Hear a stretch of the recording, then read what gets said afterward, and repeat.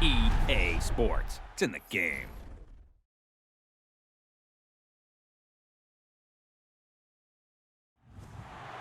To me, it's all about Tom Brady. And he's just one of those guys that if the game's on the line, you need a big play, he'll make that play for you. Reload! 220! Wide, we get!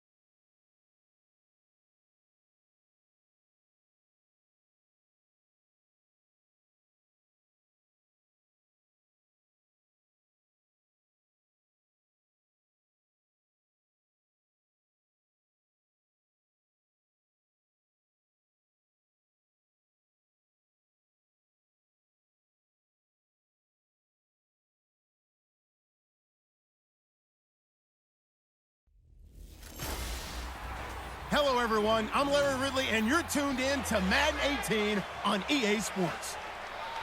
Two teams will need their quarterbacks to step up and lead their offenses on the gridiron today. It's Bradford's Vikings going up against Glennon's Bears. With that, let's welcome in our fine broadcast team. Here are Brandon Godden and Charles Davis. First opened way back in 1924, but renovated in 2002. There's a look inside venerable Soldier Field in Chicago. Just a short time ago, this crowd loud enough to shake the foundations of this nearly century-old building. They are ready for football indeed in Chicago as their guys get set to do battle with the Minnesota Vikings. Hi again, everybody. Alongside Charles Davis, I'm Brandon Godden. And you know, Charles, as Larry pointed out in the open, got a couple of great quarterbacks set to square off here this afternoon. That ball's probably going to be flying all over the place, isn't it? Oh, without a doubt. And the game has never been more quarterback-centric than it is now. And both of these teams have top-flight signal callers.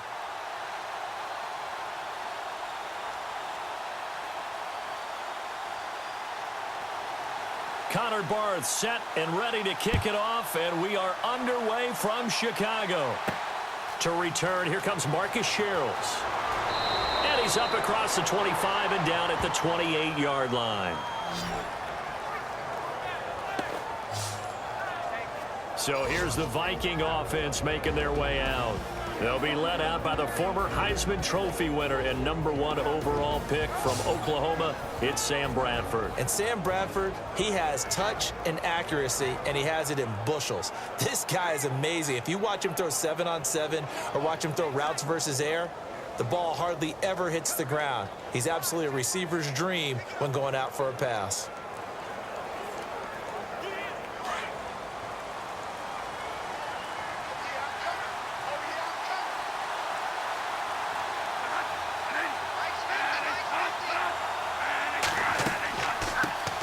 Now a first carry for Latavius Murray. And down he goes just beyond the 35, but that pretty move got him some extra space to run. Just what you want on a first down run. Call it 8 yards, and it's 2nd and 2.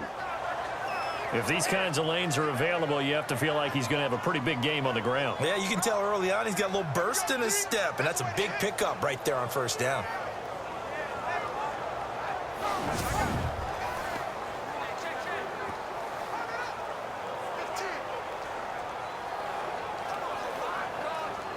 Second down following the run.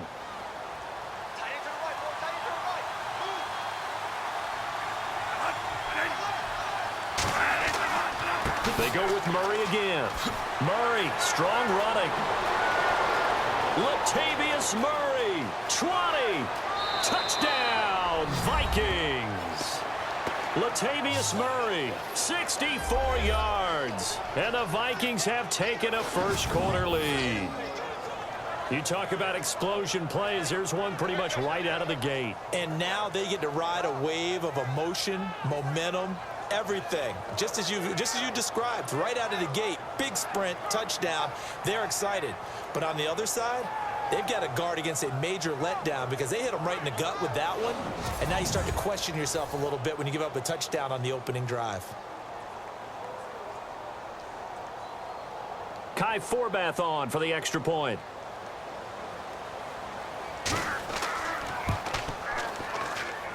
He's got it, and the Vikings take a 7-0 lead.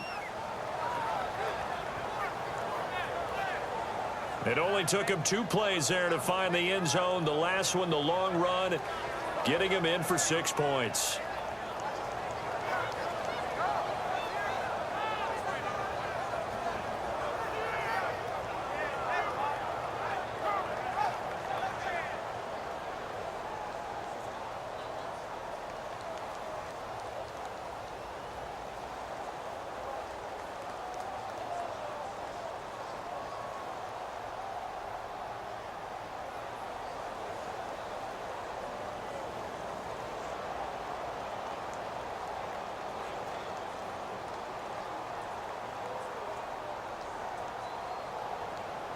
Forbath out to kick this one away.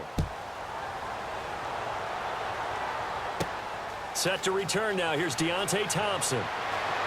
And he'll get it up to about the 26-yard line, just across the 25. So here are the Bears now for their opening drive. And a glance at the tall signal caller, standing 6'6".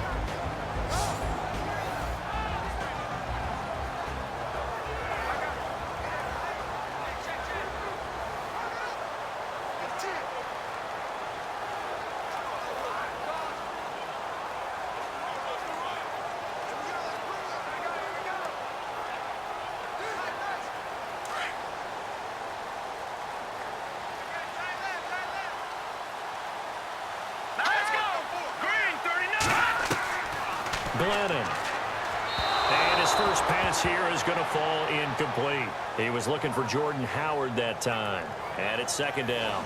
We see this offense, and we see Jeremy Langford, certainly a guy to watch in this game. He plays a game with great determination, Brandon. In college, he played multiple positions before settling in at running back. He made the right choice.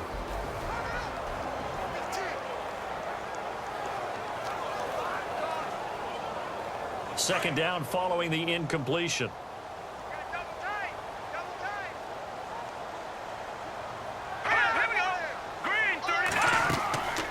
Now Glennon. He gets away from one. Oh, he's able to outmuscle him here as he pulls it in. And down he goes, but he takes it up to the 40. A good gain of 14 there, and it moves the chains. I like the screen being called here early in the game, especially on the opening drive, because, Brandon, when guys come out of the locker room, especially those pass rushers, they are so amped up to get to the quarterback that you can use that against them, and a screen pass is a great way of doing it. A lot of teams against good pass rushing teams, they want to run the screen 10 to 12 times in a game.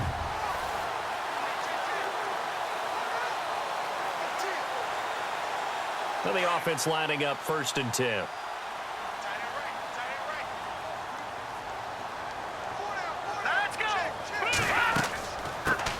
Here's carry number 1 for Jordan Howard. And he'll be brought down just shy of the 45. Call it a gain of 4 on first, and that'll make it second down. And a look at the Vikings defensive unit. The record shows that Everson Griffin is absolutely coming into his own as a defensive lineman. Back-to-back Pro Bowls, had 3 sacks in the Pro Bowl last year. I think they'll move him up and down the line a little bit more in the 2017 season to create better matchups for him.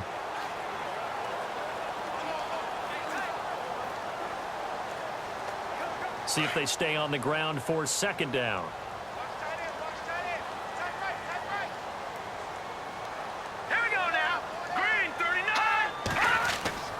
They go with Howard again. And an alley to run. And taking it across midfield and inside the 45. That one goes for 13 yards, and it moves the sticks. Another nice run there by Jordan Howard. And when we talk about fresh legs, how about 2016? Jordan Howard, the number 2 rookie rusher. Heck, the number 2 rusher in the NFL behind another rookie, Ezekiel Elliott. In the first 3 weeks of the season, he only had 12 carries. So once week 4 hit, really found his groove.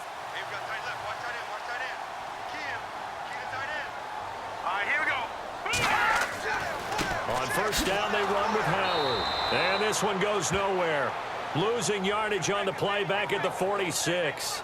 A loss of a full 3 yards, and now it's second down. I think there's one element that just keeps increasing on defense in the NFL, and that's speed. They want it at every position, and we just saw there some linebackers who can go sideline to sideline, run past that trash, go past people, and make tackles near the sidelines. Not only near the sideline, but also in the backfield there for the loss.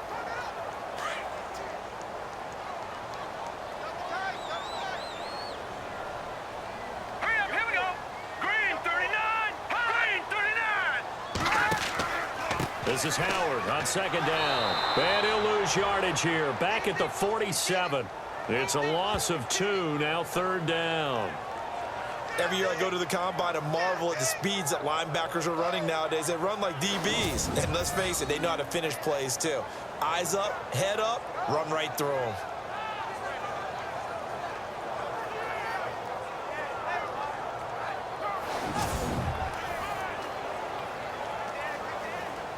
Couple of plays sent them the wrong way, and now they face a 3rd and 14.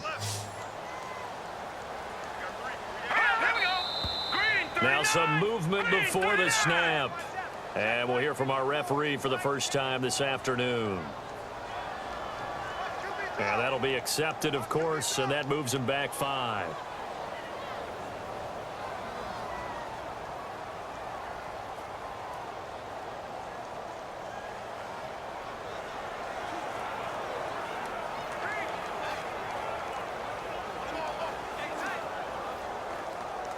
And now they're looking for 19 yards here on third down following 2 negative plays.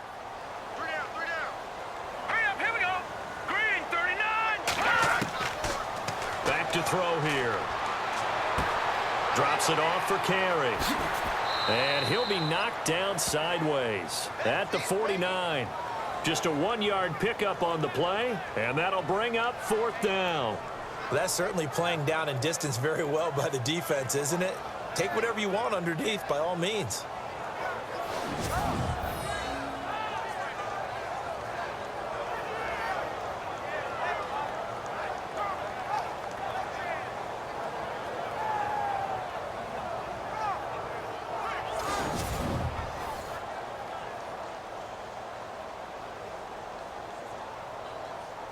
So on 4th down, on is the punter, Pat O'Donnell, to kick it away.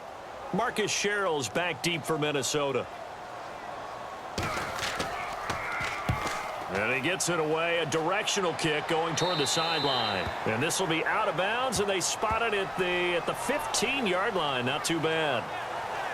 Now the Vikings offense works their way back onto the field. They'll be looking to duplicate that first drive, the one that got them that 7-0 lead. Of course they would. I mean, look, they're on the road. So getting the 7-0 lead was huge for them, right? Imagine getting up 2 touchdowns on the road, taking the crowd out of the game. It'd be ideal.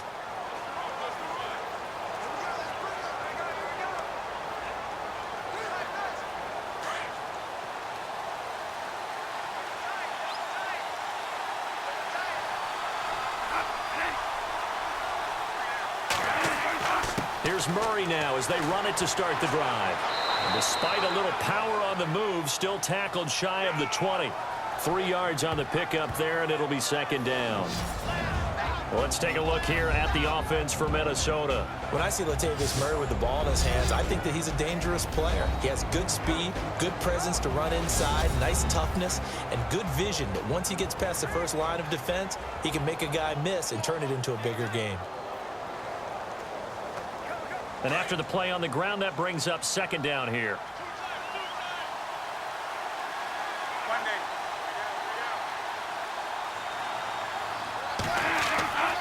Again, it's Murray. And he goes across the 20 to the 22. And still about 3 yards shy of a first as the 4-yard pickup brings it to third down.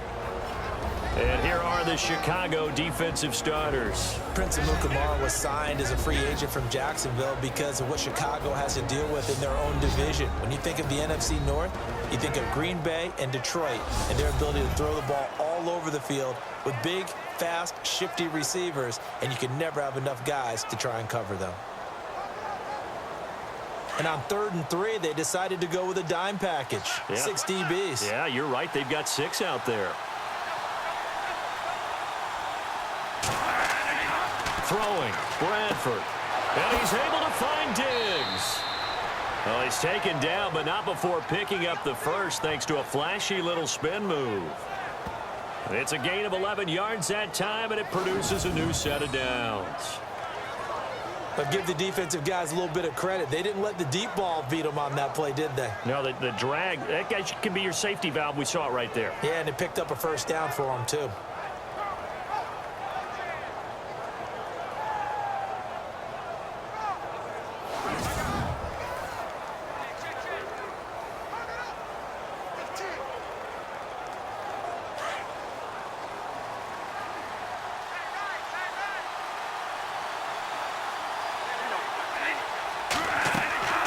First down, Murray. And he'll get this only up to about the 35. Just a yard on the first down carry, so it's 2nd and 9. Nice job by that defensive front there to hold him to a short gain on first down. Well played, I must say. Yeah, only getting 1 yard. There was no room to run.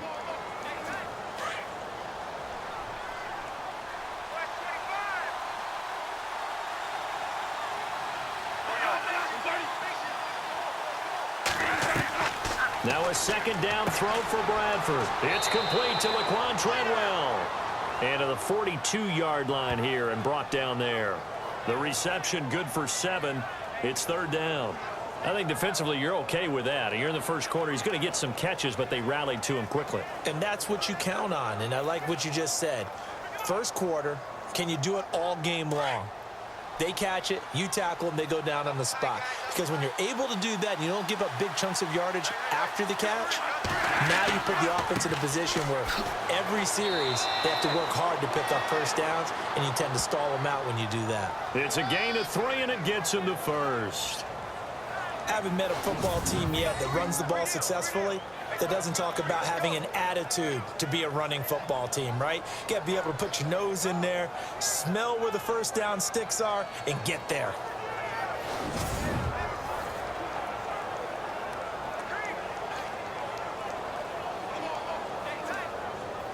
And here comes play number 6 on this drive.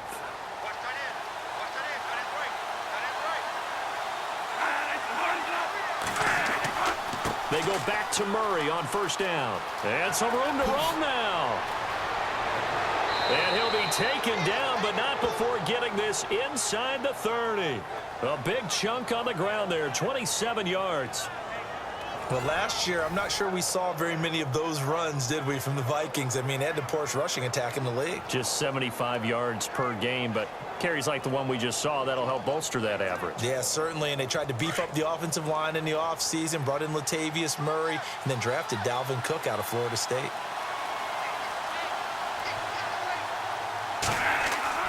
Bradford with a give to Murray. And inside the 20 before he's brought down. 10 more there and another first down. One thing's for sure, this defense has to figure out how to stop the ground game He's eating him up here in the first quarter. It looks like they have to go to different forces, aren't they? The conventional things aren't working too well. So I remember a coach of mine saying way back when a back's having a great game, you've got to get the ball out of his hands. See how far he can run without the ball. And what he meant was takeaways, knock it loose, because maybe you can't just stop him with just regular tackling. Now the first carry for Dalvin Cook. And he's eaten up at the line of scrimmage. Might have gotten a yard down to the 16. Well, if the coaching staff's doing a good job upstairs, they'll file away what they just saw from the defense right there. They sold out to stop that running play. I'd say keep that in mind. They want to try that again. Go play action and hit them over the top.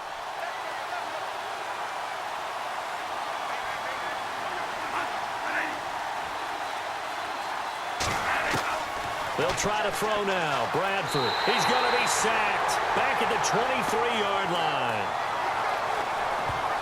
These strong safeties, some people may not realize it. It's really like an extra linebacker, right? It really is, because they're hybrids. Half linebacker, half defensive back. The linebacker in him on that play emerged.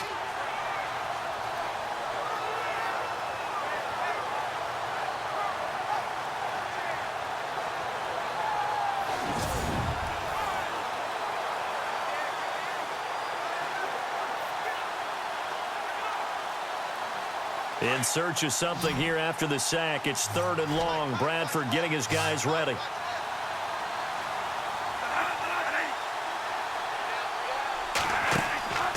A play fake. Bradford. That escapes this under pressure, and he'll go down. They'll sack him on what ought to be the final play of this first quarter. Akeem Hicks. He's the one to get it this time, and back-to-back sacks are going to bring up a 4th down.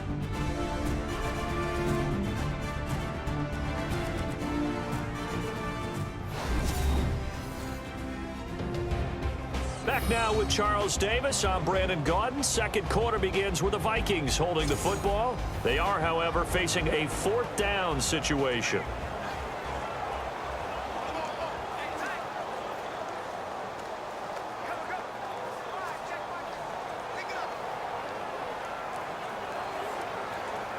And the first play will be a field goal try.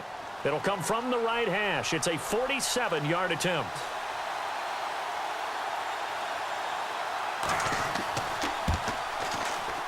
And this will split the uprights. It's right down the middle. And the lead moves to 10-zip.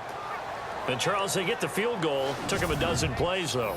Work with me on this one. You know what I'm about to say, right? Bend but don't break. That's what came into play here for the defense. 12 plays were run at them. They only gave up 3 points. In a lot of ways, that's a win for the defense.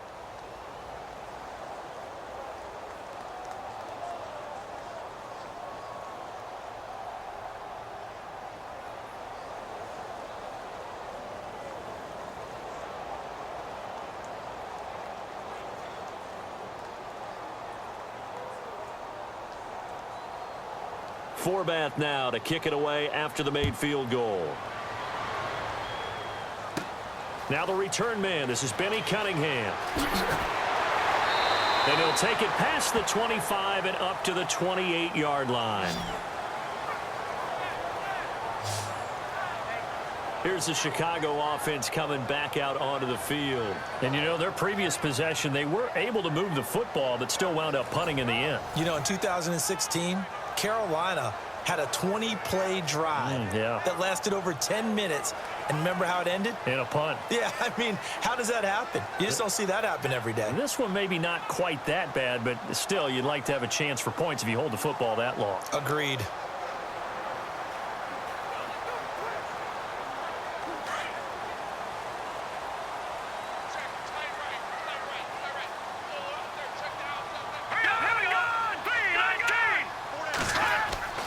They'll come out throwing here on first down. And it's incomplete. It's a dangerous pass. That's what it was. And it brings up 2nd down. Oh, man, that was close. The opportunity to change momentum, big play, right in his hands, unable to come down with it. A sigh of relief, no doubt, on offense that fell harmlessly to the ground.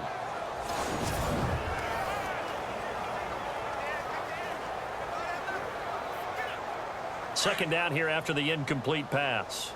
Watch tight. Tight end's right. Watch tight. Tight end's right. Hurry up. Here we go. Green 39. Green 39. The fake to Howard. Now Glennon. Cruz on the crossing route. That one goes for 24 yards. In recent years, the slot receivers really gained stature in the NFL because they can do so many things. Yes, they can line up wide like your normal wide receiver, but to have that kind of courage and toughness to run routes in the middle of the field and become dependable targets for their quarterbacks and move the sticks, those guys are worth their weight in gold.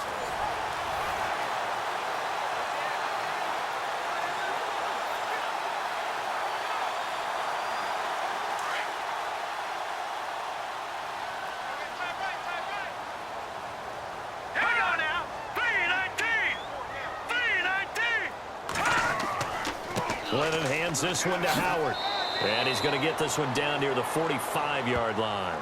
2 yards on the carry there. It'll be second down. Well, he hasn't made much of an impact in the running game thus far, and after that last run, not much is going to change in that area. He hasn't been able to get anything going, and really the offensive line not helping him much.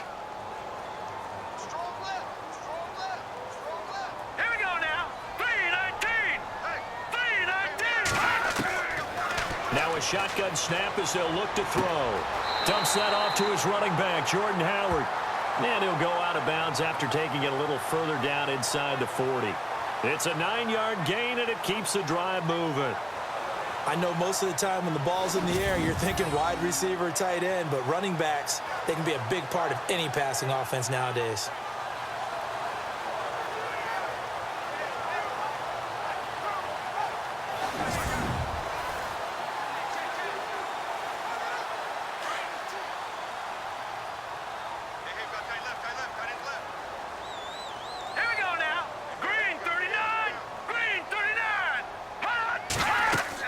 They'll run it now out of the gun. And an alley to run. And past the 30 down to about the 27. Give him 9 on the carry that time, and they're set up with a 2nd and 1.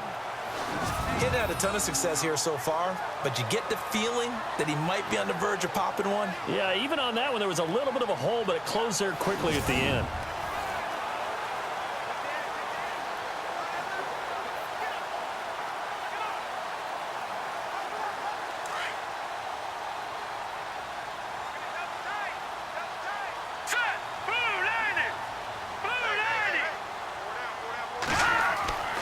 They'll set up a throw. Wide open receiver complete. And they've got it inside the 10 at the 8. 19 yards on the pickup there, and now they'll have it 1st and goal. Well, clearly one of his advantages as a passer is his height. Sit back in the pocket, fired over the middle. That makes things tougher defensively, doesn't it? It really does, because your goal is to move the quarterback off his initial spot when he gets his drop back completed. But when you have that type of height, he can stay in there if he's willing to take the hits and just fire over the top, which saves him time and actually completes a play a little bit quicker than it normally does for a quarterback who has to slide and find open space to throw. On 1st and goal, Howard. And he takes this one in for a Bears touchdown. Jordan Howard, an 8-yard touchdown run. And the Bears have cut it to within a score. In as many coaches' meetings as we sit in, we hear the word finish all the time, don't we? And on that play, the back actually finished getting into the end zone, breaking the last tackle. Tried to wrap up, tried to use the proper technique, just wasn't able to get it done. Here's Connor Barth for the point after.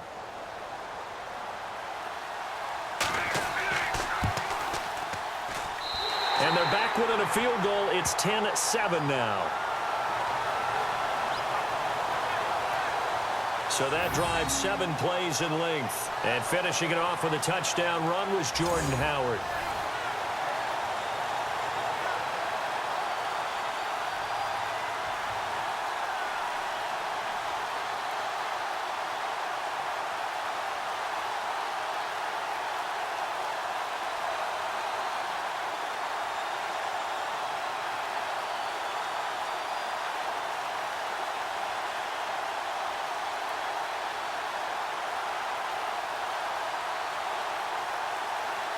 Barth now to kick this one away. This will be fielded at the 6. And that time he's smothered as he's wrestled down.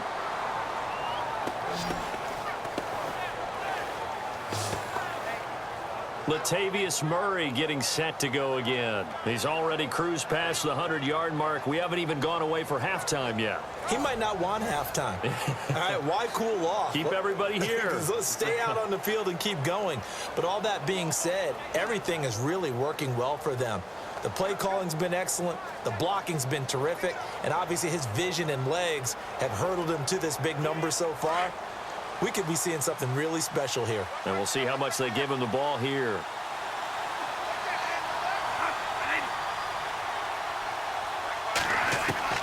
A first down throw for Bradford. And he'll go down. The Bears get there for the sack. Oh, a free safety blitz. That can be a gamble, but it proves fruitful there. Yeah, you're exactly right about the gamble because oftentimes the free safety is the last line of defense against a long pass. And when he comes at the quarterback, he'd better get home and make the play. Otherwise, a big play could result for the offense.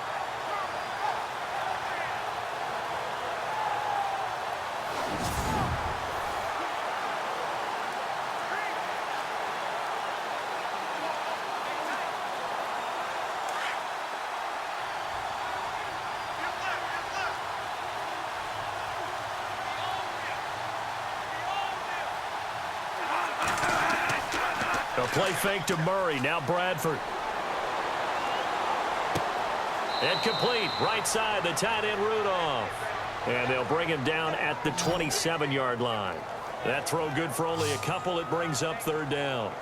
Well, the strategy was evident there. Get it to your tight end and make it a one-on-one play with a cornerback. Who's usually going to win that one? The tight end, but not there. Not in this situation. How about the corner defeating that logic and making a really nice tackle?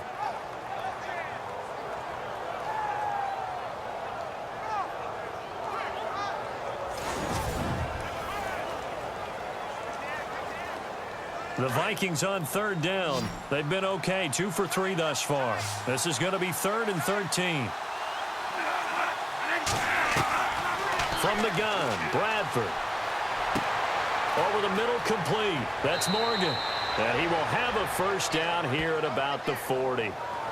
Needed 13. They got 14 on third down. That throw has to be a quarterback's dream, doesn't it? Big tight end, curling in the middle of the field, so it's great sight lines for him. And when they show their numbers back to the quarterback, when they sit down right there, that should be pitch and catch.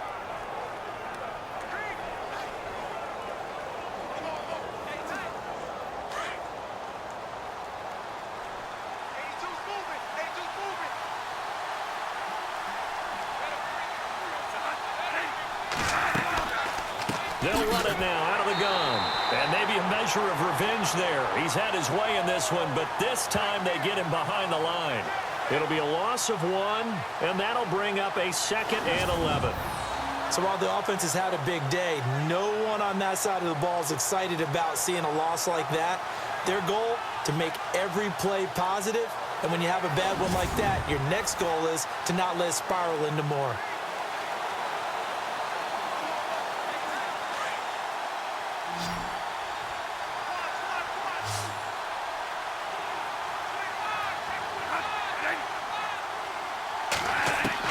Second down, Bradford. The throw left side complete to Treadwell. 23 yards on the play. I know many people like to throw to the tight end, maybe in a little flexed out position because he creates mismatches with his size. But slot receivers do the same thing with their quickness, their speed, and their route running savvy.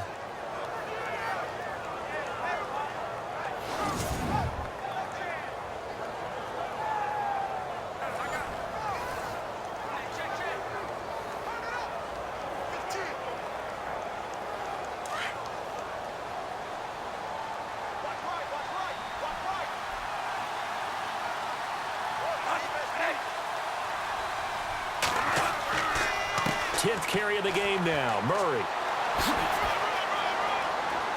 So he got free of one tackle but couldn't do a whole lot else.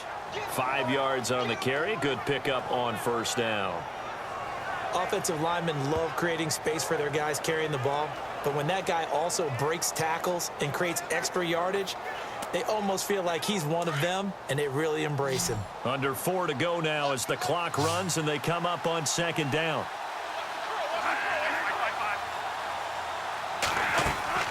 Now a second down run for Murray.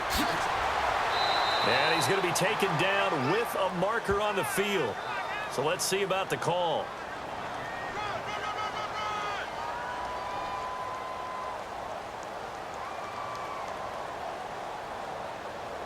So a decent gain, but all for naught on the penalty. It's too bad, isn't it? They were feeling pretty good about it. The only people celebrating? The guys who just gave up that play.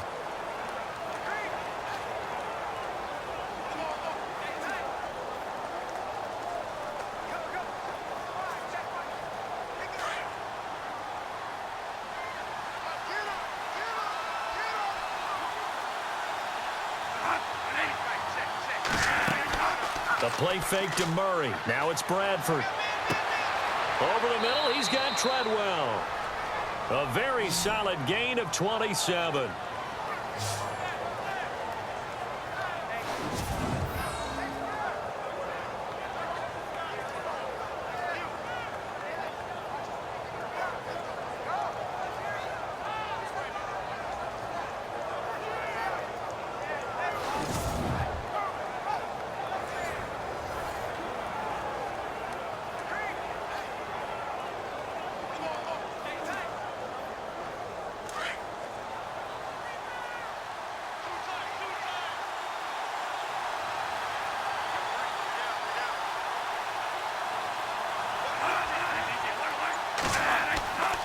Bradford going to give it to Murray. And this carry, despite the good move, will be stopped short of the 10. And give him 4 yards there. It'll be 2nd and 6. On any running play that's called, they're always hoping that it's going to break big and go the distance. But when you get a nice game like that, you're able to do so many things anyway. You can come back and run essentially the same play again, continue to move the ball on the ground, or you can decide to throw the ball now because usually you have the defense back on its heels. They'll run the counter with Murray. And maybe a measure of revenge there. He's had his way in this one, but this time they get him behind the line. It'll be a loss of a yard, and just like that, it's 3rd down. Oftentimes when a guy has a game like this, he's going to take his offensive line out to dinner afterwards. But after a play like that, he may tell them, instead of getting the steaks, guys, we might have to go for the hot dogs.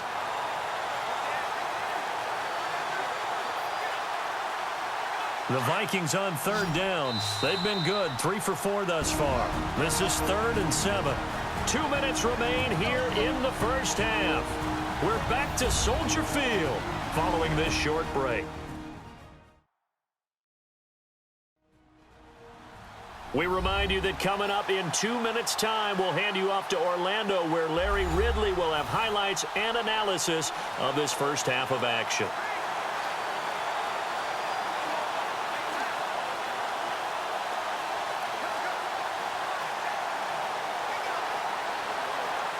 The Vikings on 3rd down. They've been good, 3 for 4 thus far. This is 3rd and 7.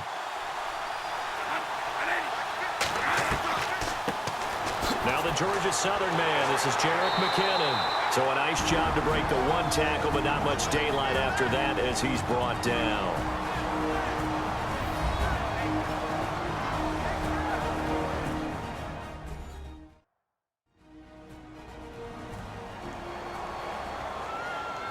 The defense, they got a little bit of a breather. Now they're back and set as we resume play.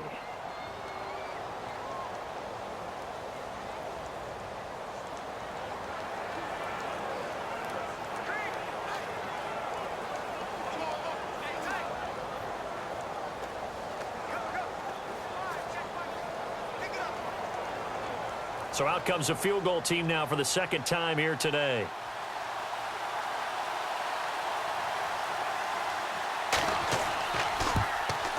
And Forbath will put this one through, and the lead stretches to 6 here. It's 13-7. And that field goal caps an 11-play drive.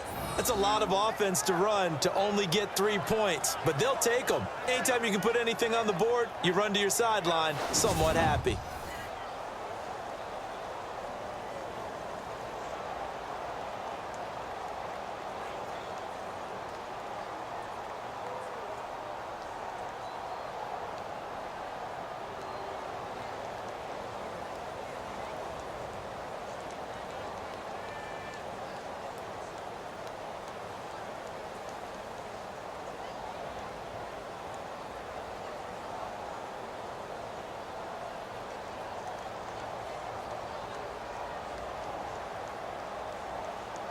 Forbath now to kick it away after the made field goal. This is taken at his 4. And he's up across the 25 and down at the 28-yard line. Onto the field now come the Bears. And that last drive, a long drive, but not just that, they had a great air attack going. Do they stick with that? I would think that they would, because if they were competent enough to do it on the last drive, starting backed up in their own territory, why would you change anything? They've got to be confident about what they're presenting and continue to do so. Yeah, because the secondary, they really look clueless. And that was amazing because that drive went and went, no adjustments and no big plays by the defense to knock the ball away.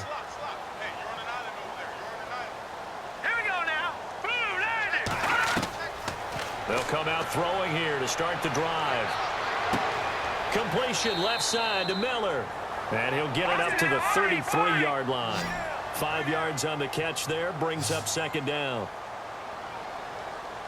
Now they'll throw here out of the gun. And this is going to be incomplete. The one thing that I've liked defensively is that they've shown them a lot of different looks here in the first half. They've come after them. They've sat back. I think that's what you need to do to keep an offense guessing. And they certainly have kept them on their toes. That's why they haven't had much success on the scoreboard.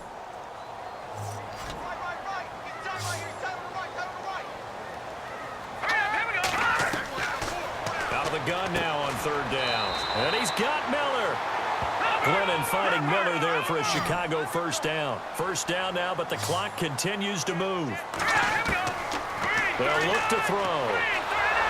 And no escaping this time as he'll go down. They got him for a sack. Everson Griffin in there to bring him down for a loss of 7. Out of the gun, they'll look to throw. To the sideline, and wow, what a catch there. He doesn't get a lot, but he was able to get the feet down complete. That catch good for only a yard, and it'll be third down. Can you do any more work or make it more dramatic for not much gain than what we just saw there? Did you see how his toes got down? Tip-tap, got him down. But what did he get out of it? He sold the sizzle. He just had no steak. I mean, was it 1 yard? Yeah, plays like that, you at least expect a first down. They're just 1 yard. They'll run here. This is Kadeem Carey. And he'll get this only up to about the 35. And now the Vikings are going to stop it here on defense with a timeout. It's just their first, so they'll have 2 remaining here before we get to halftime.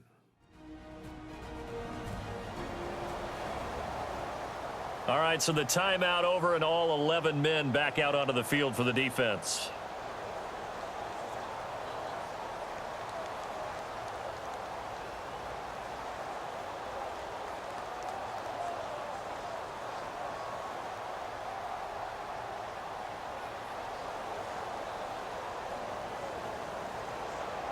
Here's Pat O'Donnell now as he'll punt it away for the second time.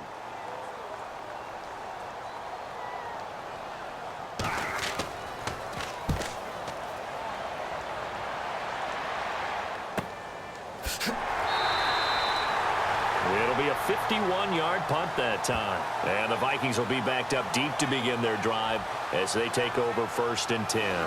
Now we see the captain of this offense, Sam Bradford. And maybe he's starting to wave the white flag a little bit. He's playing pretty well, but the pressure, it's got to him.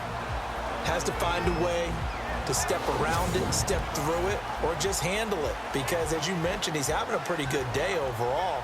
Just the hits keep coming and taking those sacks. That's not the way that they want to finish a ball game with their quarterback on the ground so much. He'd like to stay upright. When he's been upright, he's been pretty good.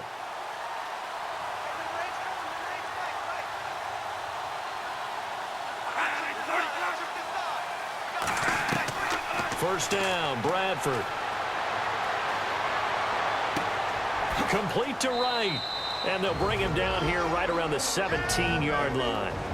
And before this second down play, we'll get a whistle, a signal, and a timeout as they stop it here with just under 40 ticks to go in this first half. So the offense took the timeout. Looks like they're ready to go as we get set to resume the action.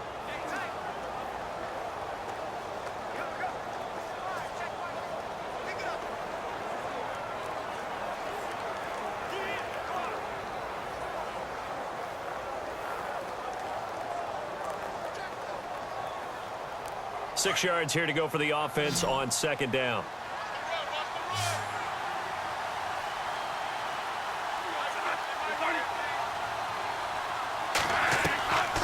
Working out of the gun, Bradford. Throw left side, complete. That's right. And he'll be about a full yard shy of the 20 at the 19-yard line. That catch good for only a yard, and it'll be third down. Never make the mistake that the slot receivers, especially the little guys like we're watching here, are just quicker than fast. A lot of them combine quickness and speed, and they catch a lot of footballs, as we just saw there.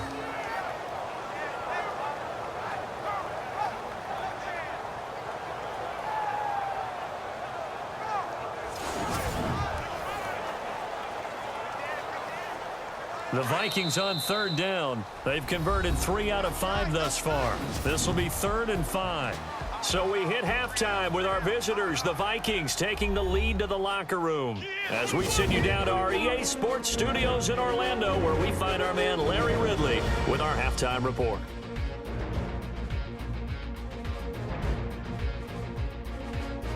All right, let's take a look at some of the highlights from the first half.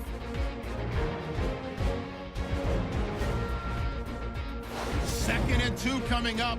Murray's going to use a stiff arm to get away, and he caps off the 2-play drive with the score. Vikings is now on top. Vikings on offense, first quarter winding down. Hicks is able to zero in on the QB here.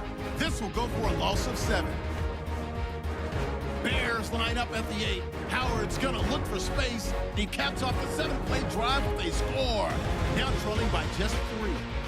Bears take over late in the second. Griffin's going to take down the QB here. This ends up as a loss of 7.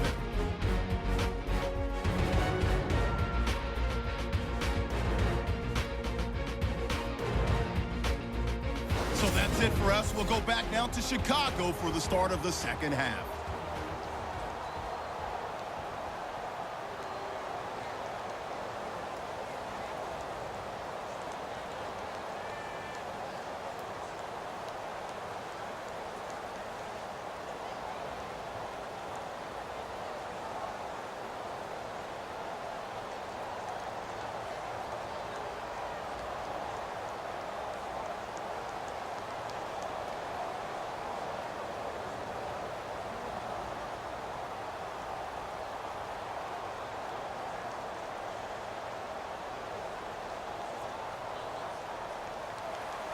Both teams appear ready for the fight ahead, and we resume action here in quarter number 3. This one fielded at the 5.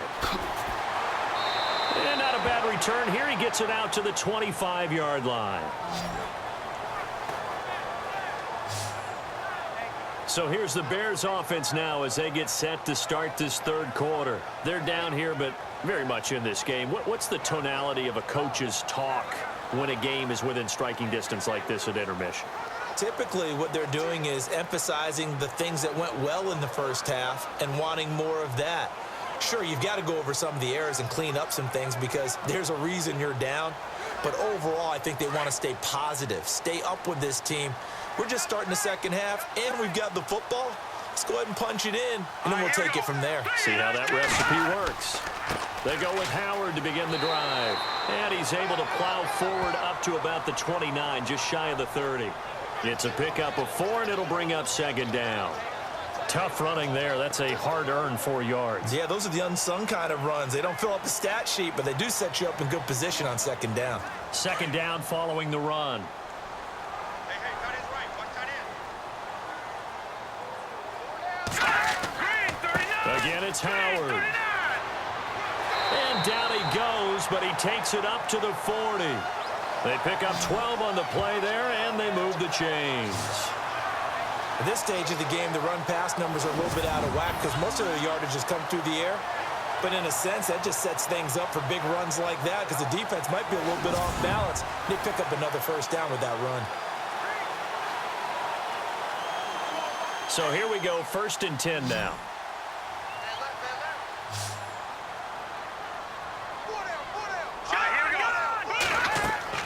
They go play action here on 1st down.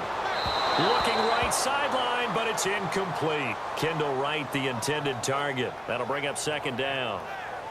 Had an open man that time, but ended up putting a little too much heat on it, don't you think, partner? Absolutely. Just needed a touch more air under it. Instead, he fired an absolute bullet.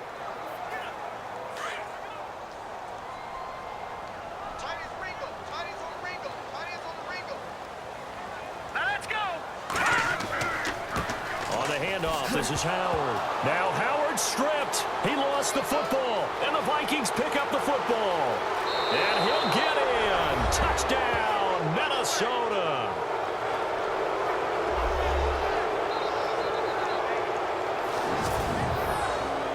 This was a close game. They needed a little breathing room. Boy, they got it right there on that return for a touchdown. Yeah, we would say that this could be huge. Forget it. It was huge. Gave him a comfortable lead.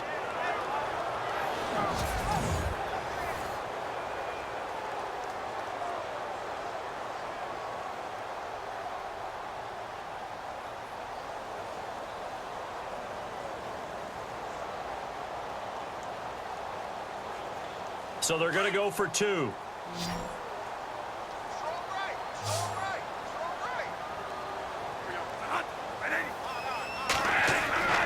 They'll try to run with Murray. And this one will wind up with him losing yardage back to the 4-yard line. They had the big play on the fumble return. They were looking for the 1-2 punch, but they couldn't get that 2-point conversion. And I have to wonder, were they scheduled to go ahead and kick the extra point? But after a play like that, you talk about the 1-2 punch, right? It's a momentum play. Go for 2 and really try to capitalize, and that's what they attempted.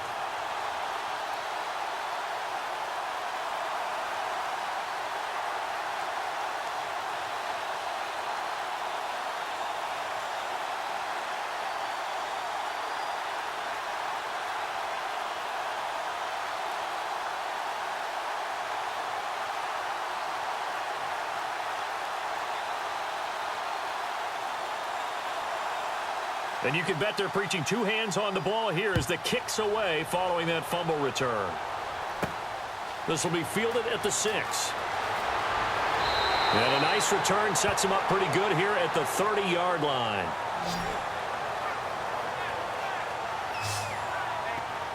Now the Bears offense ready to take over again.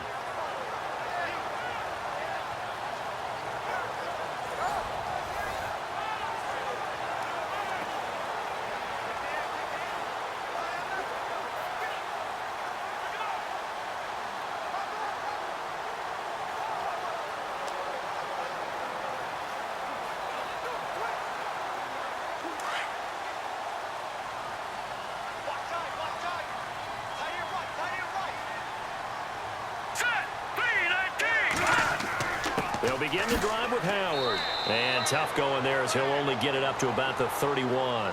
Credit him with a 1-yard gain there to make it 2nd and 9. I think if they want to start getting back into this game, it behooves them to get better on 1st down. Yeah, certainly not what they were looking for there out of the opening play of this drive. Watch left, watch left, watch left. Stop right there. Set, 3-19. They'll run it now out of the gun. And he'll get this up to about the 40. A good run as he works his way for 9 that time, and it'll leave him with a 3rd and just a few inches. And that looked like some pretty easy yardage there right up the gut. And he's a guy that has some height to him. So when you don't have to drop a shoulder or create or get through contact or trash, it makes it a lot easier to stay upright, see the field, and make a run as we just saw there. The offense on third down tonight, just 1 for 3 thus far. They're looking at third and a few inches. Let's go! Green, 39! And they'll let their fullback try and push the pile. And he brings this up to the 46. Good enough for the first. It'll go as a gain of 6 that time, and it moves the chains as well. 3rd and inches, just turn around and hand it to the big guy and let him plow forward and pick up a first down. A lot of people think that the offensive line, they may almost take the play off because they got a big guy back there pushing forward. I think it actually works in reverse. I think they block harder because they love seeing that guy get the ball because he doesn't touch it very often. And a new set of downs here after picking up the first on the ground.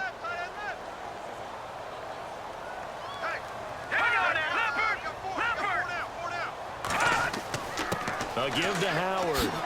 Oh, and now he bowls him over. And able to break one tackle, but then quickly brought down. But a nice little gain. Looks like they're establishing a pretty good pattern here because they've been very heavy in the running game on the last 4 plays. Yeah, you took the words right out of my mouth. So far, 4 plays in this drive, all 4 on the ground.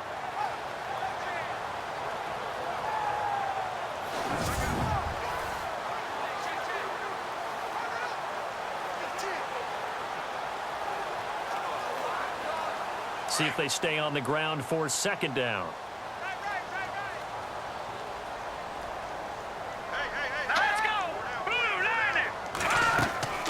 They'll run it now out of the gun. And he'll get it down here to the 43. With 5 yards on the play there as the drive will continue. This drive is pretty clear. Almost feels like old school fundamentals, doesn't it? Want to impose their will on the defense. What's that, 5 straight runs? Yeah, 5 straight carries to start this drive. And like you said, the way it's working, they may just stick with it. So they pick up the first down after the run, and now they approach for the fresh set.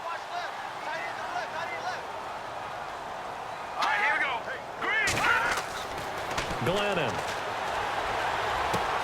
He leaves this one for Howard. And he'll go down here at the 35-yard line.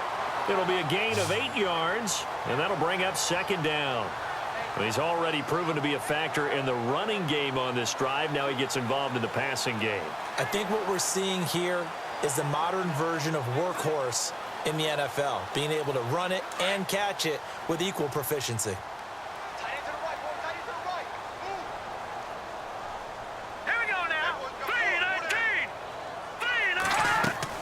They'll run it now out of the gun. And a short gain down to about the 33. They got 2 of the 3 they needed there. It leaves them with 3rd and just a yard. Partner, we know today's NFL is really built around the guy throwing the football. But these short runs, they still pay dividends because they can take their toll on a defense and they can add up as the game goes along. You control the clock, you control the ball, and that way you often control the game.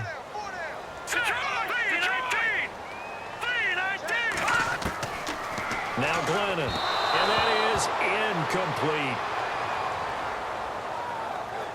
Perhaps they overthought this one a little bit. They've been running it real well on this drive, and it was 3rd and short, okay? They decided to throw the football incomplete. Yeah, they might have thought just a little bit too hard about that play selection.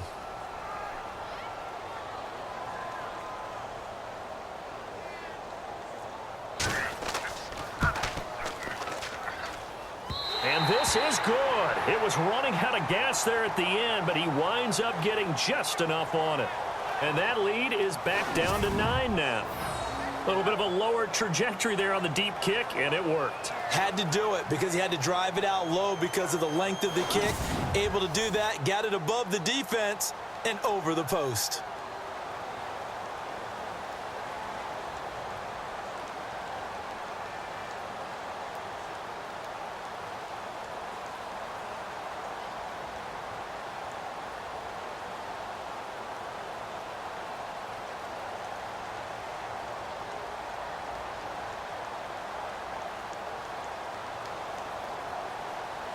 Barth now after the made field goal to kick it away. This is taken at his 4. And he's up past the 20 to the 22-yard line. And our attention here turns to Latavius Murray. And there are the numbers. Got off to that torrid hot start. We thought he was in for maybe a career day. Not the case. No doubt about it. It almost looks like a misprint after what we saw in the first half. But let's give a little bit of credit to the guys on our side of the ball. They went in at halftime, made a few adjustments. And you know what else? They didn't lose their confidence in their ability to play. Because a lot of times you get beat down in the first half, it gets ugly in the second half. They've come out with a new resolve and a renewed determination.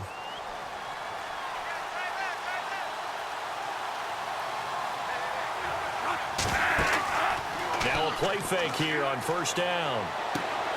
And Rudolph has it left side. And this one will go to the 28-yard line. A gain of 6 there on first. You talk about a combo that works really well. Sam Bradford, short, dart-throwing quarterback, and Kyle Rudolph able to work the seams inside and make those tough catches. Now, Rudolph wound up shattering his career high with 83 catches last year, 3rd among NFL tight ends. A handoff. It's Murray dancing away at the 30. Latavius Murray. He's at the 40. Past the 20.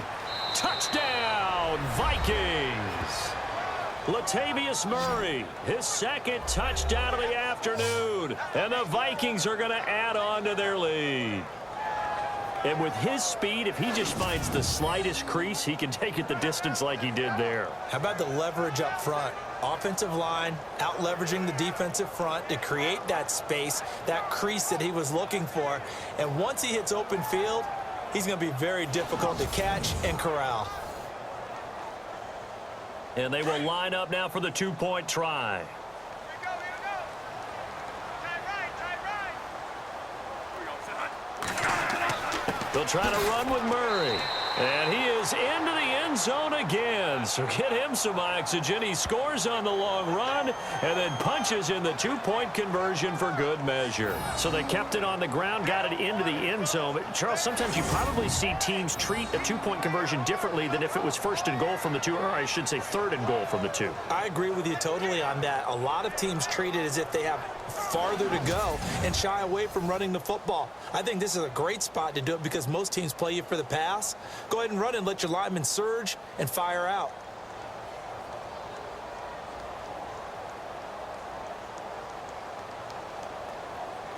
Forbath out to kick this one away. This one fielded at the 5. And nice work on the return as they'll start their drive just past the 30-yard line. And now Chicago getting ready to go as they take the field. And fortunate to get points on the board last time. They had to hit a really long field goal to do so. The kickers in today's game are so good and so skilled and hit from distances that we almost start to take them for granted. And we can't do that. That's a long field goal that they got 3 points out of. They've got to feel good about that, and they better make sure they love him up because he's helped them out. Yeah, now we'll see if that offense can put 6 on the board here. We'll see. Hurry up, here we go. 3-19. On the give, running right is Howard. Call it no gain on the play, and it'll be 2nd down. But it was stopped on that play. We've had plenty of carries all afternoon. Every now and then the defense is going to win one, but I don't think they'll shy away from handing it to them the rest of the game. Offense looking to avoid a 3rd and long. It's 2nd and 10.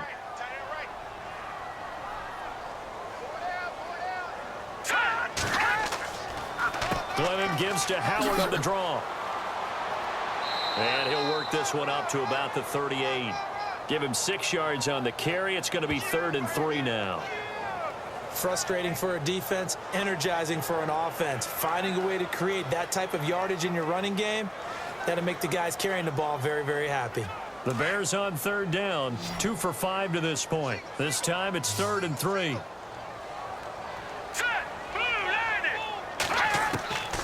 He'll look to throw. It fights him off. That's complete to Meredith. A pickup of 24 on the 3rd down conversion. He's such a good route runner. Shows it there on third down. Very proficient and a good pass. And you know what I've observed over the years in the NFL? The better a route runner you are, the more confidence your guy's going to have in you to go to you in important times because he can trust you being in the right spot, and they connected there and picked up a first down. Fresh set of downs here. Keep it tight end. Keep it tight end. 4 down. Check. Green, 39. Running with Howard. And he's going to be stopped dead in his tracks at the 23. 15 more there, and they're on a roll. It's another first down. Really good, skillful, tough running throughout this contest. Picked up first down after first down. He's got to have a nickname, doesn't he? How about the human first down machine? I think that fits.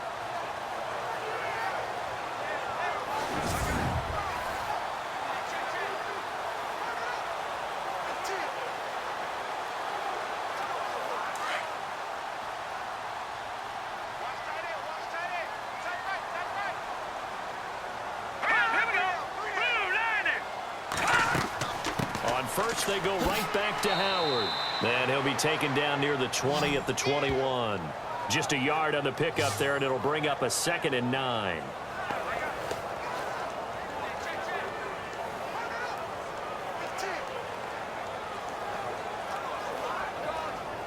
And after the play on the ground, that brings up 2nd down here.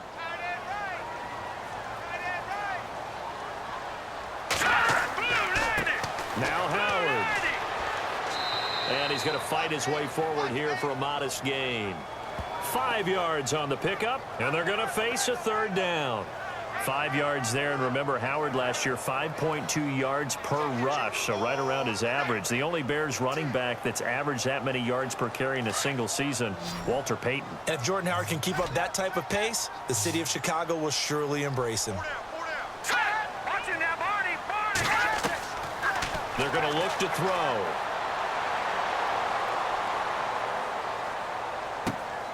That's complete right around the 8. And he will have the first down inside the 10 to the 9-yard line. They're able to convert on 3rd down, and that sets up a 1st and goal. And Brandon, from our time in college football, where receivers weren't running the traditional NFL route tree, one thing they did learn, find open areas, find soft spots, and set up and catch the ball. And I think we just saw that there. Yeah, we saw that indeed, picking up the 1st.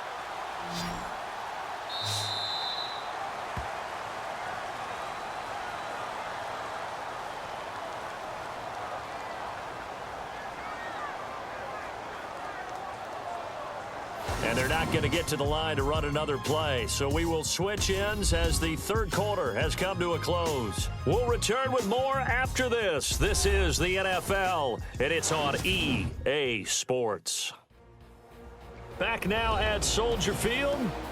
It's Bears football, but they trail on the scoreboard as we get set to bring you the 4th quarter.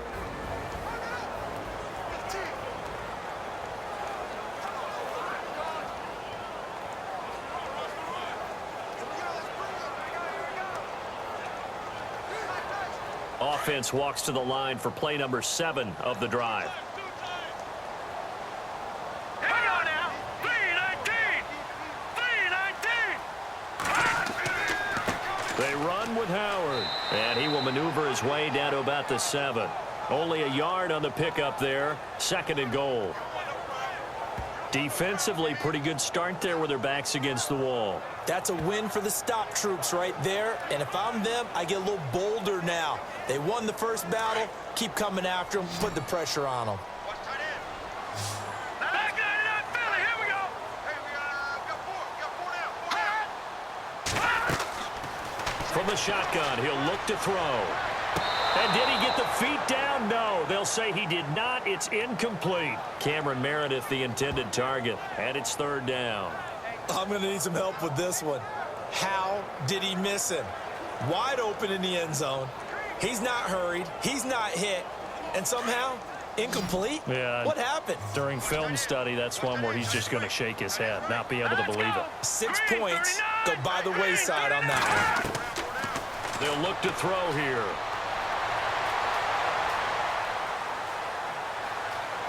And he's able to get it down to the 2-yard line. It's a gain of 5. And that will bring up an interesting decision here on 4th and goal.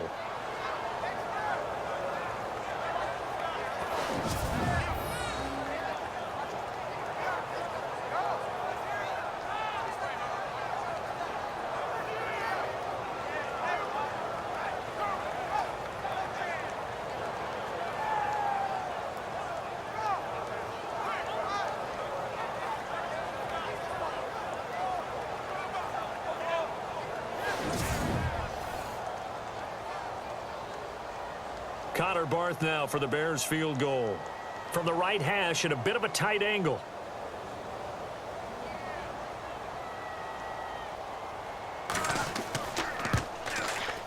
And Barth puts it through.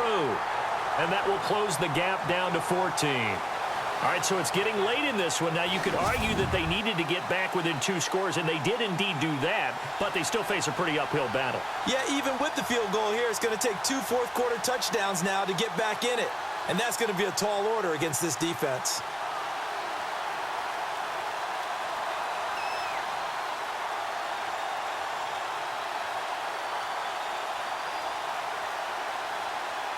Barth now after the made field goal to kick it away. This is taken at the 3. And he'll make it across the 20 as his guys will set up shop at the 23-yard line.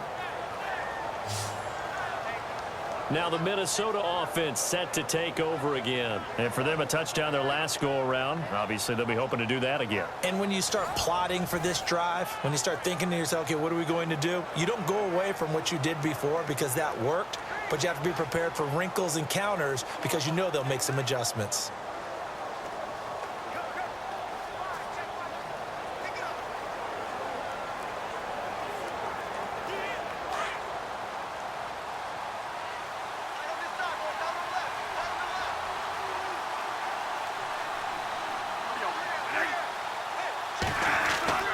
Bradford now to throw on first down.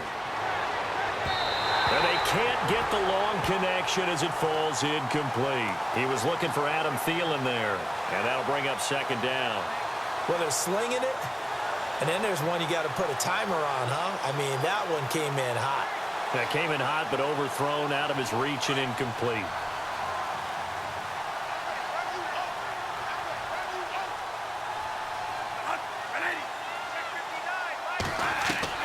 A second down throw for Bradford. Room here to run. And he'll get this up to the 34-yard line. Give him 10 yards on that one, and that'll earn him a fresh set of downs.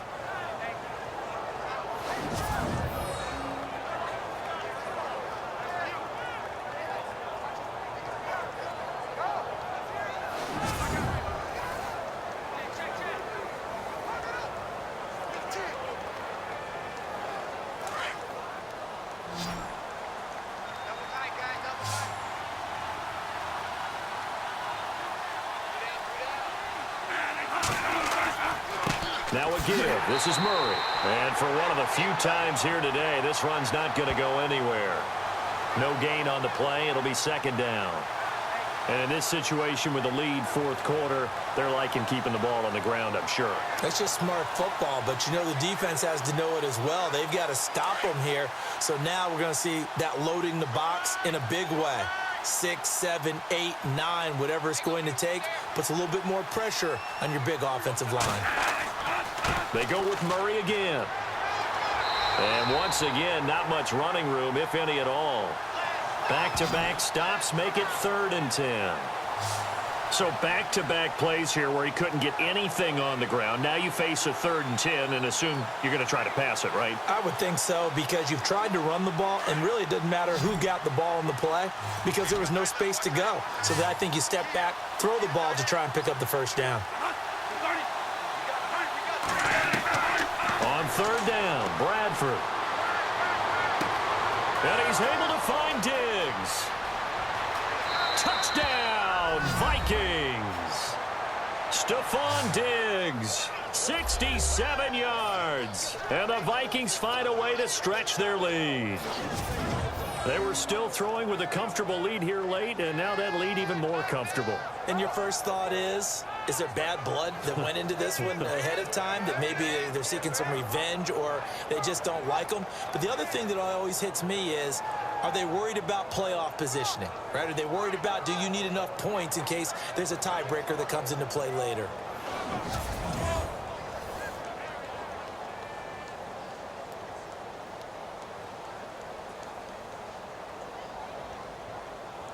Forbath to add the extra point.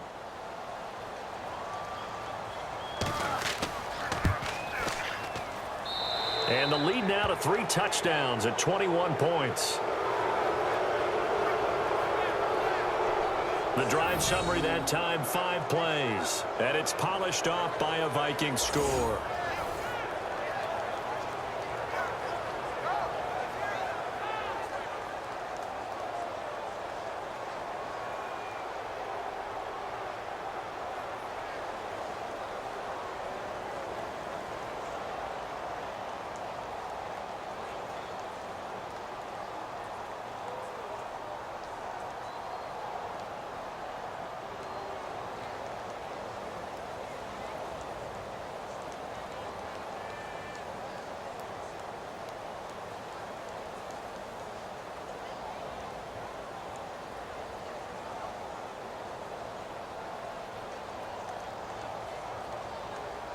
Forbath out to kick this one away. This is taken at his 4. And not a bad return here. He gets it out to the 25-yard line. And now Chicago getting ready to go as they take the field. And last time they got 3 points, but it was a chip shot field goal. And when you go to the sideline after a chip shot field goal, maybe the offense not too happy. It's a balancing act, isn't it? Because you're exactly right. They're none too pleased that they didn't punch it in for 6 points. But they also have to remember they did put points on the board. 3 points is 3 points. And in this league, you take points when you can get them. Not easily done. Cut in left. Cut in left. Hey, 4 down. Here we go now. They'll come out throwing here on first down. Caught. It's Cruz left side. And they're able to get this one across the 35. Give them 12 yards on that one. It earns them a fresh set of downs.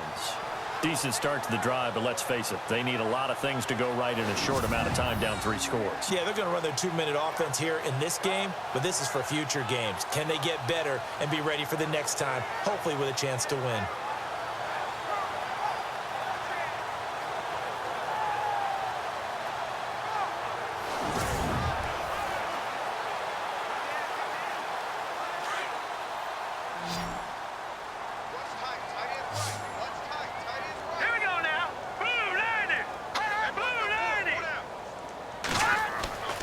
They'll look to throw here on first down. Throw left side, taken in by Meredith. And he'll get up near the 45. They'll spot it at the 44. A gain of 6 there on first. You got the big lead defensively. Willing to give them that underneath stuff, right? And this is why you work on your tackling. Tackle them after the catch, inbounds, keep the clock running. Just go ahead and bleed the game out that way. All right, here we go. 3-19. 3-19. Back to throw. Wright's got it. And he'll get it out to midfield. Looks like, yeah, they'll spot it right at midfield at the 50. It's a pickup of 6 and good enough to move the chains. When you decide to run a hitch route, it really helps to have a guy who can turn it loose. And, boy, he rifled one in there on that one. Not much run after catch, but it worked really well.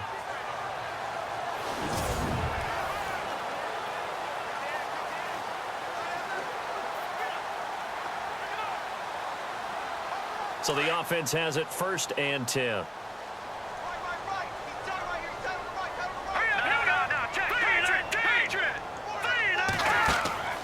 They'll run it now out of the gun. And able to push his way forward here for a good little gain. And give him 4 yards there. It'll be 2nd and 6. When you find that kind of yardage, you couldn't be more confident as a ball carrier. And guess what? You're going to go back and tell your offensive coordinator, I'd like to keep carrying it, thank you.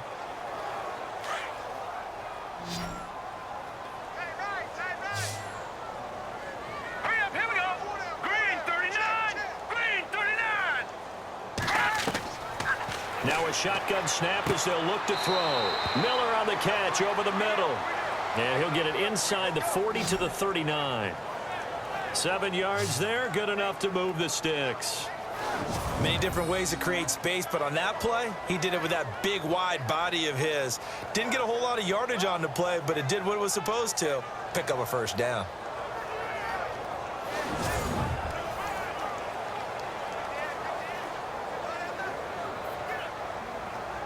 First down and 10 now for the offensive group. Hey, tight end's right. Watch tight end. Set. 319. 319. Back to throw here. On the right side, this is Miller. And he'll get it down on the play to the 37. Give him a couple on the catch. It's 2nd and 8. I think it's okay there. They didn't get a whole lot on that play, but it's nice to have a safety valve that's built like this guy. Big target, guy you can spot pretty easily. Put it on him when your other targets aren't open.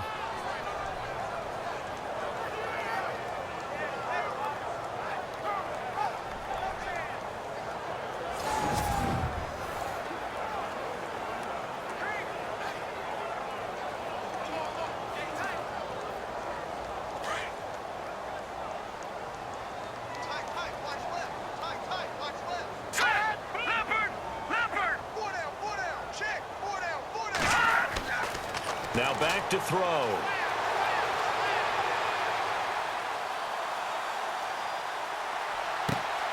Looking left side, and he's got a man. That's Cruz. And he'll get this one down to about the 20-yard line. It's a pickup of 16 there, and it'll lead to a new set of downs.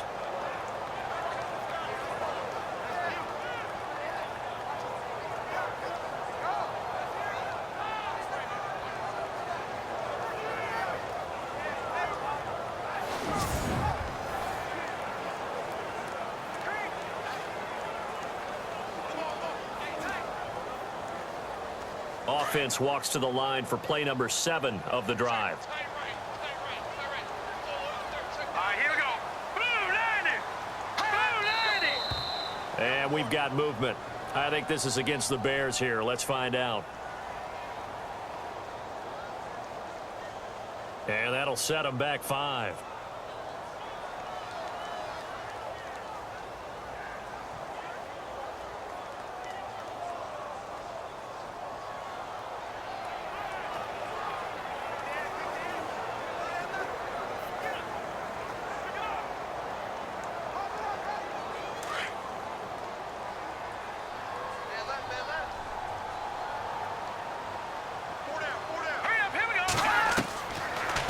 To throw again. Out on the right, this is Cruz. And he gets it inside the 10 to the 9. 16 yards there, 2 straight plays of 16 yards and another first down. Defensively here, you've got the cushion, but back-to-back pretty big pass plays there. Bend but don't break, but are they bending too much? I think that they are. To me, it'd be like playing basketball, and you put up a token press. Make sure you get up there and make them eat up some time. Make it a little bit of resistance so they can't just run it right down your throat. 2 big plays in succession. Not sure this D knows what hit them, but now they got to get ready. It's 1st and goal. Time for a break. Back to finish it off on EA Sports after this.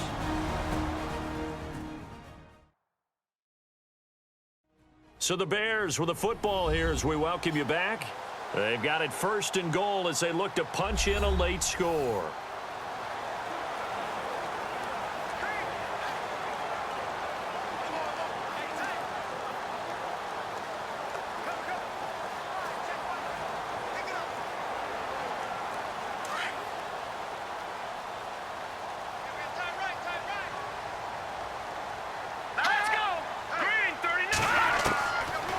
Again, he'll drop to throw. That's complete right around the 8. And he'll be brought down here at the 3-yard line. A gain of 7 that time. 2nd and goal. They're going to need to get up and set in a hurry. They'll set up to throw. And he's got his tight end Miller. Touchdown Bears. Zach Miller from 3 yards out. And the Bears cut into that lead. I'm not sure win-win is the proper term here, but it certainly felt like it. They got the touchdown they needed, but if I'm on the defensive side of the ball, okay, you got the touchdown, but it sure took you a long time. Yeah, because offensively there, you're probably hoping for a 1 to 5 play drive. That one ate up a little more time than they were hoping. You're exactly right, and if you have that 1 to 5 play drive, you actually build up momentum and even more hope. When they had to slog their way downfield, they got the touchdown, but it's almost like, yeah, you know. Doesn't feel right. Exactly. A 10-play drive that time. And the end result is a Bears touchdown.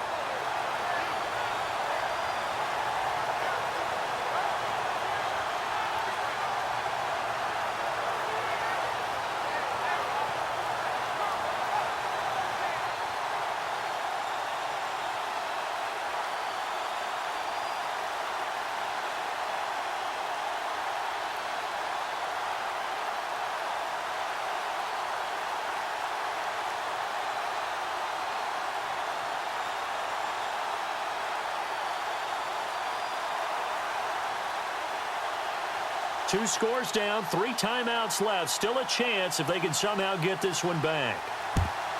And the Vikings able to recover. The hands team does its job. They knew they needed a miracle. They had to have that onside kick. They didn't get it. Well, as we knew, even before they put the toe to the leather on that one, their chances of getting that done, slim and none. And I do believe we saw Slim just leave the door, didn't we? We did indeed. I think we're down to none. And now out comes Minnesota. And they had to wait a long time to get the football back. Probably not what you were hoping for when you got an offense that's humming. Agreed. What you were looking for is the defense getting the ball back pretty quickly, right? Hoping for a 3 and out. So that didn't happen. You can't yell at your D for that. They've got to take care of their own business and reestablish themselves now that they're back on the field. Really nice starting field position here for the offensive unit.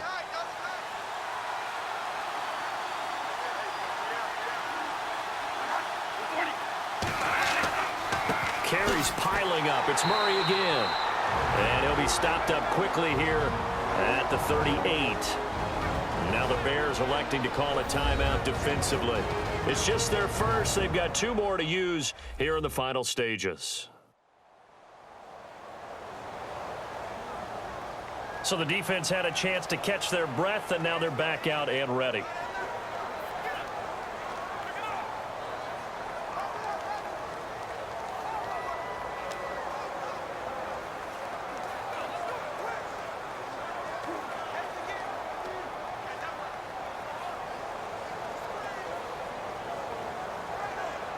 Second down following the run.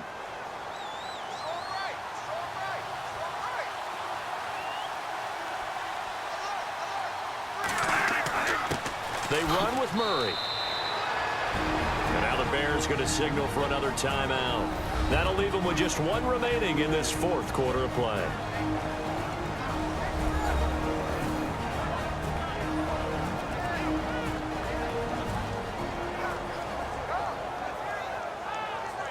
And now following that timeout, the defense back out onto the field.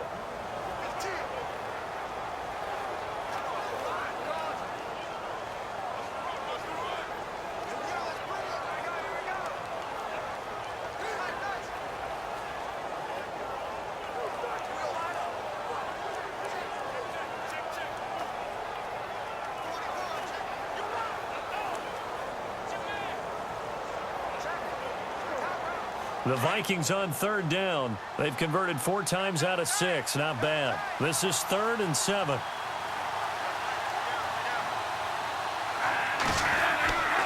They run it with McKinnon. And he'll take this one down to the 36. And play is stopped here. Timeout. It's the defense calling the timeout here. That'll be their 3rd and final stoppage here as we step aside.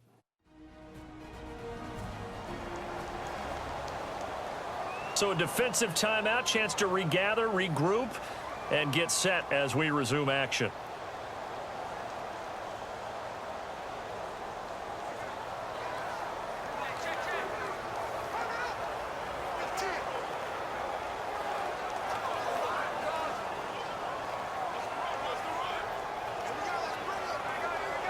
So now here comes the field goal team for the third time today.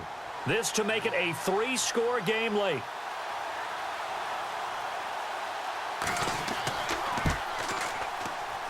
And this won't get there. Won't be online either. It's no good. Off to the right. And this score will stay right where it is. Well, this winds up an empty possession. Everything looked okay. He just never got the ball on target. And knowing him, he'll be disappointed with that effort.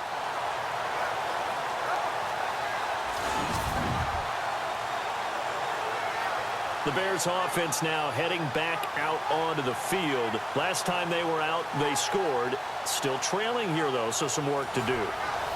But it's okay in terms of mindset. Because they scored the last time, they're not quite as worried about being down on the scoreboard because now their confidence is a little bit higher. They feel like they've got something going, and they feel like they can attack again and put more points on the board. Are you scoreboard watching if you're the offense, or are you just focused on this drive? We wouldn't be telling the truth if we said that they didn't scoreboard watch. Everyone does it to some extent, but you've got to set it aside right now and just focus on this series. That'll take care of the scoreboard if they punch it into the end zone. And he's going to get this all the way down inside the 35. That one goes for 24 yards. They'll drop to throw.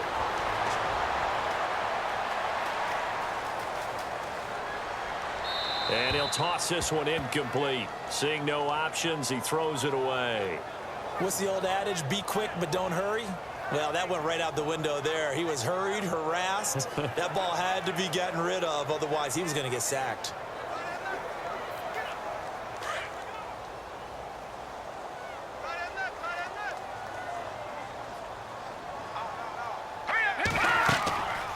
Now he'll look to throw here on 2nd and 10.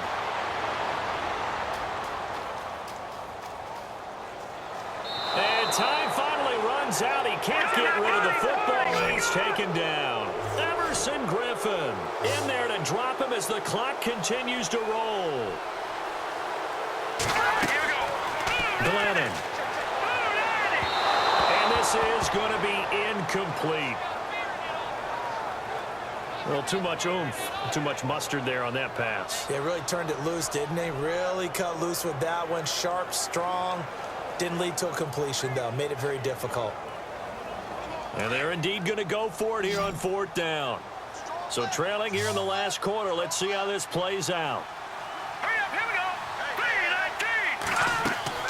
3-19. As expected, they're going for it to keep the drive alive. And caught by Cruz.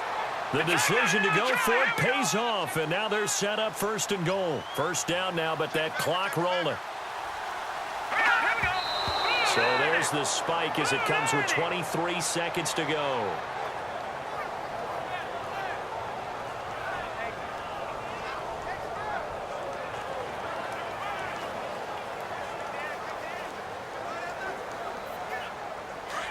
Looking to jam the receivers at the line here. Press coverage look defensively. All right, here we go.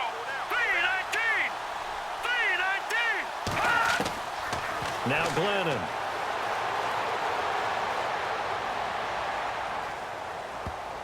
And he can't corral it. Maybe a big missed opportunity there defensively in the end zone. And now 3rd down. All right, Captain. It's batten down the hatches time defensively. Dodged 2 pass attempts to the end zone. Now what do you think they're going to try and dial up on 3rd and goal? Well, knowing them and knowing what we just seen, I think they're throwing it again, don't you? I think you have to. I think in this situation, you've kind of run out of your running plays. Fire another one into the end zone. They got to have 6 here. It's 3rd and goal. Hurry up, here we go. 3-19. He'll drop to throw. And this is caught for a touchdown.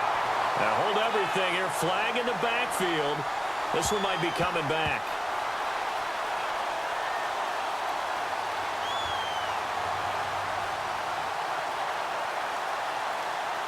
Down in this one, they needed that score, but they'll have to hold at least for the time being. You're exactly right. Points that they had to have. As you said, they have to regroup now and see if they can get them another way.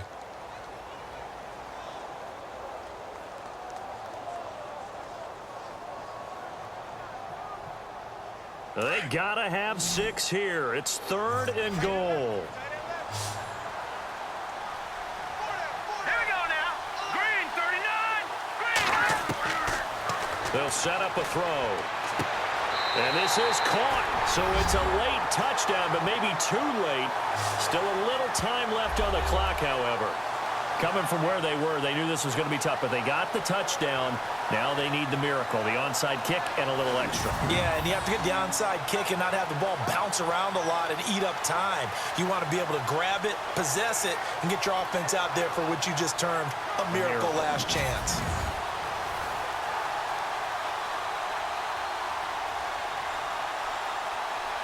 Barthon for the extra point. And that'll cut the lead down now to a touchdown.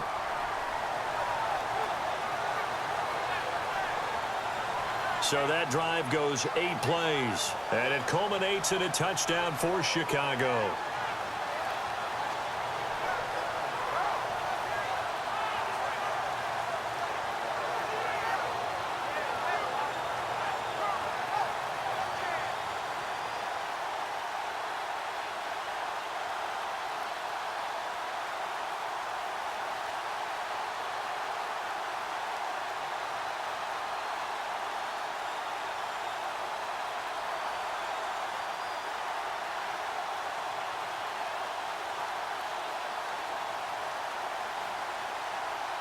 So now with little time remaining, they'll have this and maybe one more play.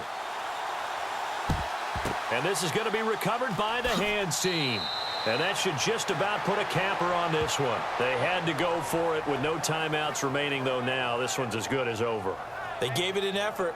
They tried their best, did everything they could to try and get the ball on the onside kick. You're exactly right. They had to try it. It was their only option. And now this game is done. Just take it, kneel, and call it a day.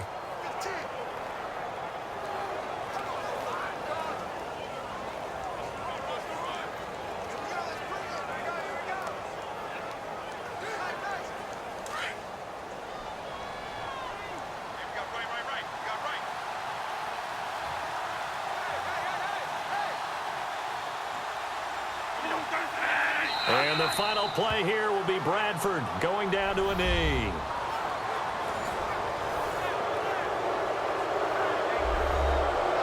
A lot of scoring. There's no doubt about that in this one, Charles. Points, they were not in a premium. They were pretty easy to come by. They were, but it was fun, wasn't it? Because both teams finding ways to click.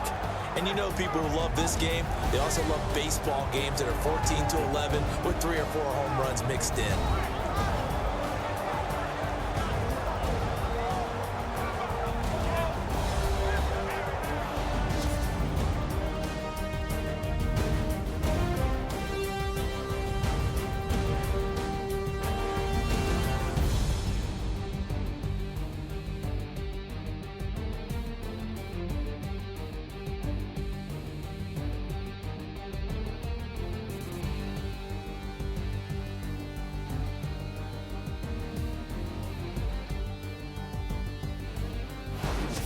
That'll do it for us. For Charles Davis and all our hardworking crew, I'm Brandon Gaudin. You've been watching the NFL on EA Sports. For more, find us on Twitter at @EA-Madden NFL. With that, we say so long from Soldier Field.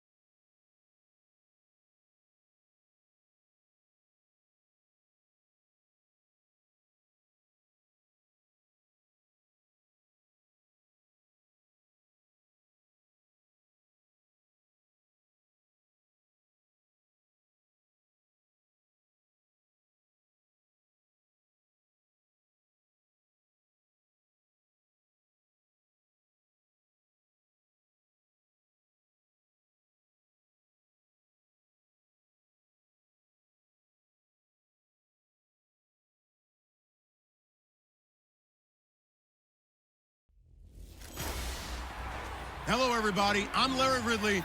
You're tuned into the NFL on EA Sports. Tonight's matchup features two quarterbacks who will be trying to lead their team to victory.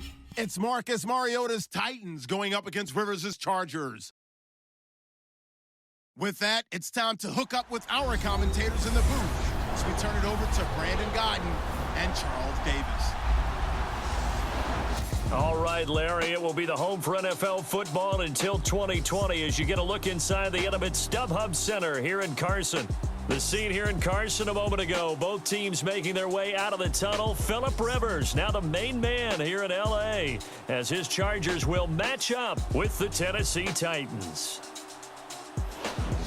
And hi again, everybody. Alongside my partner, Charles Davis, I'm Brandon Gaudin. And, Charles, when you and I were going through our final run-throughs at breakfast, we kept thinking tonight we're going to get to see a couple of very good passing offenses. And we're talking about both sides having multiple receivers that can have an impact on this game. It's not just one guy that's going to make all the plays.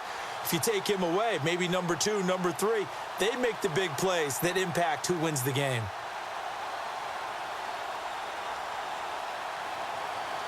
The Chargers' Josh Lambo has this one teed up, and we are underway from Southern California. That'll be taken in the end zone.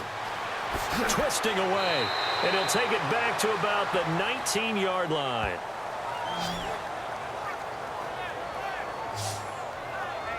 So out comes this offense to take over for the first time.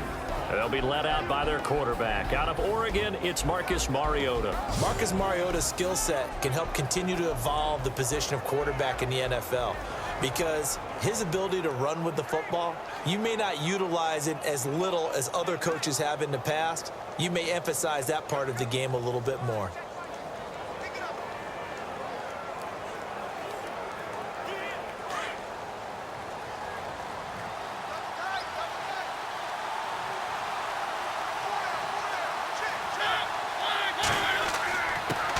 Now here's the first carry for DeMarco Murray. And he's going to be met at the line of scrimmage and taken down. No gain on the play there, second down. And the big boys up front in the trenches. What do you think of the O-line, Charles? I love them because this is a group that's so cohesive. They know what the man next to them is going to do at all times, and they operate as a terrific unit.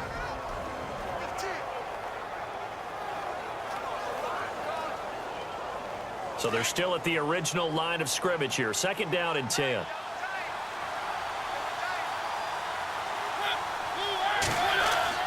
A play fake to Murray. Now Mariota. Walker with a grab, left side. And he'll go down just shy of the 25 at the 24-yard line. That catch good for 5. It's third down.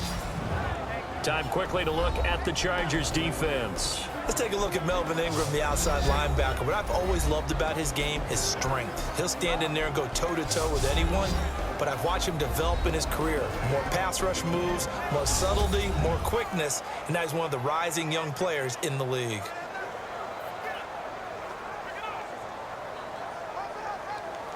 Third play here, this opening drive as they're up against a 3rd and 5.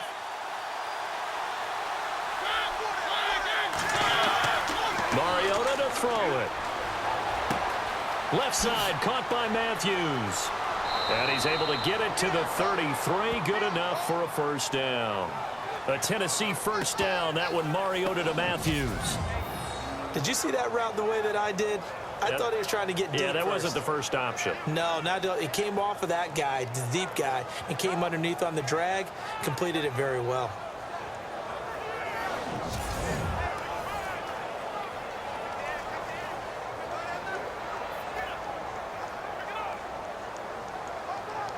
Offense comes to the line now, 1st and 10.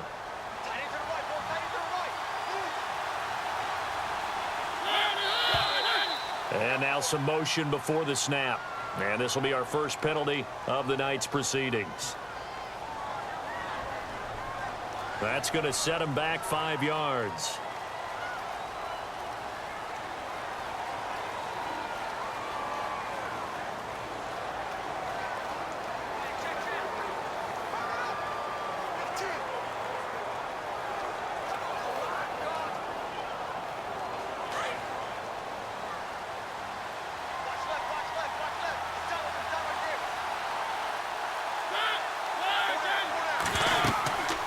following the penalty. It's Murray. And now running right through him. And able to break one tackle, but then quickly brought down. But a nice little gain. That one good for 10 yards. And it'll be a second down. Really tough drive, but that run helped salvage something there because now there's something positive that came out of it. They got to see good blocking, good push by the offensive line, wide receivers trying to get involved, a good run by the back. And now maybe it'll be a catalyst for them to look at going forward, watching it on tape. Maybe they can keep incorporating that type of a run into their offense. See if they stay on the ground for second down.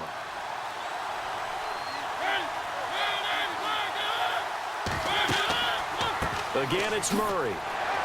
And a good swarm to the football defensively as they get him down at about the 40. It'll be a pickup of a couple, and it leaves them with a 3rd and 3. The best defensive linemen, they play with great leverage so they can get low and not get bowled over by offensive linemen. They have excellent hands. They can throw people off on a play. We just saw a great example of a really good run stop by a guy playing the defensive tackle position. 3rd and short yardage, Mariota. And he's got a man, Corey Davis. And he's taken down, but not before he gets this into enemy territory across the 40. A pickup of 24 on the 3rd down conversion. And just a small glimpse there as to why they like this rookie so much. And that's why they lit up a little bit in our meetings with the coaching staff, didn't they? Yeah, when we talked about him, they did. Yeah, you know, they like his work ethic. You know, this guy's running every route well in the route tree and getting better at it all the time, really honing his game. They expect a pretty good jump out of him as things continue to move on. So after that big play, let's see if they can catch their defense maybe on their heels.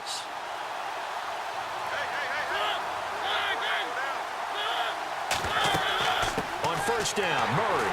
And he won't get much. Maybe a couple. Down inside the 35 to the 34. But that call makes sense because they've been throwing it well on this drive, and once again they show passing formation, showing the shotgun. Then they ran out of it. That's a nice play by them defensively, though, to hold it to a short gain.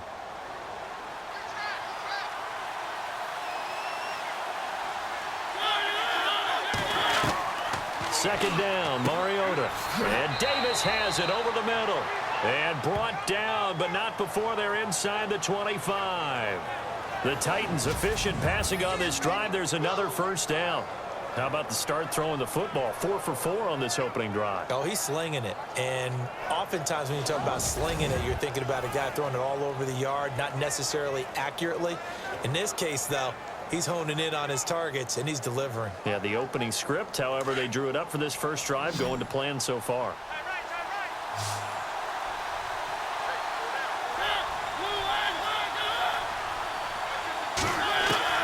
Mariota on first down. And an alley to run. And he slides to avoid the hit. Give him 8 on the play, and it'll be second down.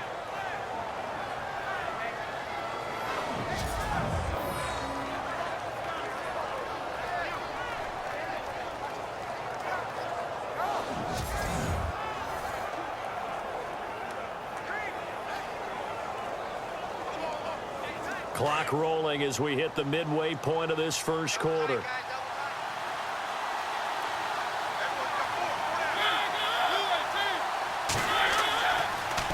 A run, it's Murray. And all the way down inside the 5 to the 4. A solid pickup of 13 sets him up 1st and goal. Well, one unit I know you want to watch is that offensive line. If they keep clearing holes like that, could be a long night defensively. No doubt about it, because when they are in sync, as we're seeing so far, when that continuity is there and you can see that they're playing off of each other while controlling the defensive front and linebackers, you're exactly right. It could be a very long night for the defense because someone's going to run for some big yardage. They'll try to run it in with Murray. And he will push his way forward down to about the 3-yard line. It's a gain of a yard, and it'll set up 2nd and goal.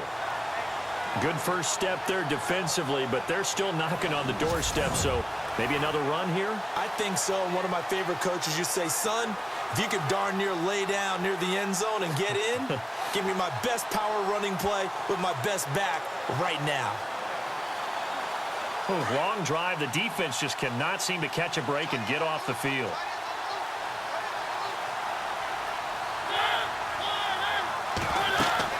Now they'll run. Murray. And he'll get blown up behind the line of scrimmage. Back at the 6. So he loses 3 yards there. Now 3rd down. Joey Bosa with the tackle for loss. How about that pedigree in his family? Yeah, some good pedigree. Tell us about it, Mr. Davis. Dad played in the NFL, first-round draft pick. Uncle was a first-round draft pick. He's got a brother coming behind him. But Joey Bosa, guy plays really, really hard and plays all aspects on defense. Can this defense get the stop on the opening drive? Here's 3rd and goal. From the shotgun, it's Mariota. And he is going to go down. Back at the 11-yard line.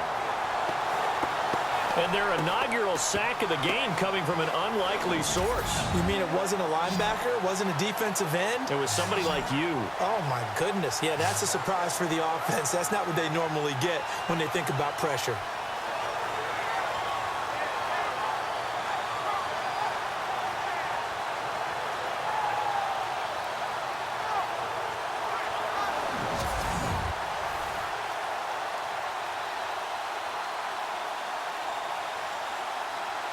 Here's Ryan Suckup for the Titan field goal.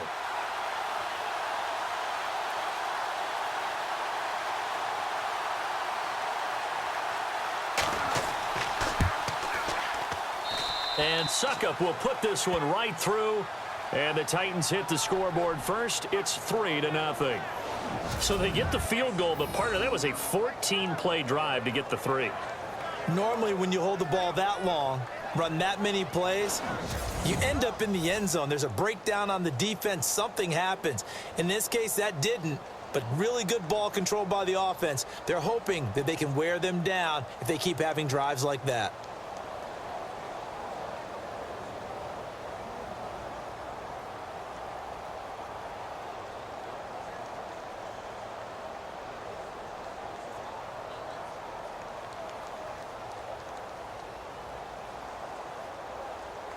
Suckup now set to kick it off following the made field goal. This will be fielded at the 6. And he'll take it up past the 25 to the 26-yard line. So here's the Charger offense making their way out. They'll be led out by the veteran quarterback out of NC State. It's Phillip Rivers. I'm actually old enough to remember him hitting the league, and so many people are talking about his throwing motion at the time. A little bit unorthodox. No one talks about it anymore except in admiration. The ball gets to the target really well and usually with big production.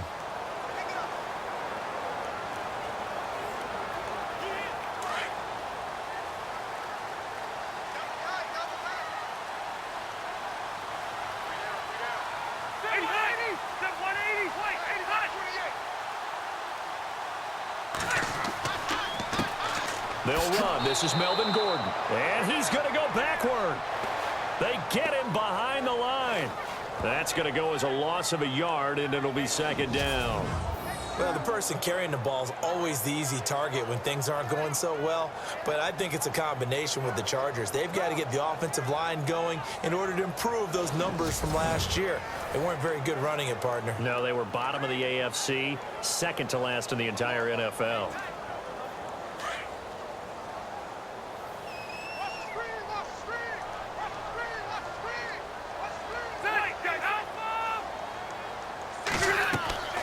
Now Rivers going to give to Gordon on the draw.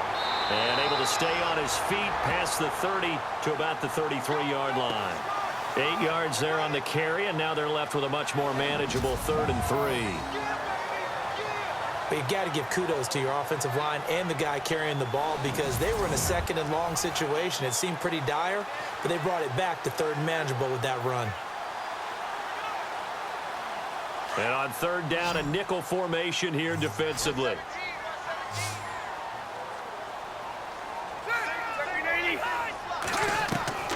Working out of the gun, Rivers finds his target. It's Gates. And he's got the first before he's brought down at the 39-yard line. How many times have we seen this? Rivers to Gates on third down to keep the Charger drive alive.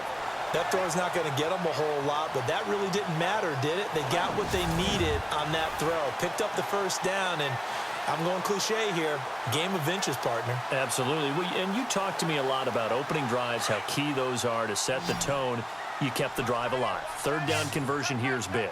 That's what they were aiming for. You want to keep moving the sticks, get into a rhythm, gain confidence as you go along.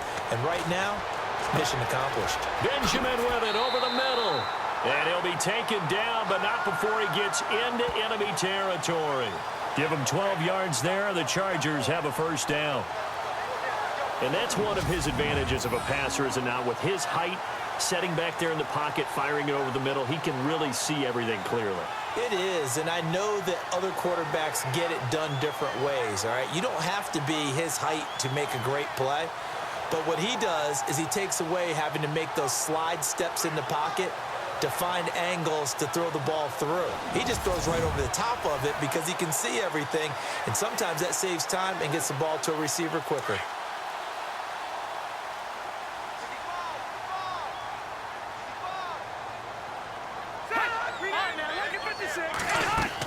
Now Gordon on first down. And he's going to be stopped up at about the 47-yard line. Give him a couple on the carry there, 2nd and 8. Well, he was looking for some running room, and there wasn't a whole lot of it there on that play. I think he was lucky to get a couple of yards out of it, because those defenders, they were rallying to the football pretty quickly.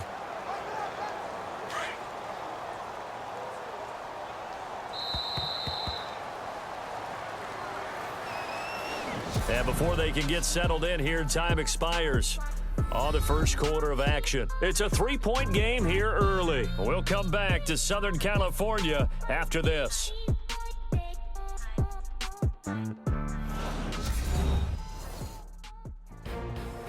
Back now to begin the second quarter with Charles Davis, Brandon Gaudin. It's the Chargers here with a football. They've got a 2nd down and 8 to start things out.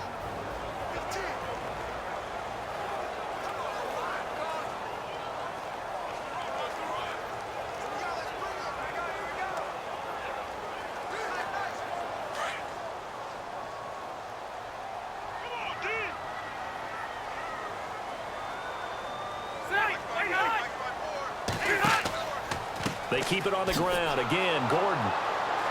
And this time the yards won't come so easy, as they'll, in fact, tackle him behind the line. He lost 4 there, and it's 3rd down. And frankly, Brandon, we're talking about things I'm not sure we ever thought we'd talk about in the NFL, and a lot of that is the speed at the linebacker position. A lot of these guys in college, they were safeties. They moved them up to outside linebacker to combat the spread offenses, and now we're seeing it in the NFL. Those same guys using their speed to make plays in the backfield, similar to that one. A nickel set shown by the Titans on 3rd down. Thinking pass.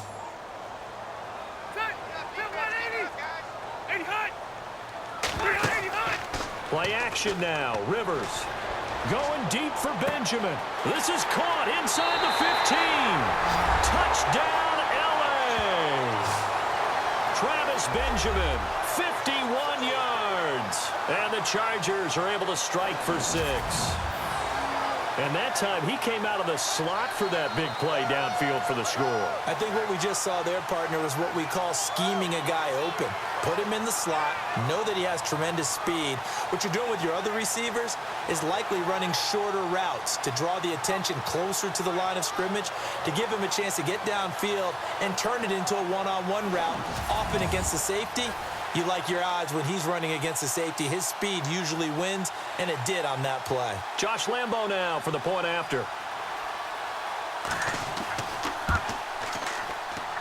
And this is up and good to make it 7-3.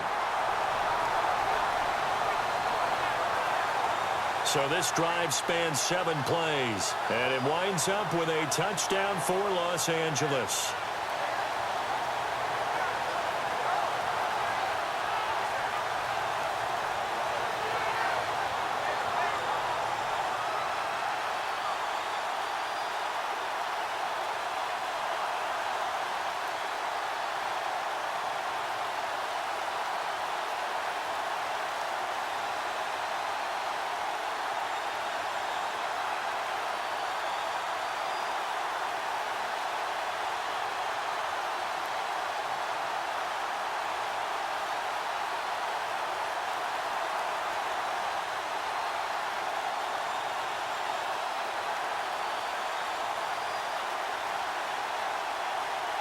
Here's Lambeau out to kick this one away.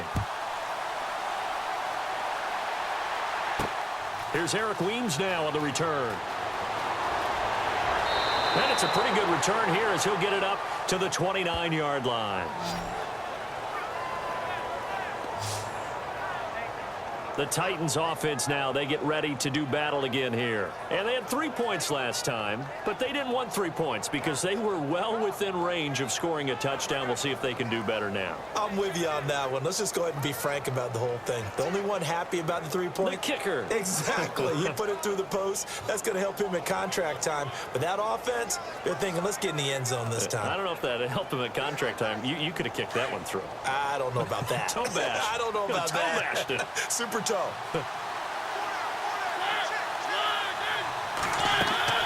Now a play fake here on first down. And he'll be brought down right around the 37. It's an 8-yard pickup, and that'll make it a second down.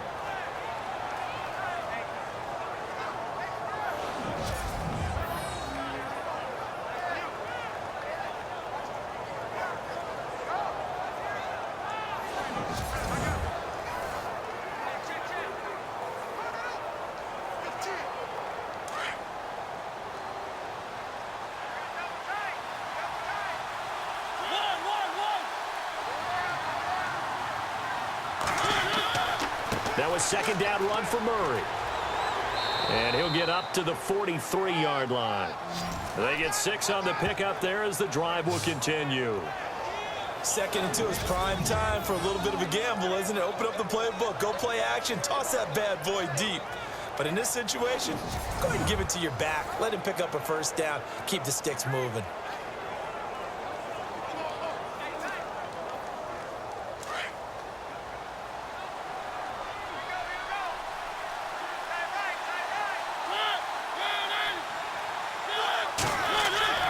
They go back to Murray on first down. A swift move and then tackled just on the other side of midfield.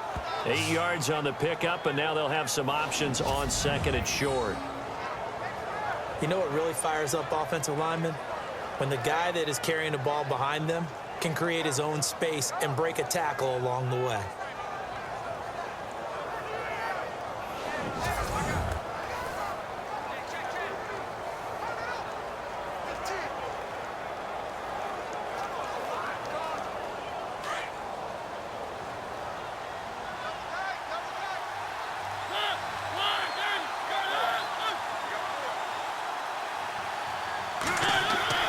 They'll try to throw now. Mariota. And an alley to run. It comes, and he lost the football. Mariota had it jarred loose.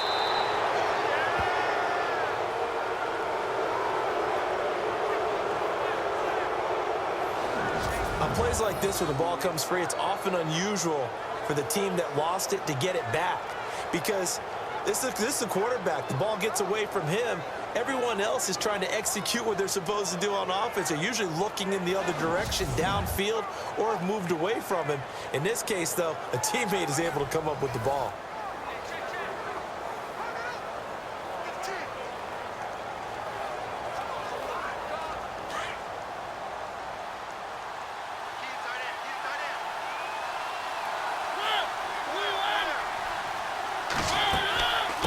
Carry of the game now. Murray. And able to work his way down to the 16. 9 yards is the pickup there, and they'll have a 2nd and 1. That play wasn't quite as big as the play that preceded it, but still, gotta like the way they're moving the football, partner. Absolutely. Pretty good room to run on that last play. Yeah, they didn't get a first down, but still, you'll take runs like that each and every time, won't you?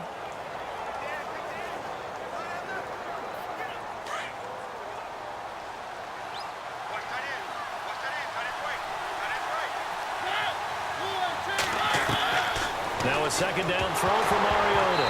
Now bottled up. Fumble. It's out. It's loose. And this is recovered by the Chargers. So the defense there, opportunistic. It's nice to give them credit, isn't it? Because so many times it's more a matter of what the offensive guy didn't do. Didn't secure the ball, didn't cover up. In this case, let's just give credit to where it belongs. Knocked it free, made a big play. The Charger offense making their way back out there. Good drive last time. Really effective passing the football. Do you maybe mix it up, now go to the ground game and surprise the defense a little bit? I would anticipate the defense making some changes, but I wouldn't necessarily just absolutely go in the opposite direction. They're doing so well throwing the ball. Yeah, why I wouldn't change it up until they showed me a reason to do so.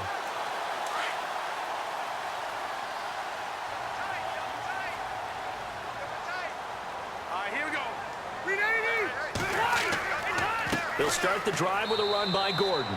And look out, a big hit to the shoulder pads. Took him right off his feet, right at the line of scrimmage. Well, they didn't get a whole lot out of that one, but I think you've got to continue to try and run and try and keep the defense honest. You mean or else they'll just sit back, dare you to throw it on every down? Yeah, you get your quarterback hit a lot that way, too. What's tight? Tight is right. What's tight? Tight is right.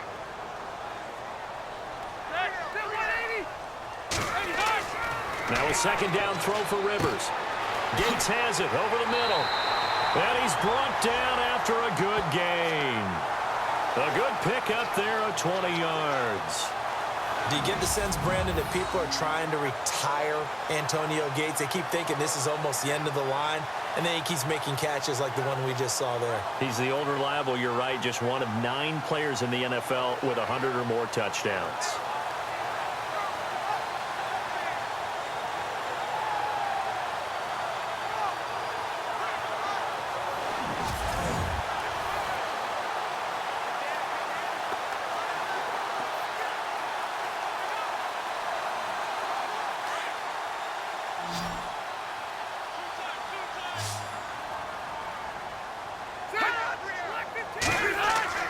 On 1st and 10, Rivers.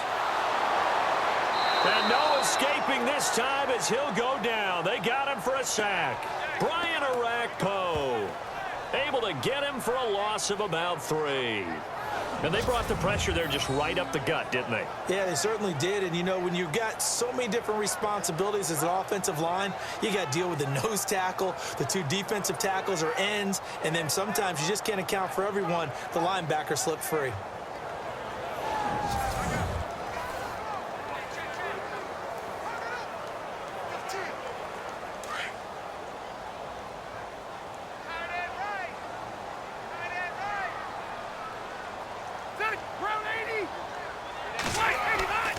On 2nd down, they'll run with Gordon.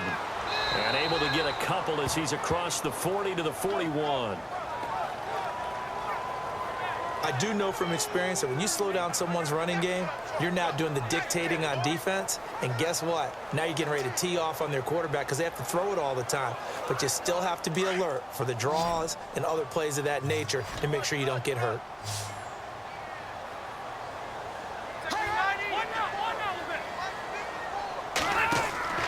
Off the play fake here, Rivers.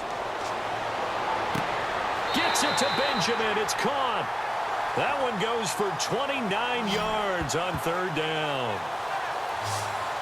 A nice little completion there by Phillip Rivers. And you and I were reading the article yesterday, 5th grade. Rivers had to do a project where he had to make a poster about his dreams and aspirations. So he clipped out a football player from a magazine article and pasted his face on the helmet. That's what he wanted to be, and it turned out okay. Not so bad. Not so bad at all. Remember, he's the son of a coach. And on that play, I think he made the old coach proud with that completion. Rivers now to throw on 1st down. And his throw is incomplete. Keenan Allen, the intended receiver. And now it's 2nd down. Sometimes the coverage is so good, no matter what you're doing on offense, you just can't shake anyone free. They try their best to find someone open, but they took away every passing alley, every angle, and shut the play down. Unable to connect on the 1st down pass play. Now it's 2nd down. Throwing again. Rivers, right side catch. This is Gates. And he's able to get it down to the 25-yard line. That catch good for 5. It's 3rd down. Not a big window to throw. Coverage wasn't too bad there. Yeah, they had him under wraps pretty well, but somehow able to muscle his way open and catch the ball. The Chargers on 3rd down. A perfect 3 for 3 as they look to keep that streak going. This will be 3rd and 5. They'll throw again. Rivers. He's got a man. It's Williams. And he will have the first down across the 20 to the 19-yard line. It'll go as a gain of 6 that time, and it moves the chains as well.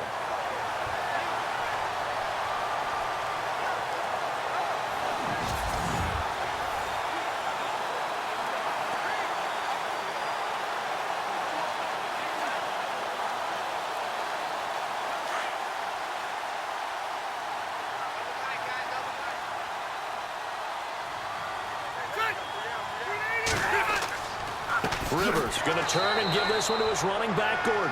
And they go the wrong way here. Knocked back to the 20. It's a loss of a yard there, and now second down.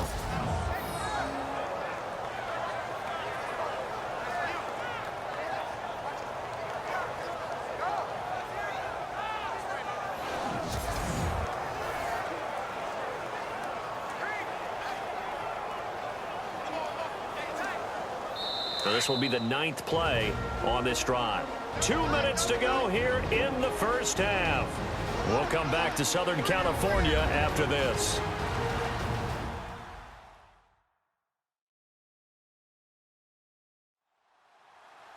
When halftime rolls around in just a bit, we'll send you to Orlando. You will hear the dulcet tones of Mr. Larry Ridley with our EA Sports halftime report. Does dulcet mean good? Yeah, it's just something that broadcasters say. It's got to be good, right? It's got to be good. You tell me. Well, it's got to be good if Larry's doing it.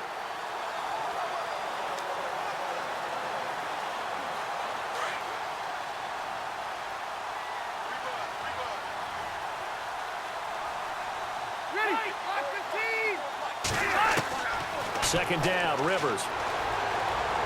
He's going to take a shot for the end zone. So the long attempt falls innocently to the ground, and it brings up third. When teams take shots at the end zone, you've got to defend it the same way you would defend the first down sticks. You defend the goal line exactly the same way. They can't cross that. You play through the receivers, and on that play, that's exactly what they did and batted it away.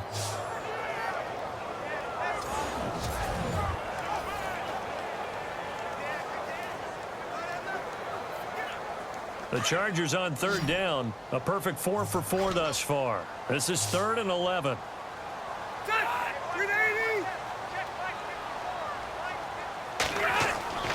Rivers. And he's got it. He didn't get the touchdown, but he did get the first down as he's tackled at the 1. They're able to convert on third down, and that sets up a 1st and goal.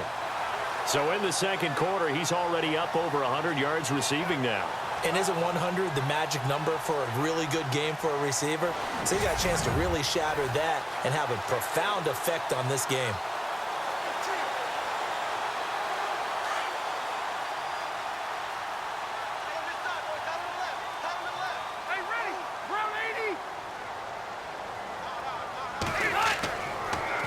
They'll try and punch it in. Gordon. And he'll get blown up behind the line of scrimmage. Back at the 6. He lost 6 there on the first down play.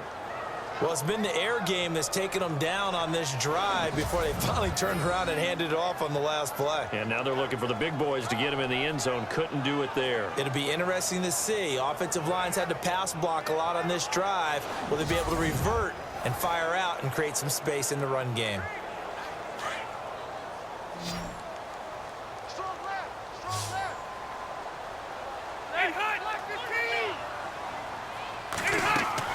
Play fake to Gordon. Now Rivers. And he's going to go down. Sacked right around the 17. And now maybe they want some extra time to talk about this 3rd and long play as we'll get a timeout. As they get the stoppage with just under 50 seconds remaining in half number 1. And we are back here. I'm Brandon Gaudin alongside Charles Davis. So the offense takes the timeout. And now we're set to get going.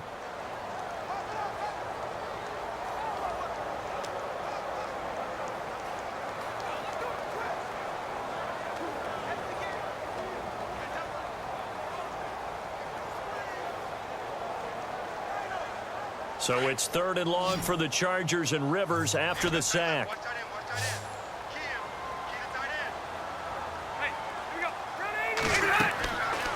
From the gun, Rivers.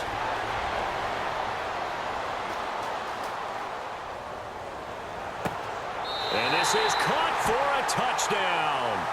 Now hold everything here. Flag in the backfield. This one might be coming back.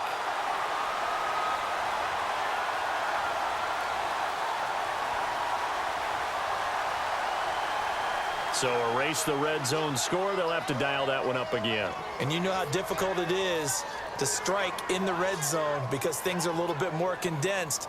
You got to go back to their play chart and see if they can dial up another one.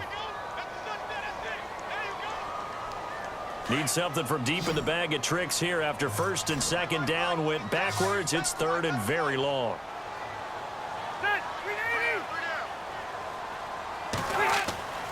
Rivers looking for Allen. He's got him on the slant. And the Titans going to signal for a timeout defensively. It's just their first, so they'll have 2 remaining here before we get to halftime. The defense, they got a little bit of a breather. Now they're back and set as we resume play.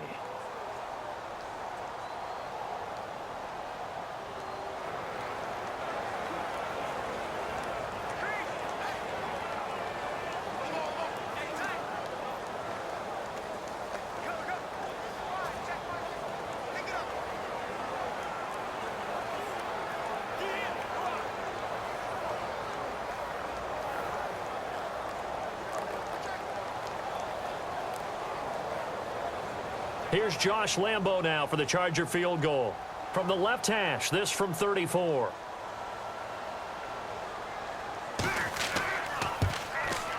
And Lambo will put this one through. And they push the lead up to a touchdown now at 10-3. So a 15-play drive. Can't believe that only resulted in 3, but it did. That is somewhat amazing, isn't it? When you hold the ball that long, run offense that well, yet only put 3 points on the board, it has to be a little bit of a disappointment, doesn't it? Has to.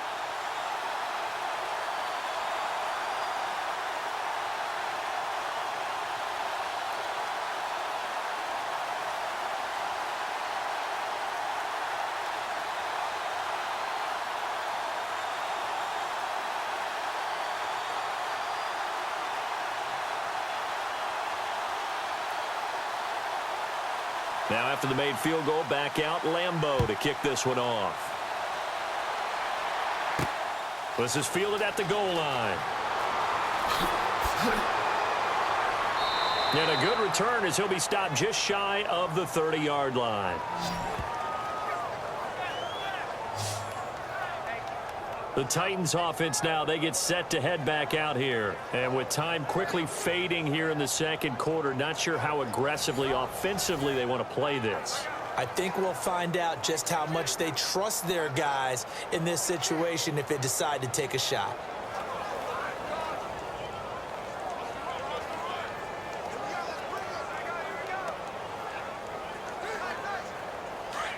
Looks like the defense in press coverage here.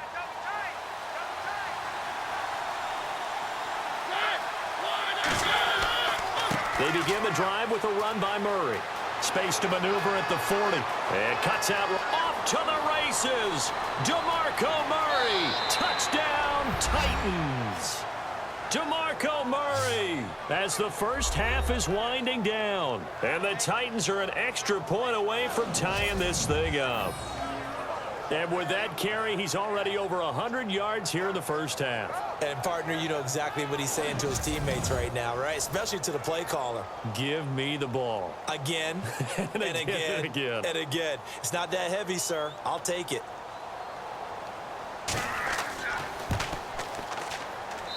And he'll put it through, and that evens us up at 10 apiece. So they hit pay dirt on just one play. The long run, the scamper, and a very nice scamper into the end zone for the touchdown.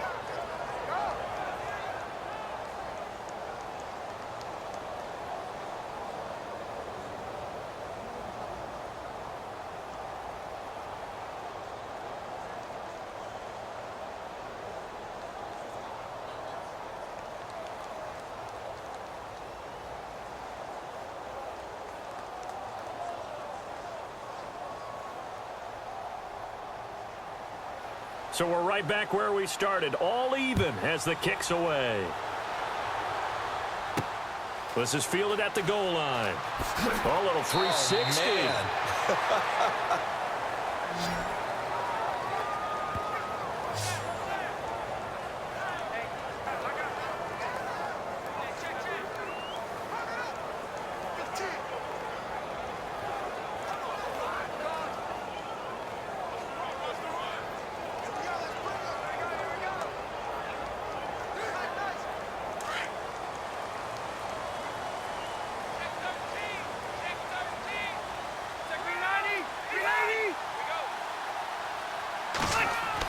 They'll start on the ground. This is Gordon on first down. And he'll be taken down here at about the 23-yard line. 2 yards on the pickup there. It'll be 2nd and 8. Partner, you know I love to point out when teams break tendency and do something a little bit different from the norm. But when you run the ball in the first play of the drive, that's not a tendency breaker at all. That's just trying to establish yourself as you move forward. Thanks, Brandon, and welcome to the EA Halftime Report. Let's take a look back at the first half. As we look at the numbers, the only thing that really matters is that we've got a tie game. We'll have another half here to figure out who can come out on top. All right, here we go. Let's take a look at some of the highlights from the first half. Chargers take it early in the second. Middle of the field, Rivers finding his mark, and he caps off the 7-play drive with a score. The lead grows to 4. Now after the fumble, Morgan's going to push his way to the QB here. This goes for a loss of 9.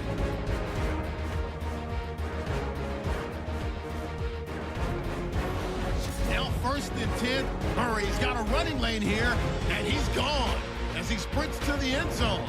Titans tied up at 10. Okay, thank you, Larry. A low-scoring affair, all even, as we ready for this second half.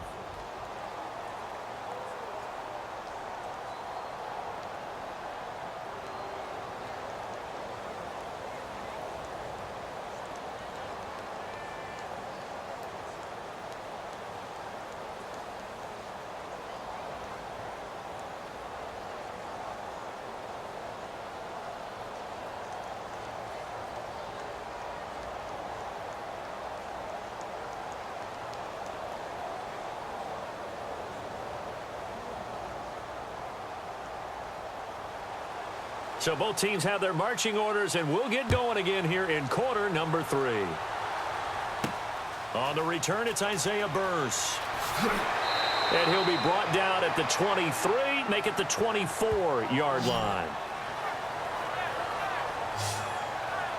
Out comes the Chargers as they'll go on offense now to start this third quarter. They have a chance to break our tie here as we get a look at the first drive of quarter 3. And it's such a tone setter, isn't it? Because both sides trying to seize momentum to begin the half. What do they have dialed up that'll give them an advantage to move the ball downfield? Let's find out what they have dialed up.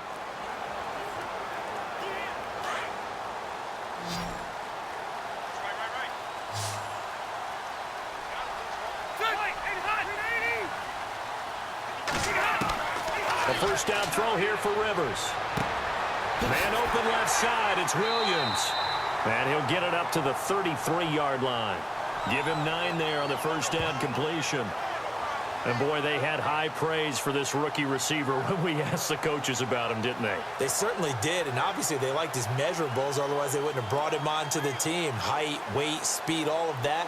But how about what they really said? Competitiveness. That's what they really liked about him. The way he goes after the football, competes for it, and decides when it's in the air, it's his and only his. Play fake, Rivers. And a little floater there, but it'll wind up incomplete, falling to the ground.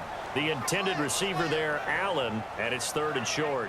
A pretty good coverage there, and both of these defenses, they've had good coverage throughout this one. No doubt about it, and in today's NFL, where we're used to a bit more scoring, this feels almost like a well-pitched game in baseball on both sides, where the tension continues to build. Who's going to make the big play? They'll try and run it. Here's Gordon, and he's going to go backward. They get him behind the line. That'll make it 4th down after a loss of 1. Sometimes with the running game, you've just got to stick with it. Look, it's the third quarter, no time to panic. But that also doesn't mean you just do it the same way you've been doing it the entire ball game. Maybe change up some blocking assignments or run a few different plays, but stay with the overall essence of the running game. Here's Drew Kaiser now. And surprisingly, this is the first punt of the game for either team.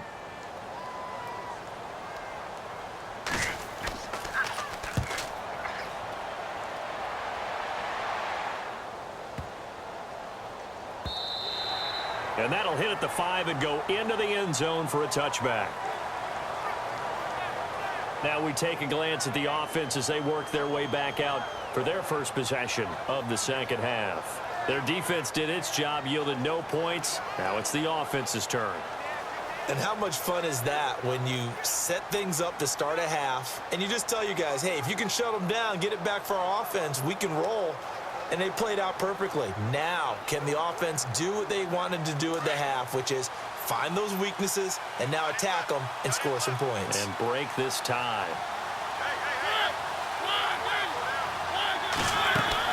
Here's Murray now as they run it to start the drive.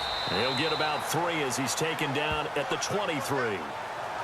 Not much happening there on first down. I thought there might have been a hole for a split second. Yeah, but it dried up pretty quickly, didn't it? Closed fast.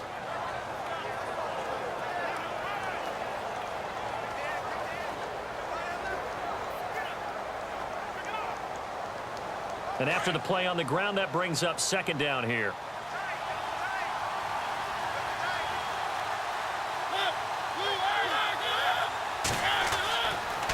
A handoff. It's Murray. Nowhere to go that time. Might have gotten a yard up to the 25. This is what happens sometimes when you abandon the running game. It's hard to get back to it because once guys get out of that mentality of firing out and hitting people, hard to get them started again occasionally. The Titans on third down. They've been okay, 2 for 3 thus far. This will be 3rd and 5. Working out of the gun, Mariota. And some room to work. And he'll slide down to avoid the contact. He gets 7 out of it, and he also gets a first.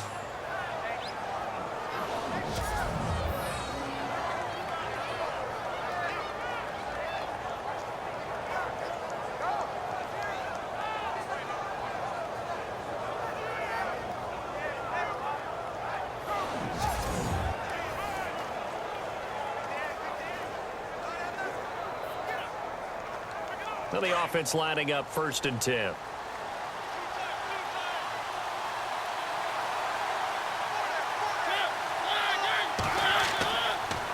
Here's Murray. And he'll work this one up to about the 38. A solid run on first down. Gain of 7 leaves him with a 2nd and 3. Well, no matter how they phrase it, staying on schedule, staying ahead of the sticks, whatever you want to call it, 7 yards on first down, that fits the bill.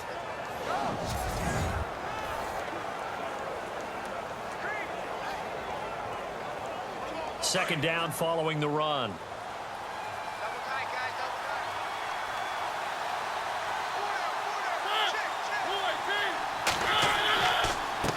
Murray. And he'll be brought down right at the 45-yard line. Call it a gain of 7, and it gets him a new set of downs. Boy, he does it at a high level, doesn't he? Because when I watch him, I think of his vision.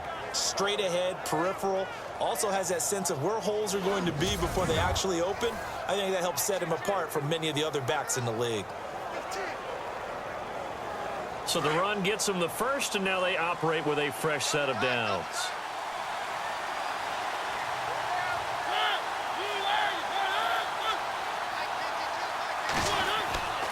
They run again with Murray. He's seen a ton of action tonight. And maybe a measure of revenge there. He's had his way in this one, but this time they get him behind the line.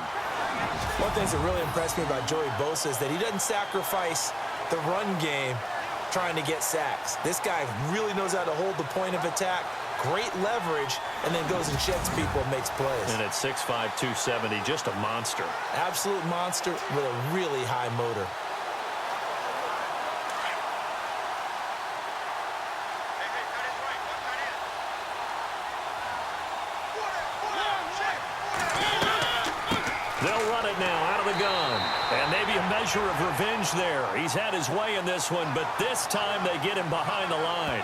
He'll wind up losing a yard on the play, and they'll be facing a 3rd and 12.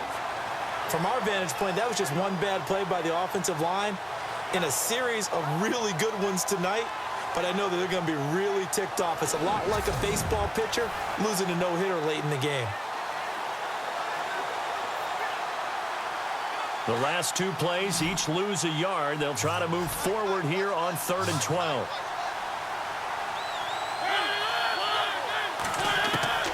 From the gun, Mariota.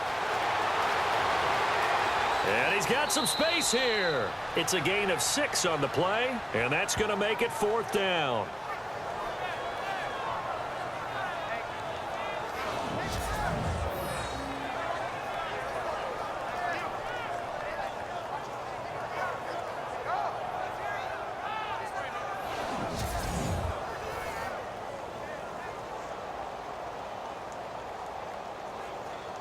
Here's Brett Kern now, as he should be able to pin him back deep here with his first punt.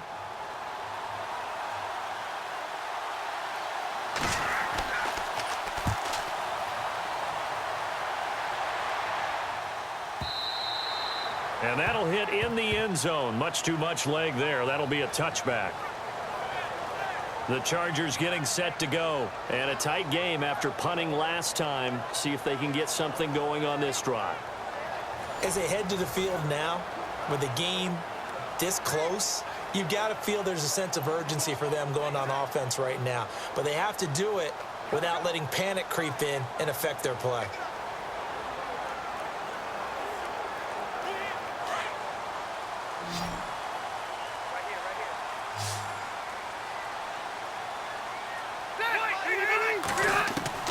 First down, Rivers. This is Gordon on the dump off. And he'll get this up past the 25 before he's out of bounds. Give him 6 on the play, and it'll bring up a 2nd down.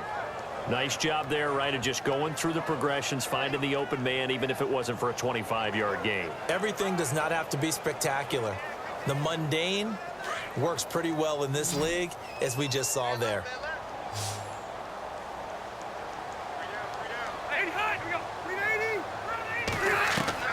Rivers now on 2nd down. Now he'll let it go deep over the... Well, this is taken in. It's complete. And he'll be taken down, but not before he gets into enemy territory. He got 29 yards that time. Great patience in the pocket. Of course, it's easy to be patient when the protection's good, and it was. Yeah, you've got to pat those guys on the helmet and say thanks, because they gave him plenty of time to stay back there, survey the field, go through the reads that he wanted to, and deliver the ball accurately. That was really well executed.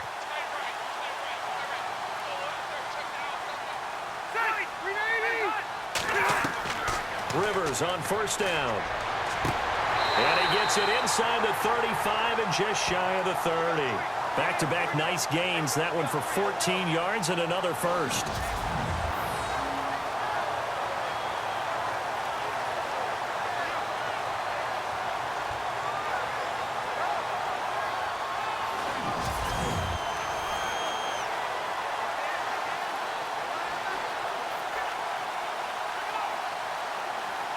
So here we go, 1st and 10 now.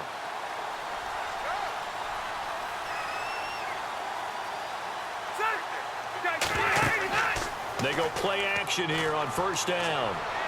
And a scary incompletion, almost picked off. It would have been their first INT of the game. Instead, 2nd down. Tremendous coverage there. Just did not catch the football and complete the interception. But what do they say all the time? If he had really good hands, he'd be playing offense. So the incomplete pass brings up 2nd down.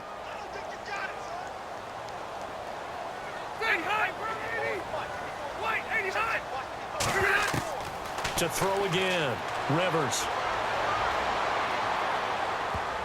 And he almost intercepted it. They haven't picked a ball off yet. That probably should have been their first. And it's 3rd down now. I know our vantage point might be a little bit better way up here, but that looked like an ill-advised throw to me. I didn't see anything open, and this play just didn't look right from the beginning. It did not. I thought he might get outside and just chuck it away. Dangerous pass, incomplete. This offense was on the move. Now 2 straight incompletions have them looking at 3rd and 10.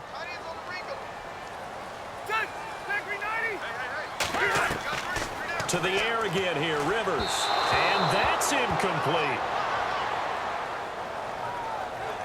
Let's face it, perfection is something we all chase, whether it's playing this game or whatever we do. Hard to attain, but that's what they were searching for as that pass goes incomplete. Here's Josh Lambo now for the Charger field goal. He hit his first. Now this one from 48 yards away.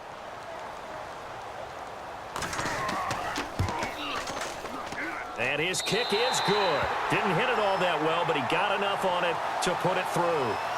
And they will take the lead at 13-10. So it's a 7-play drive, but it stalls out in the end. Let's credit the defensive front 7. They were a little leaky at the start of the drive, but they stiffened toward the end.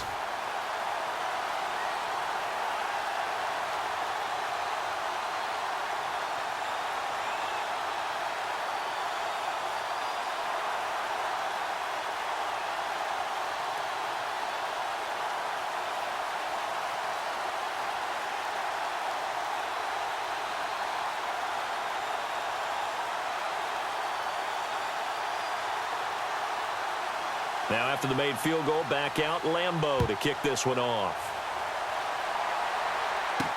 Adoree Jackson on the return. And a pretty good return here. He'll be stopped just shy of the 25 at the 24-yard line. And here comes Tennessee as they get set to take the field.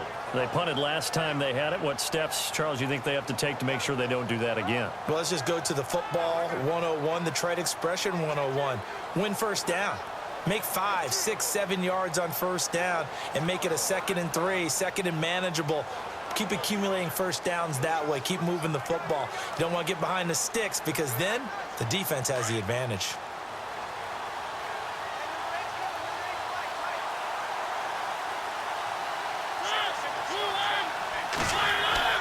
A play fake to Murray. Now Mariota. And the throw left sideline here is caught, but they'll rule it incomplete. Couldn't keep his feet in. 2nd down. One of his main targets, Delaney Walker, the intended receiver. And that'll bring up 2nd down. When tapping those toes, he tried to get both in bounds. He could not do it, though. In tap dance parlance, could not complete the shuffle. All right, needed to get that shuffle down with both feet, not just one. Is that what they say? There it is. You know, put a little sand down on the stage. I'll take your word for it, my man. And he's able to plow forward up to about the 29, just shy of the 30. That 2nd down play call was not to pick up the first down. It was to accomplish what they did to get them into a manageable 3rd down because they had the incompletion on first down, so they were behind the sticks, so to speak. They needed to make up some ground, and they did.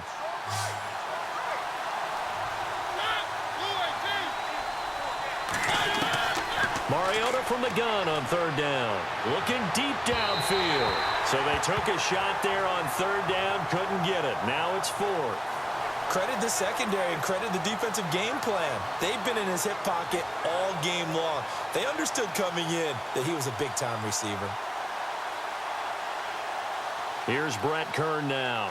On for his 2nd punt. He'd take a repeat of his first.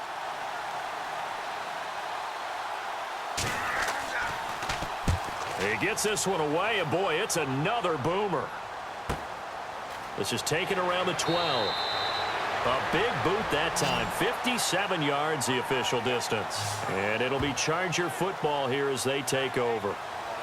And now out on the field, here comes Los Angeles. And they split the uprights last time for 3. They've got the lead. They're not going to play this conservative. They're not hoping for another field goal. They're hoping for a touchdown. I'm with you on that one. I like where your head is. I like the way you're thinking because you're exactly right. Trying to sit on a lead and play that way, that doesn't work too well for most teams. Run your offense. Yeah, run what you do best. Exactly. Put it all the way down and try to increase your lead in a big way. And the best way to do it, touchdowns. Throwing on first down. Rivers. It's caught on the right side. Williams. And he'll take it down deep into Tennessee territory.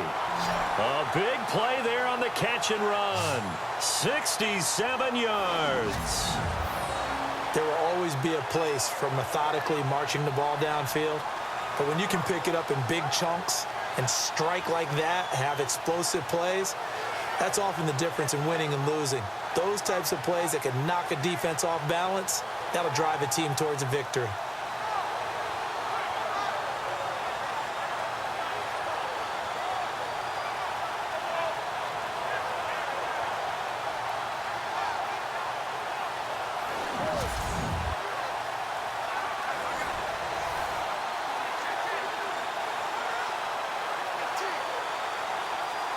Final minute now of the third quarter.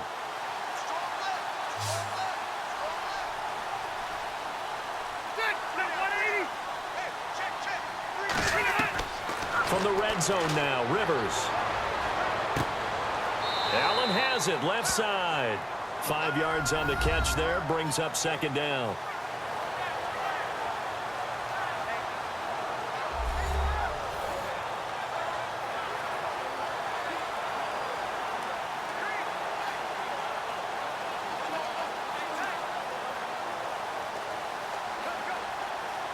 Five yards left for the offense. It's second down.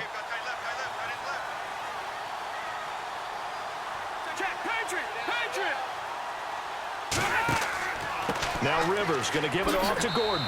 And a short pickup there down to about the 9. Only a yard on the gain there as time will run out on this third quarter of play. The fourth quarter here, they've got the lead. They want to keep it on the ground. That's what they're doing. Smart football. Keep the clock grinding, keep it going.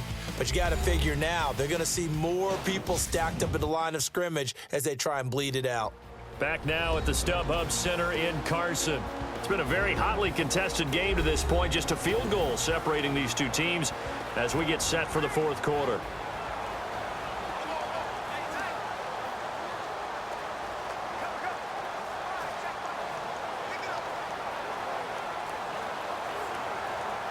In need of a conversion on third down. They had the big play to start the drive. Not much sense.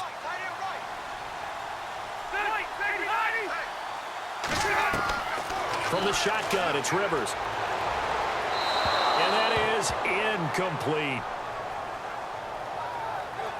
Now, they've got to be a little frustrated here to not complete that on third down after having such a long drive going. Hey, you're talking about going over 70 yards on the drive. Yeah, did you say a little frustrated? Very frustrated. Yeah, I'm with you on that. I'm very frustrated. There's no doubt about it.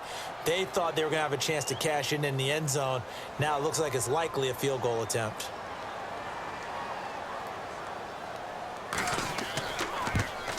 And Lambeau will put this one through. And that extends their advantage to 6. It's 16-10. So they get the 3 here, but you wonder whether that's going to be enough. Yeah, I mean, you've now made it so they need a touchdown rather than a field goal to catch them. But you're right. If they'd gotten 6 out of that drive, this would be a much different game.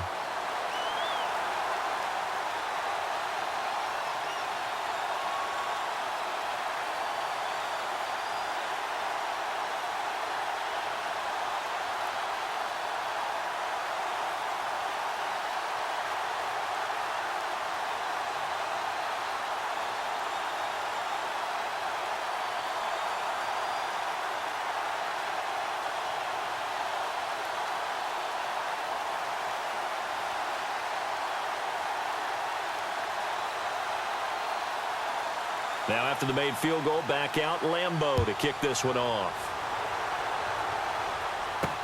That's fielded in the end zone. And he won't return this one. He'll go down to a knee, and they'll start at the 25. And here comes Tennessee as they get set to take the field. And they're coming off a 3-and-out, my friend. I think they've got to look at that play sheet and go to a spot that they haven't gone before. Time to shake things up a little bit to try and get this offense moving. Okay, so how do you do that? How do you shake things up? You look at what you've called before, realize it hasn't worked Go to so something well, else. and maybe you try and find one of those special plays for one of your better players, and maybe try and hit something big and get things going in the excitement area. Now a play fake here on first down. And nearly picked off there, and it would have been a great time for their first pick. Instead, it's second down. I guess they're in a situation now, fourth quarter, where they're forced to take some chances, but I don't know that that was the type of a chance you want to take. And that one could very easily have been intercepted, and if it does get picked off, that could possibly seal this one.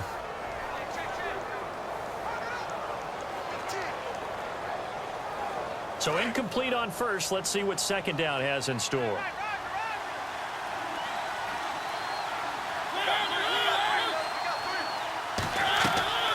From the shotgun, it's Mariota. Pretty move. And avoids the contact by sliding. It'll be a gain of 4. And that'll lead here to a third down.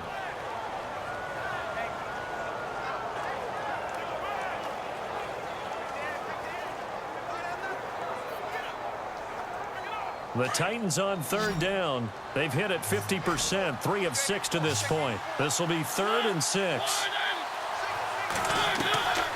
Throwing, Mariota. And some room to maneuver.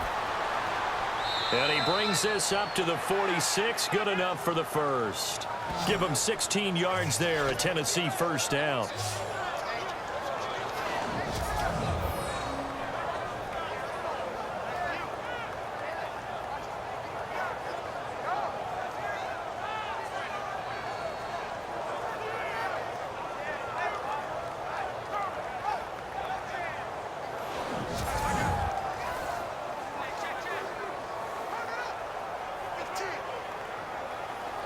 Fresh set of downs here. And on the outside, they're playing press coverage.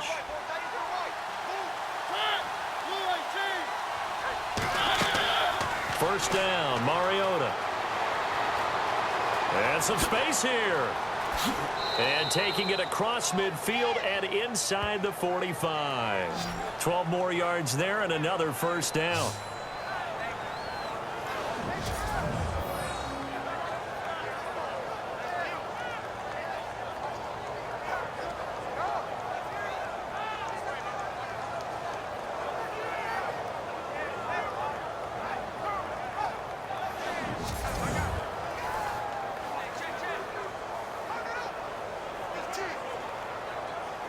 So the offense has it 1st and 10.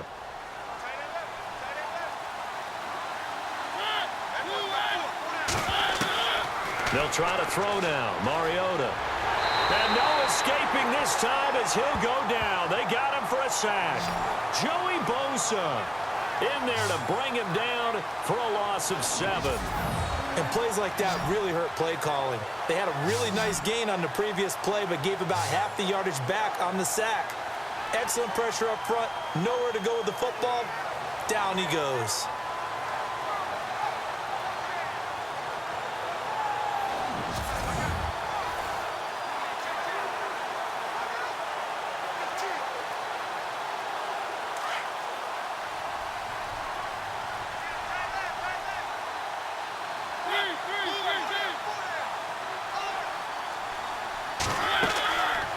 They'll run it now out of the gun. And he'll get it down on the play to the 37. Call it a gain of 13 yards on the play. And all of a sudden here, it's 3rd down. And he continues to pile up the yardage. That puts him over $150 now. And this defense has really had its problems trying to keep him contained.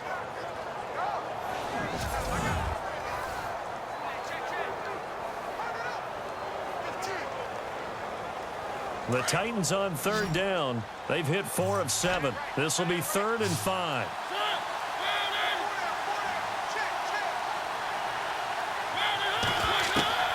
To throw Mariota. And this is going to be incomplete. I'm not sure we could spot any tendency here on this 3rd down. They could have run it or passed it. Either one was available. They chose to try and get it through the air, but they were unsuccessful. One score down. Here we go. They're going to go for it here on 4th down.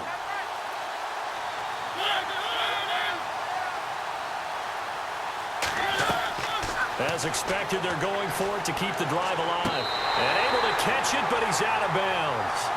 Now the throw took him beyond the sideline, and that's going to be a turnover on downs. So the defense asked to stay out and get one more stop. They were able to do it, forcing the incompletion. So on their record, that goes down as a successful play. Doesn't matter how they got there, how it happened. They got it done. They're the ones that are jubilant. The Chargers offense gets set. They head back onto the field. And they're not going to play this conservative, I don't think. They had the field goal last time, and they're up, but they're looking to put a drive in the end zone. Oh, I agree with you totally. No one goes out on the field and says, all right, let's just settle for 3, except in certain situations, trying to ice a game, that sort of deal. Most of the time, it's end zone, and that's what you're thinking, and I believe that's exactly what they're thinking as they begin this one. Yeah, no quarterback ever goes out there saying, hey, let's get 3, right? Not one that I've ever met. Play action now. Rivers. Going underneath for Gordon. And he'll get up near the 45. They'll spot it at the 44. Call it a pickup of 7, and that'll make this a 2nd down. Tell you what, he's been able to put the ball in some tight spots all game long. That throw, no different. Yeah, a lot of people would call it a gutsy type of a throw. I think he looks at it as, I can do it, so it's not that big of a deal to me, and I'm going to keep firing. Here we go, D. Get up the field.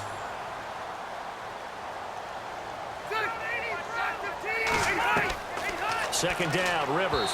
Throwing over the middle, but it's incomplete. Keenan Allen, the intended target, and it's 3rd and short. Something to think about with these Chargers. They had 4 losses a season ago when leading with 3 minutes or less. So you think that their fans right now, they're hopeful, but not necessarily expecting it to go their way. Yeah, not counting their chickens just yet.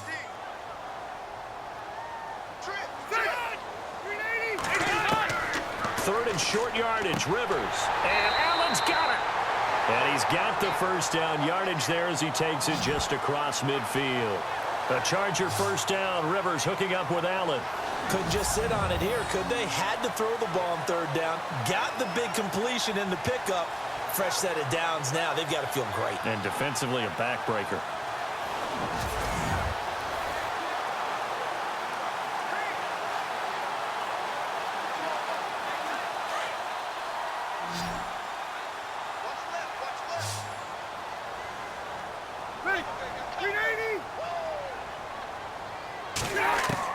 Rivers now, the throw on 1st down. It's complete right side to Benjamin. And he is out of bounds inside the 30. And a nice gain of 21 yards. These guys are running offense like you drive. The pedal is down, stomped down. How about that? Back-to-back completions. They are rolling. So much for being conservative and running that football. And now a 1st down following that long gain.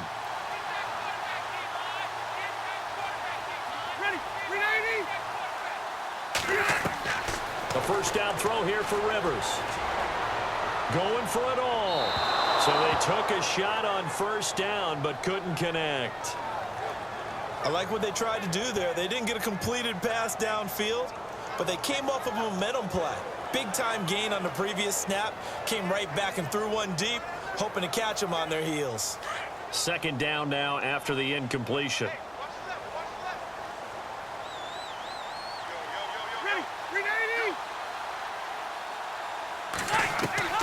Throwing again. Rivers.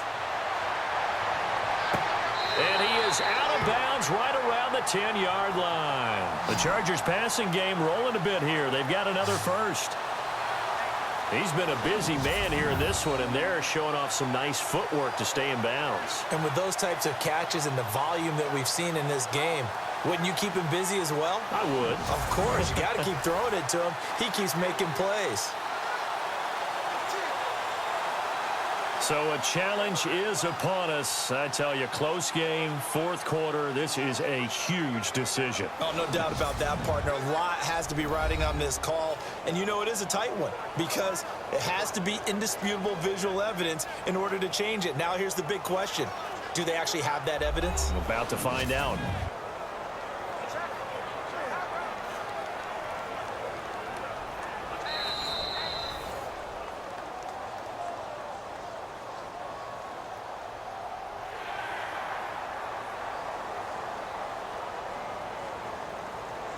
All right, so the timeout over and all 11 men back out onto the field for the defense.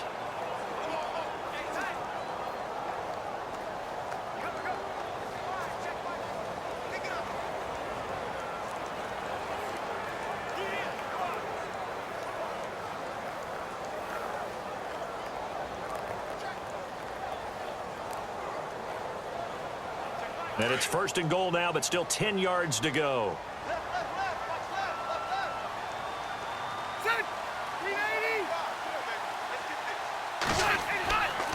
First and goal, Melvin Gordon. And he takes it in for a Charger touchdown. Melvin Gordon, a 10-yard touchdown run. And the Chargers find a way to stretch their lead.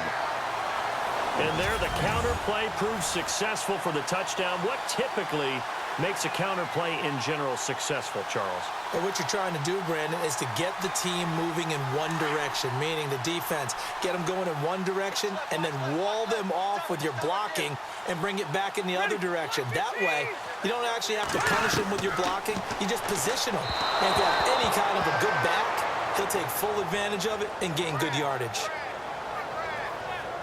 Protection was great. He had time to set up a campsite. But in the secondary, though, they were ready. And I think that in most places on the field, if you have that much time to throw the ball, someone's going to shake free and you'll find an open receiver.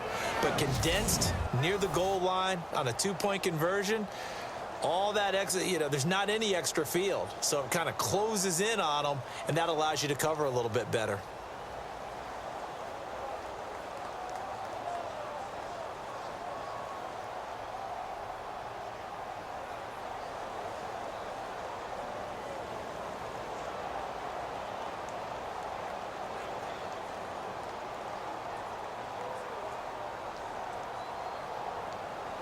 Here's Lambeau out to kick this one away.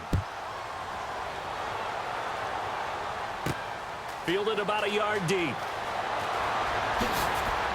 And nice work on the return as they'll start their drive just past the 30-yard line. And here comes Tennessee as they get set to take the field. They had a great drive going last time. They were moving the ball, and then all of a sudden it just stalled out. So we'll see what they can do here, Charles. And it's always easy to second guess when you don't get it on a 4th down try. But they had to like the feeling that they had going on offense. They want to continue to see if they can capture that again on this drive and maybe get in the same position. Yeah, and that's, like I said, they were moving the football. It's not like they went 4 and out, so I don't think it's a deal where the offense doesn't have confidence. No, I agree with you totally on that one. If anything, they may have gained more confidence. Okay, they stopped us once. That's all right. Let's keep moving it. Make them do it again. Finding a safety valve here. That's complete. Call it a gain of 5, and that'll make it 2nd down. At this stage, this drive's got to be touchdown or bust because you need 2 of them. And if I'm the offensive play caller, I'm not just looking at my dagger plays downfield. I'm looking at some of my specials, something that can fool them and give you a big play now. With a sense of urgency. No doubt. 2nd down to the offense needing 5 yards.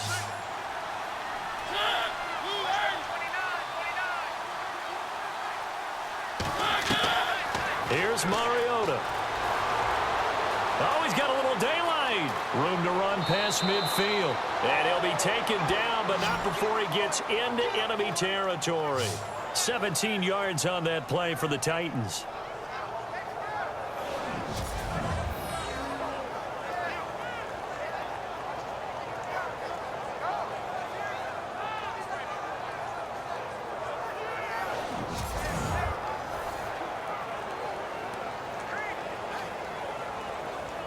Clock running, under 4 to play now as they come up on 1st and 10.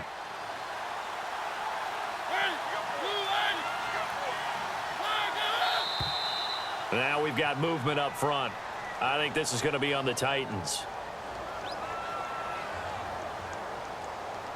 So that'll back them up 5.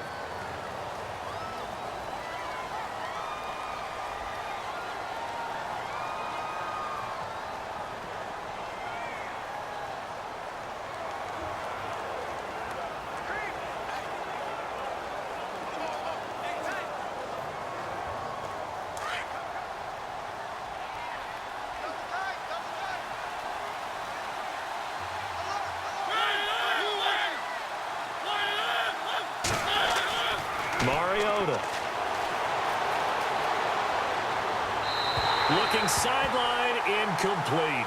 Rashard Matthews, the intended target, and it's second down. Had the right idea there, trying to throw it to the sideline, but he led him just a little bit too much, trying to get it out to his receiver. Ends up falling to the ground, incomplete. Second down following the incompletion.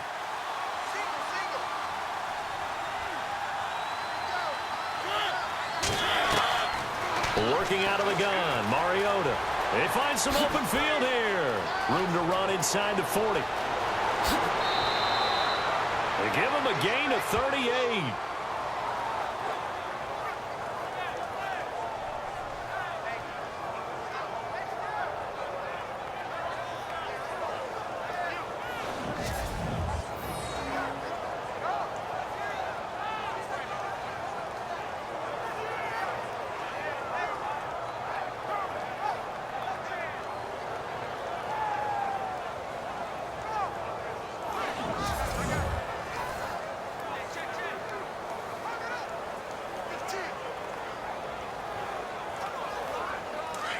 Looking to jam the receivers at the line here. Press coverage look defensively.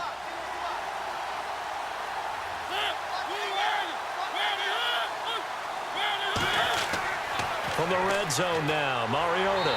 And no escaping this time as he'll go down. They got him for a sack.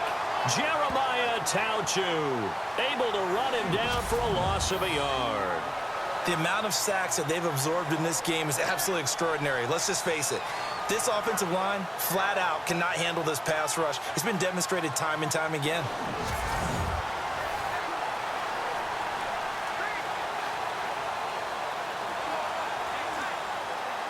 And the offense behind the chains here a touch on 2nd and 11.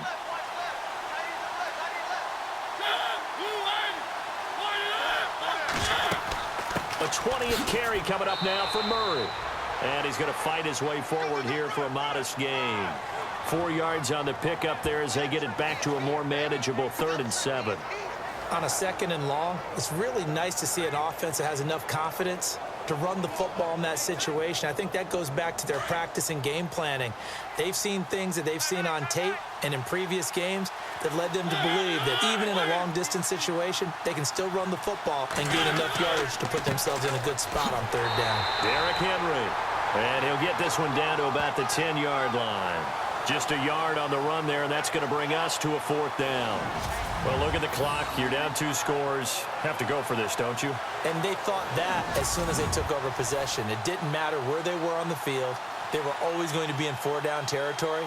Backed up, in good situation, it didn't matter. So they've been preparing for that on their play sheet the entire time. Time for a break. We'll come back and see this one out after this.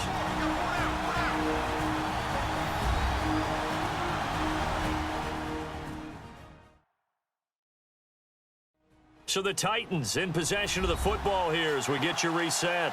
And let's see what they've come up with offensively after having time to talk it over.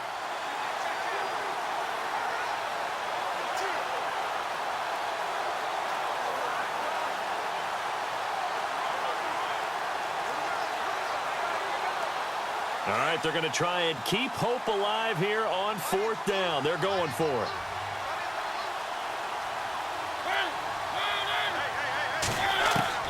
Got to try it here. He's back to throw. And this is intercepted, and that should do it. A great read, and it's picked off. And a big turnover there as his guys will get the football back. Obviously disappointing, but you had to go for broke here, down 2 scores. So that forced you to make some throws you definitely wouldn't want to make. And I think this interception is going to pretty much write an end to this one. And now out on the field, here comes Los Angeles.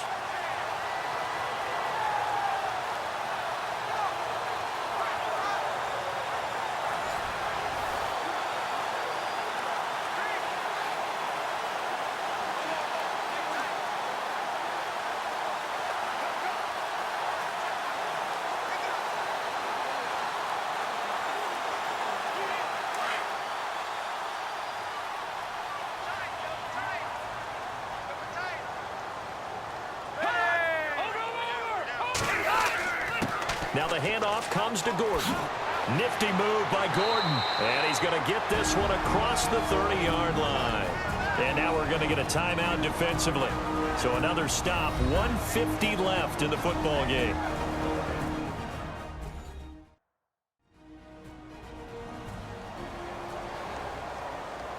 So the defense had a chance to catch their breath, and now they're back out and ready.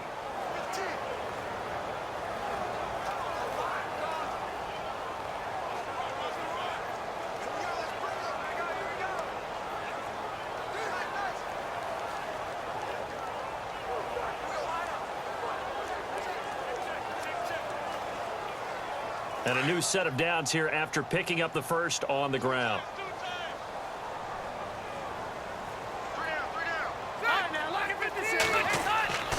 This is Gordon as they go to him again. And he'll get this up only to about the 33. And now we're going to get a timeout here called by the defense. That'll be their third and final stoppage here as we step aside.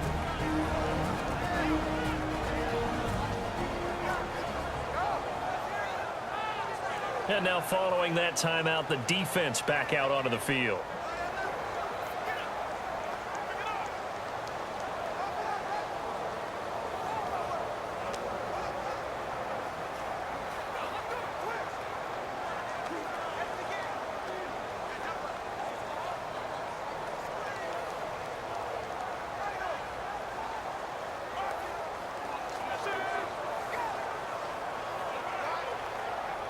See if they stay on the ground for second down. Here we go. Tight right. Son, that 180. Now a handoff. This is Gordon going left. And it's been like this all night long. Nowhere to run as they stop him behind the line. They'll wind up losing 4 yards on the play. And that's going to lead to a 3rd and 12.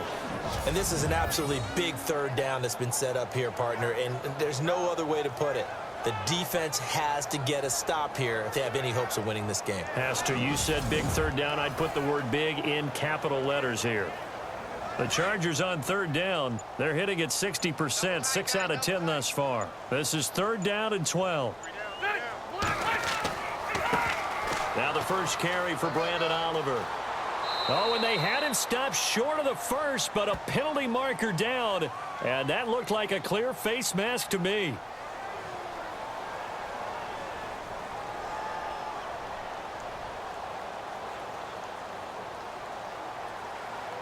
They're down here in the 4th, and that personal foul penalty is not going to help. No, in these types of situations, players will tell you that's extra intensity.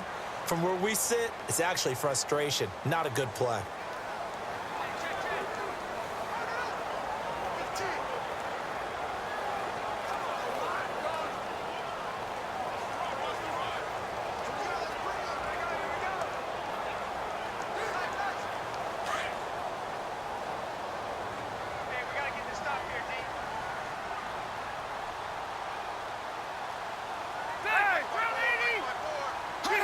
Victory formation time for the Chargers. They take a knee.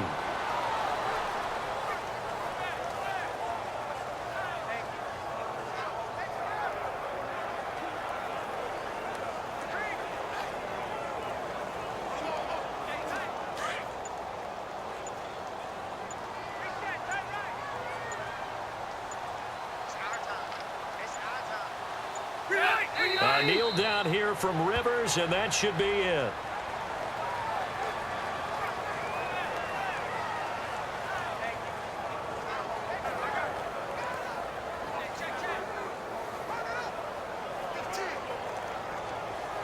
And barring something unforeseen, this will be the last play of the game.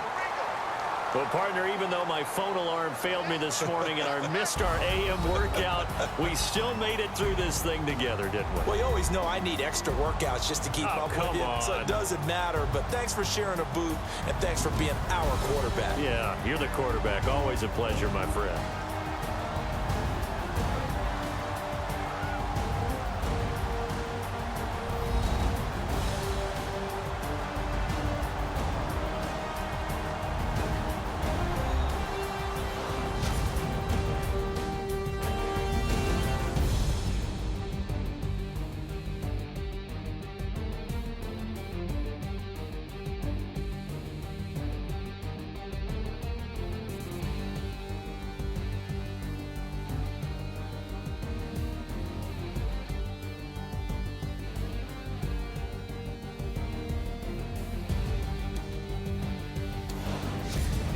So that'll do it for us. For my partner, Charles Davis, and all the hard-working men and women on our crew, I'm Brandon Gaudin. You've been watching the NFL right here on EA Sports. Good night, everybody.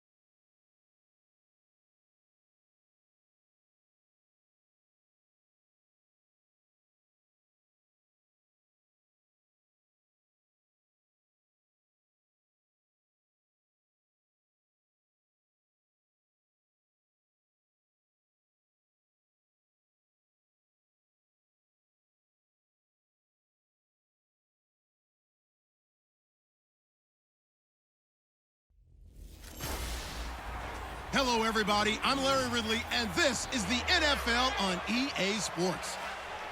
In today's matchup, we've got a pair of running backs who are hoping for plenty of touches come their way. It's Peterson Saints going up against Ezekiel Elliott's Cowboys. For the call, let's send you out to the broadcast booth, where we'll join our commentators, Brandon Gaudin and Charles Davis.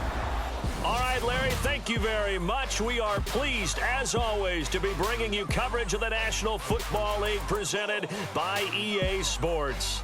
A moment ago, here was the scene with the Cowboys emerging from their tunnel.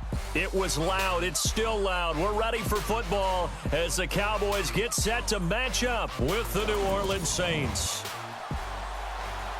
Hi again, everyone. I'm Brandon Gaudin. Welcome to the NFL on EA Sports. With me, as always, Charles Davis. And, Charles, we look at a matchup like this. It's really the running backs that may take center stage here today. And in today's football, they're still valuable, not just as runners, but guys who can catch the ball as well. It's really the number of touches that determines things these days. Here's a punter, Thomas Morstead, to get this one started. These folks are ready, and we are underway. Here comes Ryan Switzer to return it. They'll bring it back to just about the 25, call it the 24-yard line. So here are the Cowboys now ready to go on offense for the first time. They'll be led out by Dak Prescott, the 135th pick of the draft back in 2016 from Mississippi State.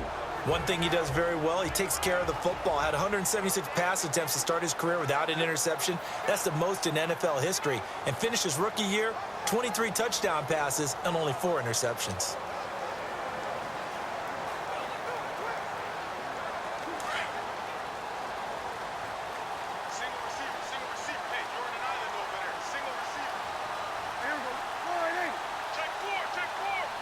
On 1st and 10, Prescott toward the center of the field, but it's incomplete. Des Bryant, the intended receiver. That'll bring up 2nd down. And out of the backfield for this offense, it's Darren McFadden. He's a long, angular runner, but when he gets to the 2nd and 3rd level, look out. His speed takes over.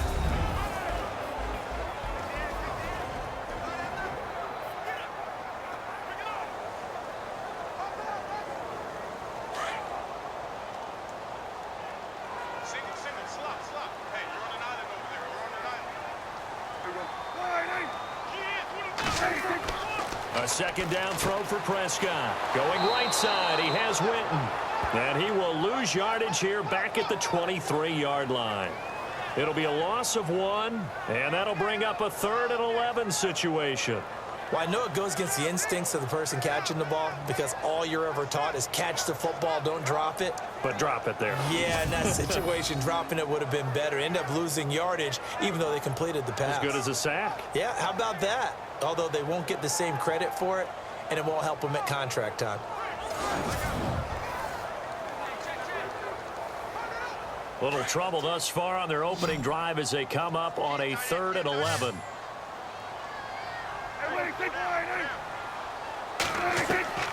Out of the gun, here's Prescott. And he's got room.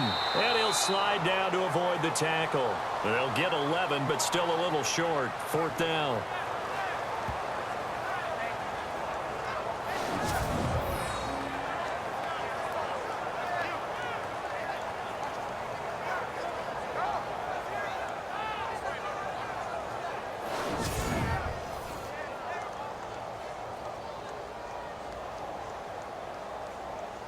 So on 4th down, here's Chris Jones to punt it away. Back deep for the Saints is Ted Ginn.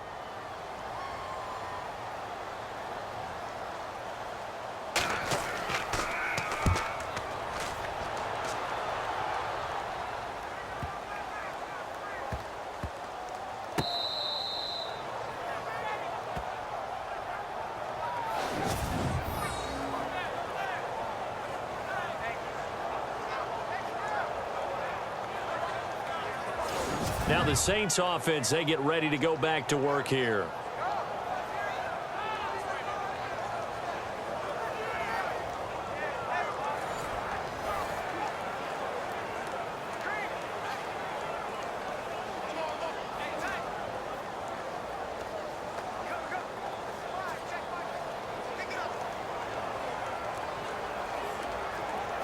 And tough starting field position here.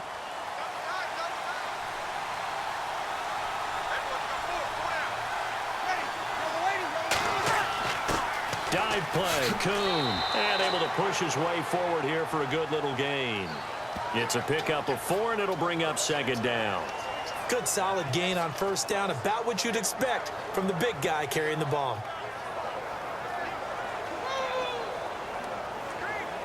Second down to the offense in search of 6 yards.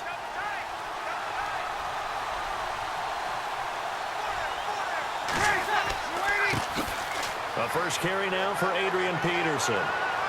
And they'll get him down up past the 15. Trying to find some space to operate, and now they'll have it. A gain of 12, a big first down to get away from the end zone. That run is what defenses don't like about dealing with Adrian Peterson. His ability to drop his shoulder and run through contact. And he's amazing at keeping those strong legs going, isn't he? For him, no run is ever truly over. I mean, he's actually not even convinced that when they blow the whistle, he's actually down. That's how he finishes runs in a big way.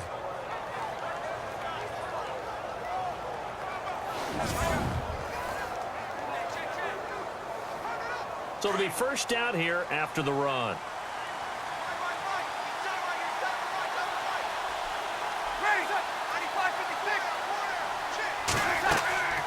Again, Peterson. He'll rumble for about 6 up across the 20 to the 22. Let's talk a little football 101 here, because one of the keys to advancing the ball downfield, success on first down. Huge difference, as we know, between 2nd and 4 and 2nd and 8 and 9.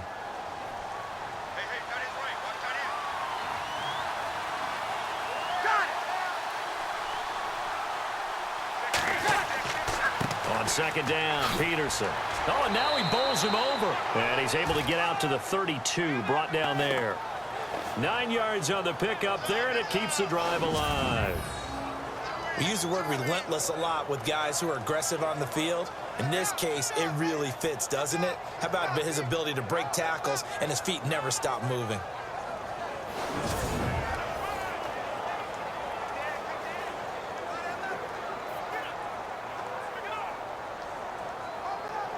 First down and 10 now for the offensive group.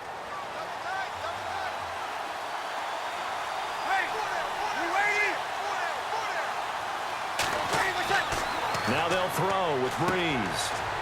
It's a short one here, complete to his tight end. And he's able to take this one up to the 35-yard line. The completion good for 3, and it's second down. It's vitally important to wrap him up immediately, because if you let that big guy get ahead of steam up, boy, then you've got real trouble trying to get him down. But they're able to hold him to a short gain on first down.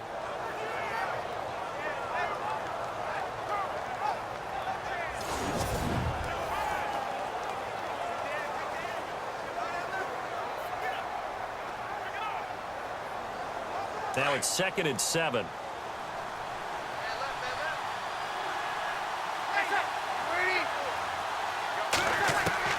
Working from the gun, it's Breeze. And that's going to be too high, out of bounds and incomplete. The target that time, Michael Thomas. And it'll bring up third down. What I loved about meeting with these coaches before the game is we didn't even have to ask any questions. They told us that they were going to be aggressive and push the ball downfield. They weren't successful on that play, but look for them to try it again later.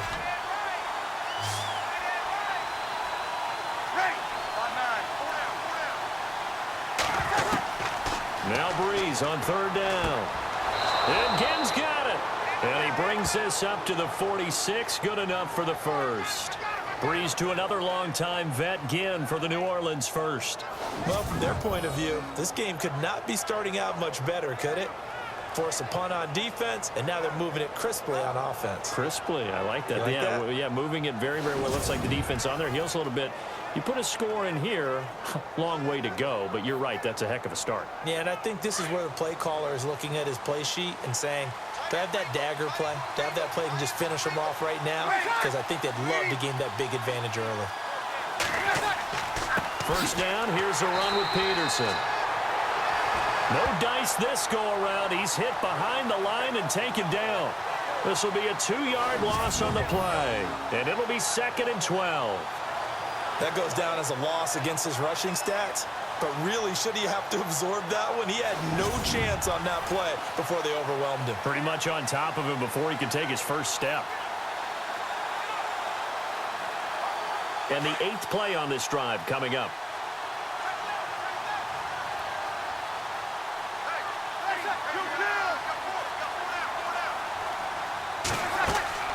They run again with Peterson. Oh, he's got some breathing room. Whoosh. And he's taken down, but not before he gets this into enemy territory across the 40. That burst good for 20 and a first down. If you're an Adrian Peterson fan, that's the sign that you want to see right there on the other end. They got to learn to get him down, or this could be a long one. And it's also the sign that his team wanted to see. Him making that type of a run, having a force and an impact on the game that early, that really demoralizes the defense because they realize it could be a long game trying to get him on the ground.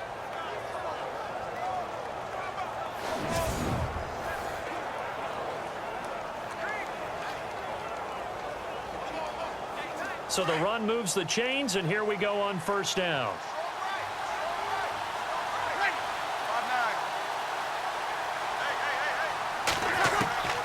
Shotgun now for Breeze. The catch made over the middle by Ginn. And he's going to get it down to the 33-yard line here. The completion good for 3, and it's second down. Good throw, good catch, but I really like the route. The drag and being able to run away from defenders, hard to stick with them for that long. Yeah, better against man than zone, or? Better against man, because now you're running away from someone and you're not running into a defensive player in another zone.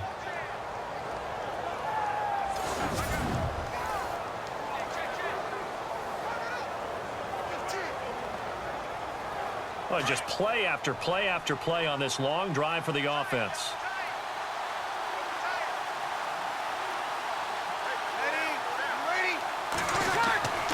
Peterson gets the handoff from Breeze.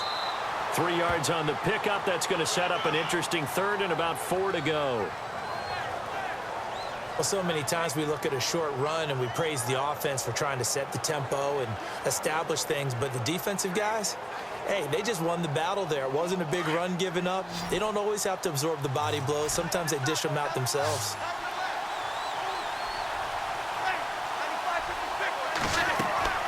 From the gun on third down, Breeze.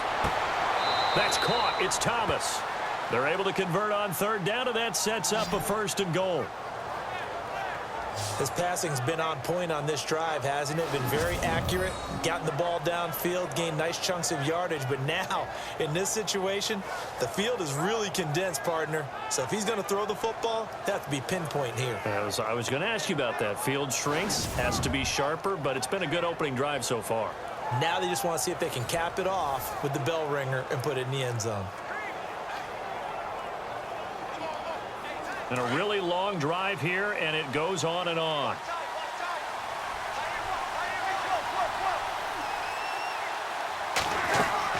They'll run here with Ingram.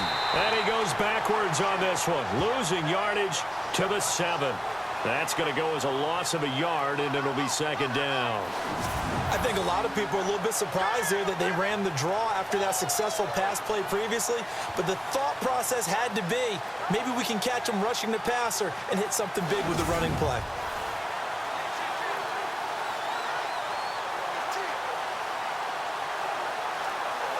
This is turning into a bit of a death march here, the 13th play of this drive.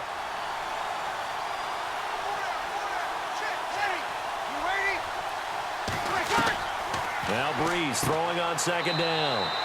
He dumps it down to Ingram. And the stop will come inside the 5 at the 4. Only able to pick up 2, and that leads us to 3rd and goal.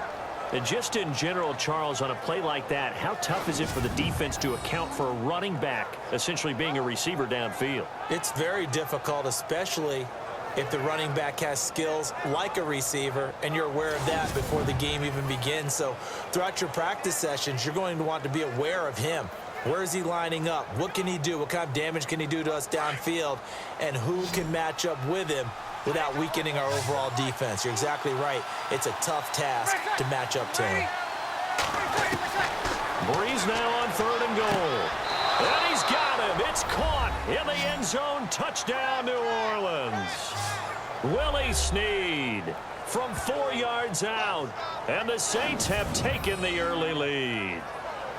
Coming into the year, Breeze, 465 touchdown passes. Add another one to the total. You know, it's funny. I just talked with his college head coach, and he told me that when Drew was a sophomore at Purdue, they weren't sure he was truly the starter, even though he started the opening game. And he made a play early in that one where the coach got on the headset and told the rest of the staff, well, fellas, we found our quarterback.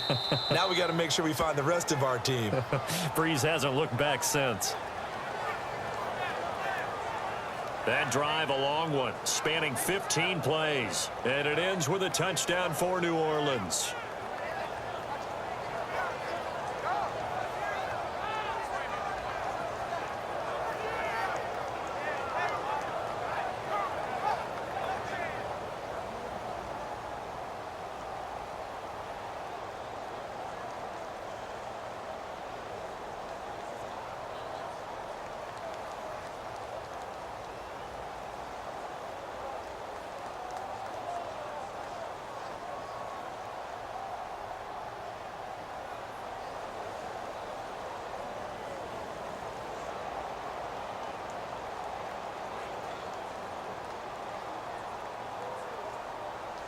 Morstead, the punter, out to kick it off.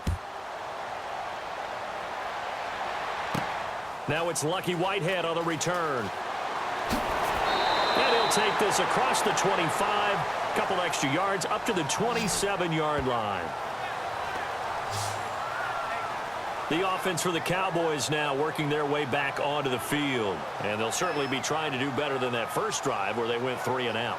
And sometimes the first drive is just simply to settle nerves. You know what it's like at the start of a game with the emotion, guys a little bit jumpy. But you do. Oh, you understand the same way. It's just like us calling one, right? Making sure we ease into the game, let it come to us. Well, you went 3 and and now out. they have that opportunity. No, you didn't go 3 and out. I went 3 and out on that first drive. I'll try to do better here.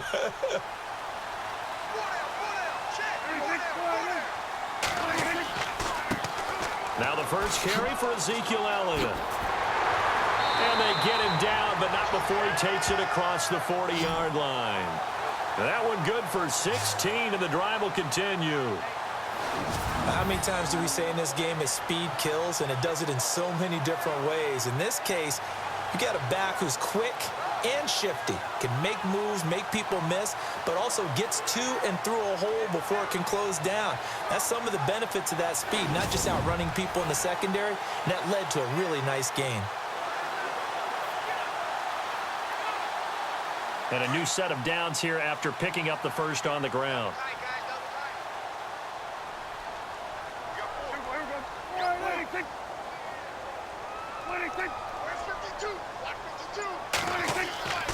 They keep on the ground with Elliott. And he'll lose yardage here. Back at the 41.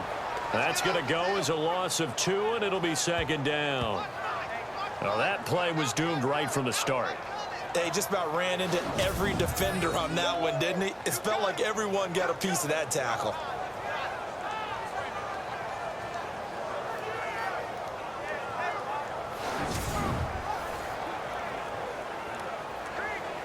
It's already 2nd and 12. The defense hoping to push them back more.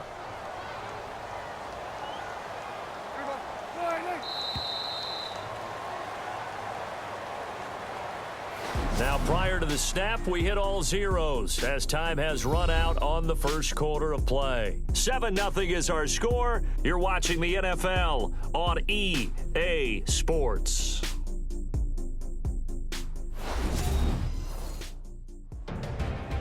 Sitting alongside Charles Davis, I'm Brandon Gaudin, as it is Cowboy football to begin quarter number 2.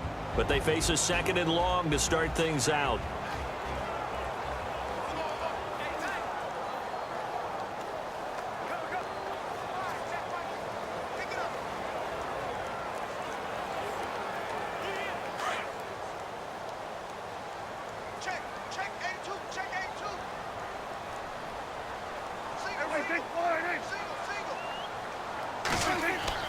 They play fake to Elliott. Now Prescott. He's got the connection to Cole Beasley. And now look at this. Big gain, but a fumble.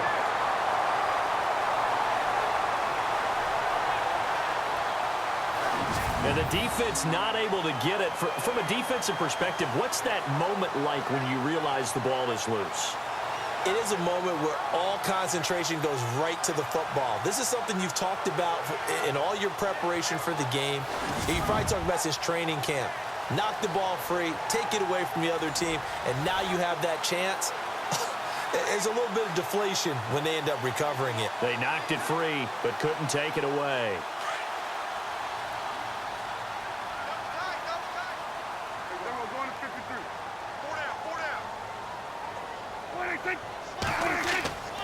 A first down carry by Elliott. And they'll get this one down to about the 20-yard line. Another nice gain, 16 yards there, and a first down again. I think they like this drive a little bit better there, partner. Running game helping out, picking up some of the slack. Because remember, the last drive, they went 3 and out.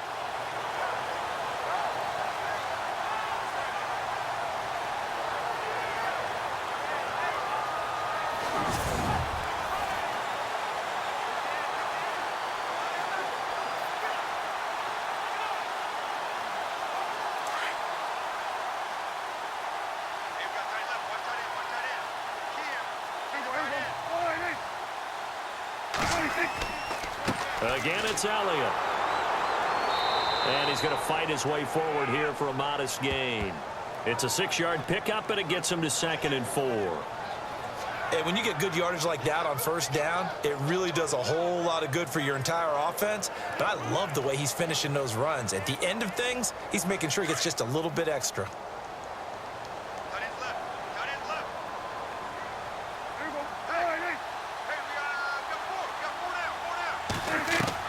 Second down, Prescott over the middle, and it's incomplete. He was looking for Terrence Williams that time, and it's third down.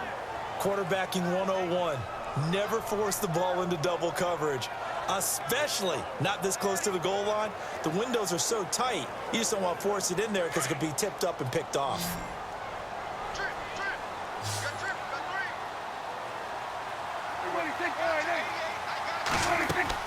Prescott from the gun on third, and that's caught by Beasley. And he'll take it into the end zone for a Cowboy touchdown. Cole Beasley, a 14-yard touchdown. And the Cowboys are an extra point away from tying the football game. I know these wide receivers are about flash and dash and high-flying plays, but a good number of them played running back at some point in their career, and that's how they finish off a lot of their big plays, run after the catch. And this time he finishes off the big play in the end zone. It's good, and we're all tied at 7 apiece. So that winds up a 7-play drive all told. And it's capped off for the Cowboys touchdown.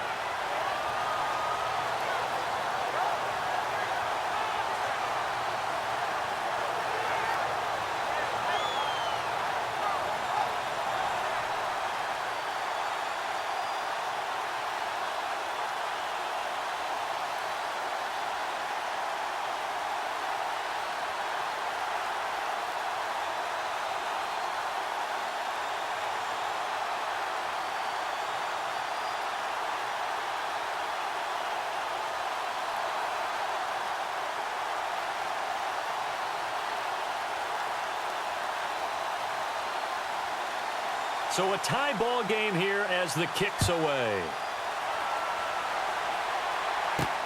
On the return, it's Ted Ginn Jr. And a nice return sets him up pretty good here at the 30-yard line. Back out onto the field now comes the New Orleans offense. And now last drive so successful with the ground game, ending in a touchdown. Do you stick with that formula?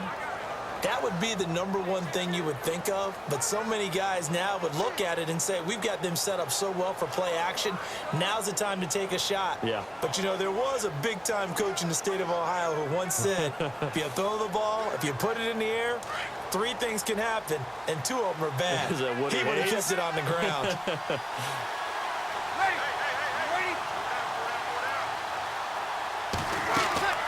They'll run with Ingram here to begin the drive. A very tough run, but for a short gain out near the 32. 2 yards on the carry there. It'll be second down. I once had a defensive player in the NFL tell me, if I beat and dominate the guy across from me, I'm helping my team. Well, winning one-on-one battles is always a part of the game, but when you have good team defense, as we just saw there, one broken tackle, but he didn't get away because the rest of the guys arrived to put him on the ground.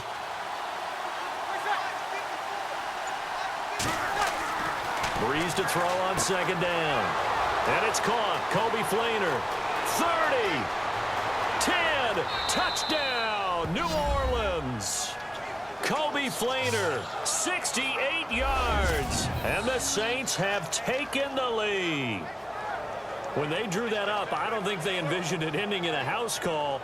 But he got it and took it all the way home. Really impressive run after the catch, wasn't it? That was really special by him. But let's face it, in today's NFL, those tight ends are often former wide receivers or maybe even sometimes bigger running backs. They just put them in a position to get a great matchup and make plays like that.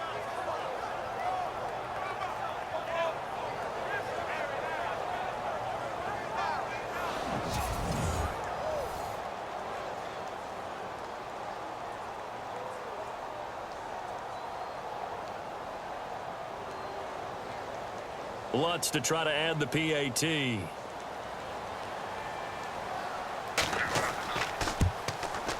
And he's got it. It's now a 14-7 ball game. Pretty clean and simple there. Just 2 plays. The long pass resulting in the touchdown on play number 2.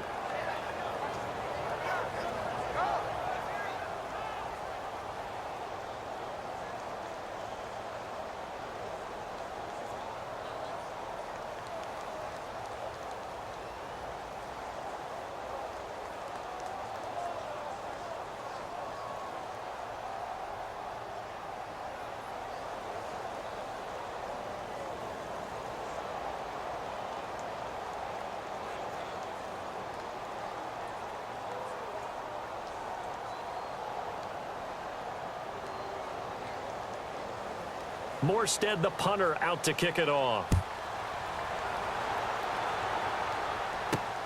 This will be taken in at the 1.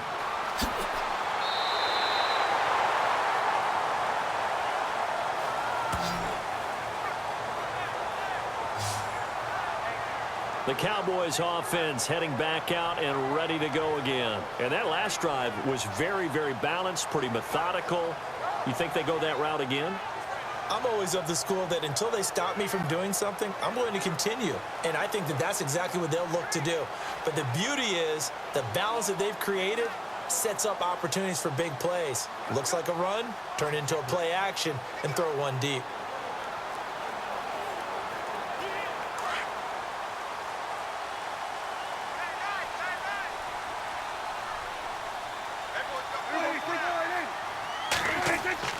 They go play action here on first down. And some room to roam now. And he'll be taken down, but not before he gets into enemy territory. A good pickup there, 26 yards.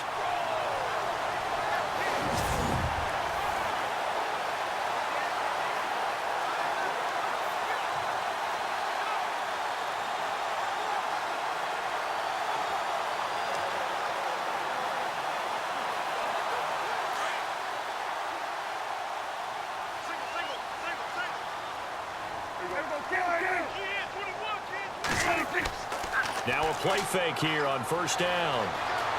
Oh, Prescott stripped, but I believe a Cowboy was there to get it. He was, and Dallas will maintain possession. So it goes as a fumble, but the key thing, not a fumble loss. Yeah, that stat's big, isn't it? I mean, I remember watching teams play. The ball might be on the ground a number of times during the game, but the other team doesn't get it. That's a huge difference in the ball game. And in this case, they were able to retain possession.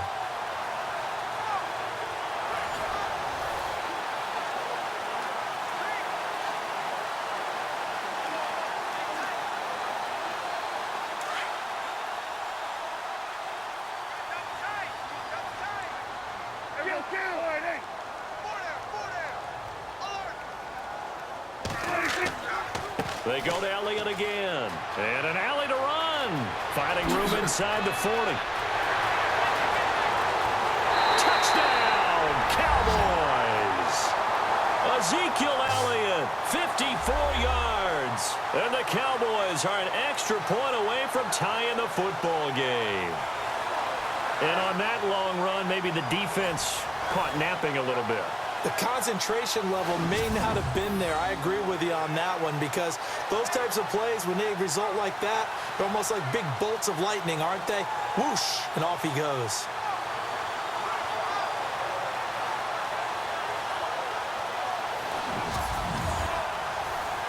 Extra point try by Bailey.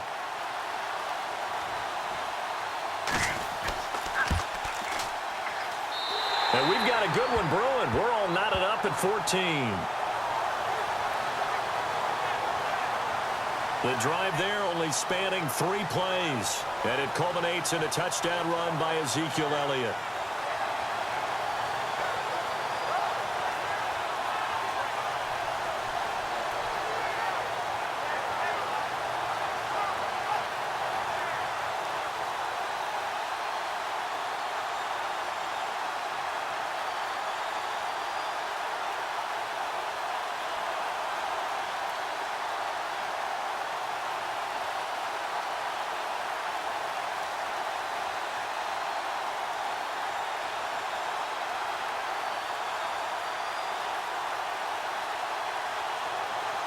So we're right back where we started, all even as the kick's away.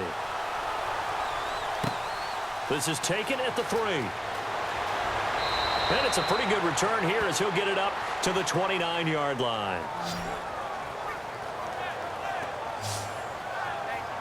The Saints offense now, they get ready to head back onto the field. And right now they're saying, hey, let's keep this going. 2 drives, 2 touchdowns. Yeah, can't ask for a better start than that, can you? I mean, this is the way you practice it. This is the way you rehearse it. But right now, the play calling, they're locked in really well. Hoping now to get back in the end zone on his 4th possession.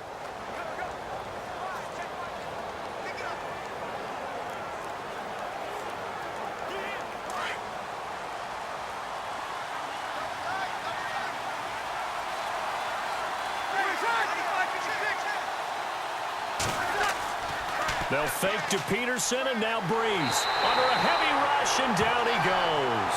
Jalen Smith coming hard on the blitz. He dumps him for a loss of 8.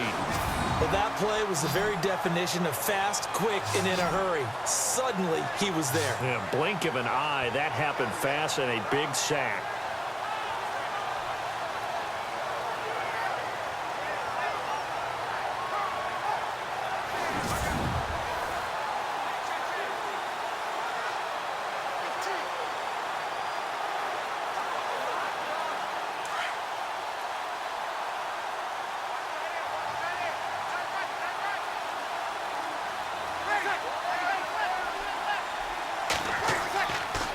Handoff comes to Peterson. And they won't fare much better here as he maybe gets back to the line.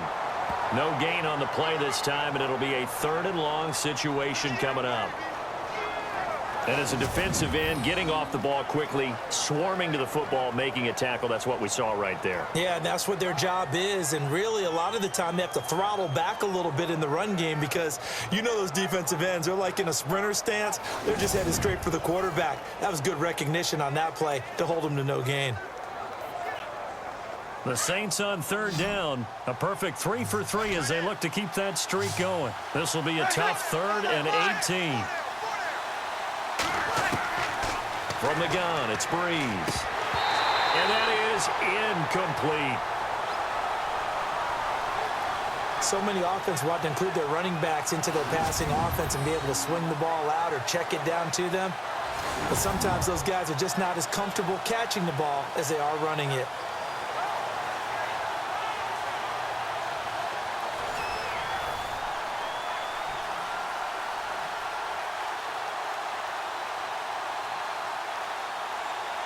Here's Thomas Morstead on now to punt it away on 4th down.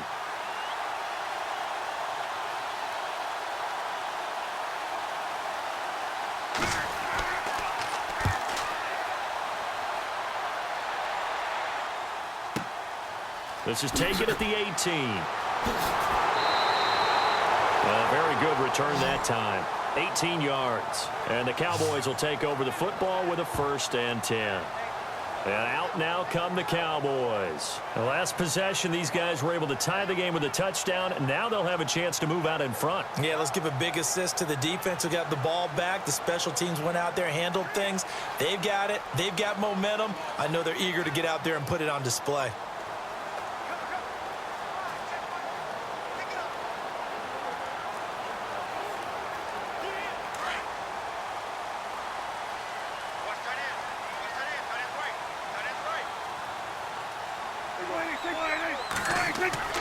Off play action to Elliott. Here's Prescott. He's airing it out for Williams.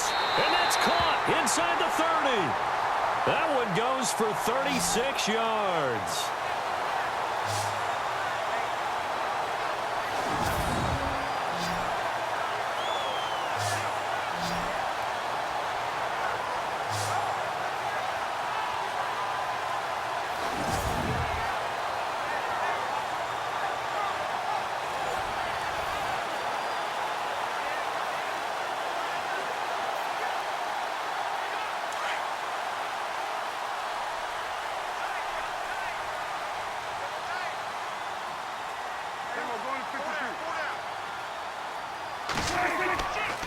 The give is to Elliott. And nothing doing. He's immediately taken down at the line of scrimmage. Officially no gain on the play, and it's 2nd down. Off the corner. Where'd he come from? Well, I guess he came off the corner, but really nice play. I like when you're able to pose a question and answer it at the same time. That's exactly where he came from, but it's not something that you normally see. Most of the time, we're thinking about those guys covering pass catchers. In this case, he was a big factor in the run game. No gain. Prescott now on 2nd down. Right side complete to Butler. That throw good for only a couple. It brings up 3rd down.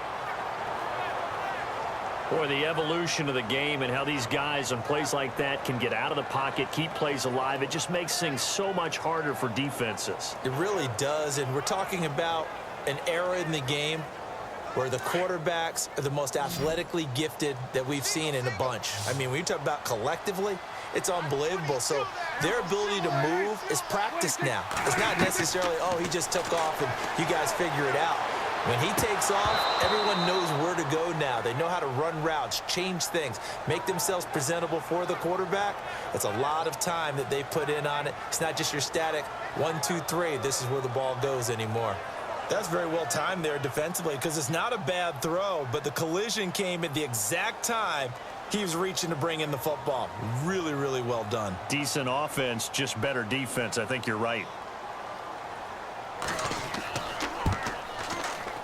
And Bailey able to knock it through.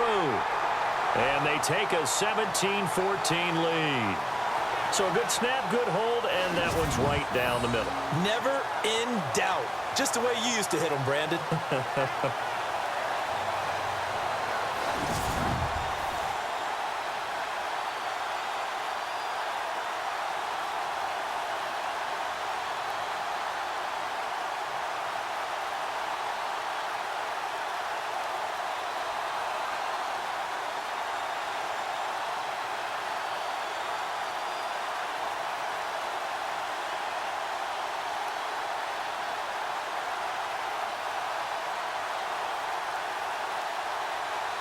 Now, after the field goal, Bailey will kick it away.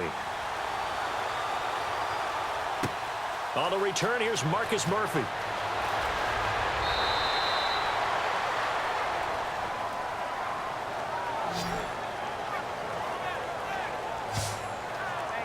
Mark Ingram now gears up to help lead this offense back out there. And for him, it's been pretty limited involvement. Down on the scoreboard, maybe time to turn to this guy. And you know me well. Winning games to me means starting with the running game and continuing to press the running game. Maybe you go away from him a little bit now, but the bottom line is he hasn't touched it enough to make a difference. Well, they haven't established that running game yet. The question is, will they?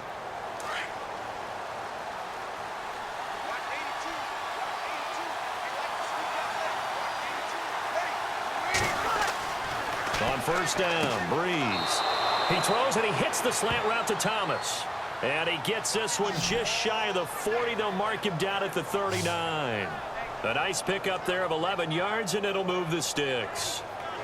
That was a nicely run slant route, and what the receiver's trying to do is make the defender think he's going upfield for a deeper route, and then breaks it off, usually after about 3 to 4 steps, and cuts towards the middle of the field. And now what he's trying to do is use his body to keep the defender away from the football and give the quarterback a really nice target.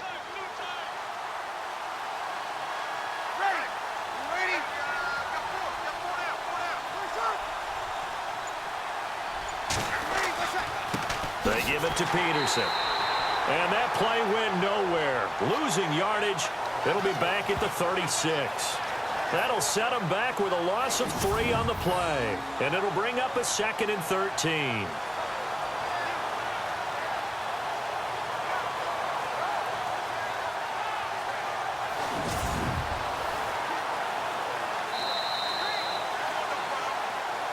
So 2 minutes to go in a wild first half.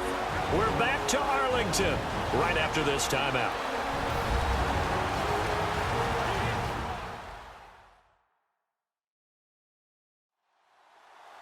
A reminder coming up here at halftime. We'll ship you off to Orlando. Larry Ridley will have first half highlights and analysis. LR, plenty to show in this one. Going to be a busy man at intermission.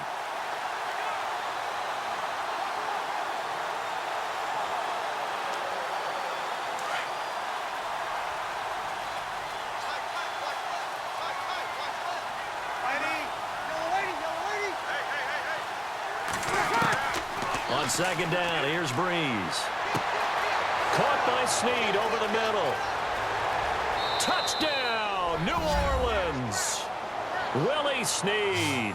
2 catches, 2 touchdowns here so far. And once again, the Saints are back out in front. He's having a nice little first half here, partner. And it's a first half that leaves us anticipating what can still come. I mean, 2 touchdowns already here through the second quarter. There could be plenty more before this game is over.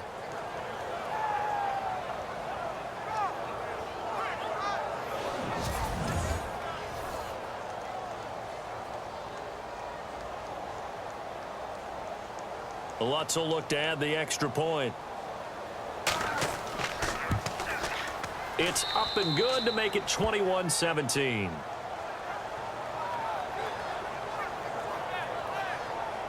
So they only needed 3 plays on that drive. And it all culminates in a Saints touchdown.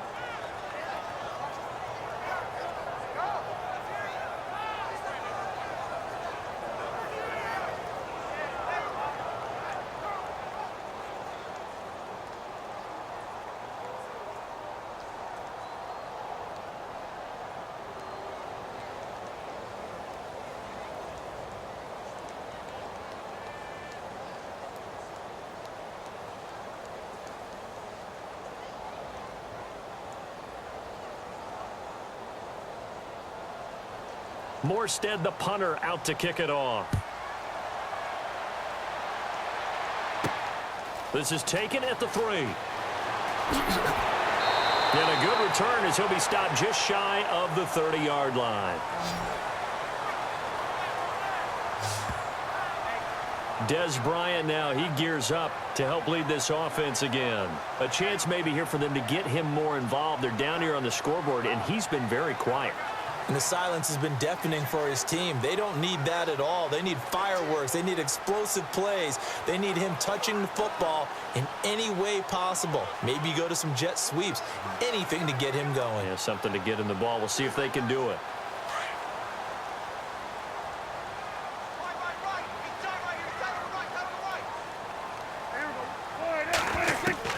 First down, Prescott.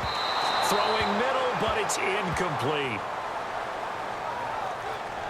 One thing I have learned, receivers don't mind high throws so much to the sideline, but do that over the middle to them, and not only are the DBs going to throw a little verbal trash their way, when they get back to the huddle, they're going to have a few words to say to their QB, aren't they? Yeah, hung out to dry a little bit there on the high throw. Luckily fell incomplete. Throwing again, Prescott on 2nd and 10.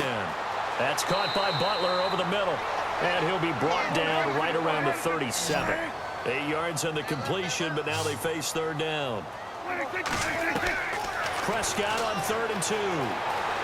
Room here to run. And he will avoid the contact as he slides to a stop.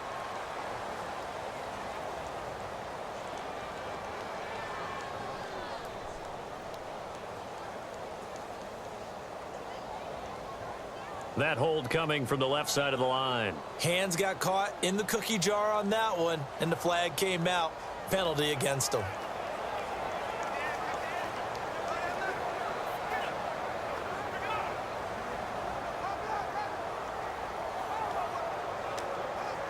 The Cowboys on 3rd down. Just 1 for 3 thus far. This is 3rd down and 12.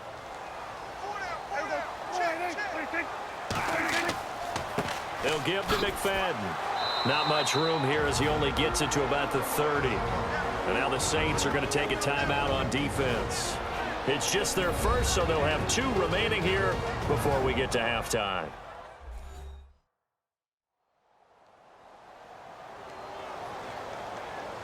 So a defensive timeout, chance to regather, regroup, and get set as we resume action.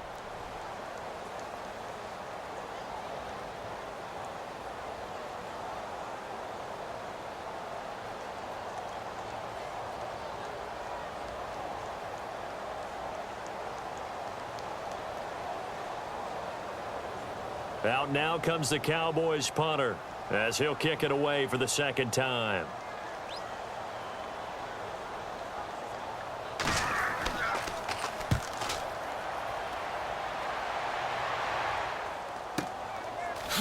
He spins through. That's going to go in the books as a 55-yard punt. Well done. And the Saints will take over with a 1st down and 10.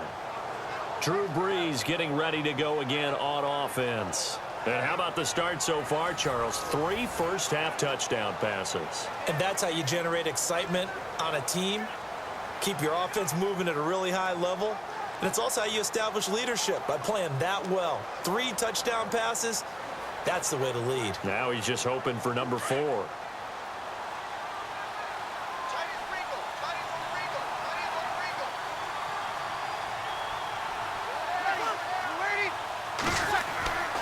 On 1st and 10, here's Breeze. Throwing the out route and complete. That's Thomas. 10 yards on the pickup there, and it'll be 2nd down. And now with that completion, he's north of 200 yards here in the first half. And he's going to break our statistician, Marvin, isn't he? Because Marvin right now is just tallying it up. Hope his hand doesn't hurt too much doing this or keeps hitting the calculator. But my goodness, what a start he is off to. By the end of this game, he could have monster numbers. He just wants to continue to be accurate. 2nd down now after the pass completion.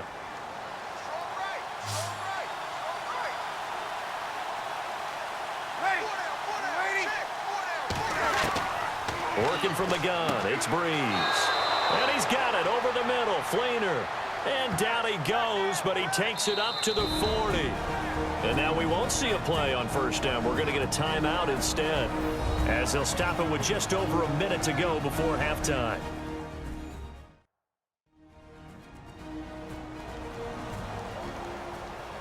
So the offense takes the timeout, and they are back out and ready to rock.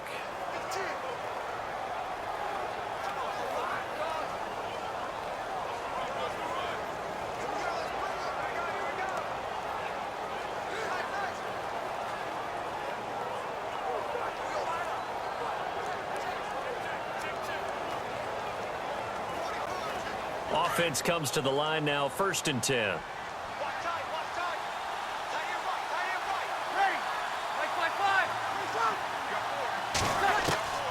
Shotgun now for Breeze.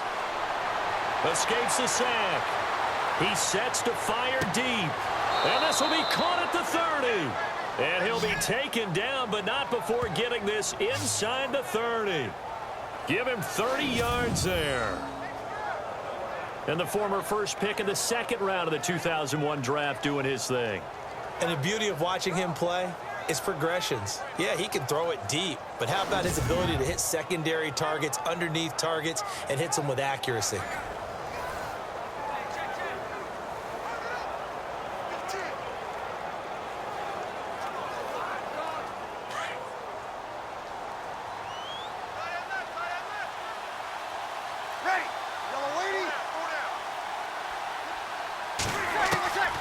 Breeze now on 1st down. And brought in here by Flainer. And they'll be inside the 25 now at the 24. 5 yards on the catch there, brings up 2nd down. They gave up the completion there, but this is what zone defenses count on. Catching the ball and not much run after the catch. Now a timeout signaled for, and they'll get it with 10 seconds to go before halftime.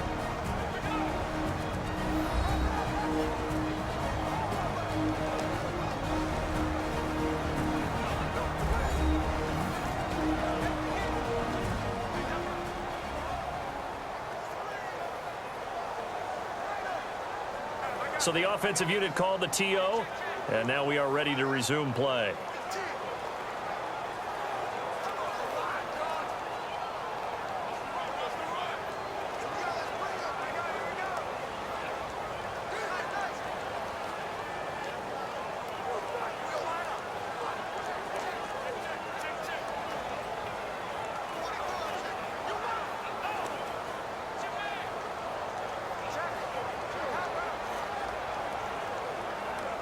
So on 2nd down, the field goal unit is on here as they try to get 3 before half. From the left hash, this will be a 41-yarder. And Lutz's kick is good. And the drive will wind up yielding 3. So he splits the uprights there, and I would imagine it's nice as a kicker. Right when it leaves your foot, you know it's good. Yeah, it's kind of like a golfer that picks up his tee after a nice drive without even watching it land. Solid analogy. I like it.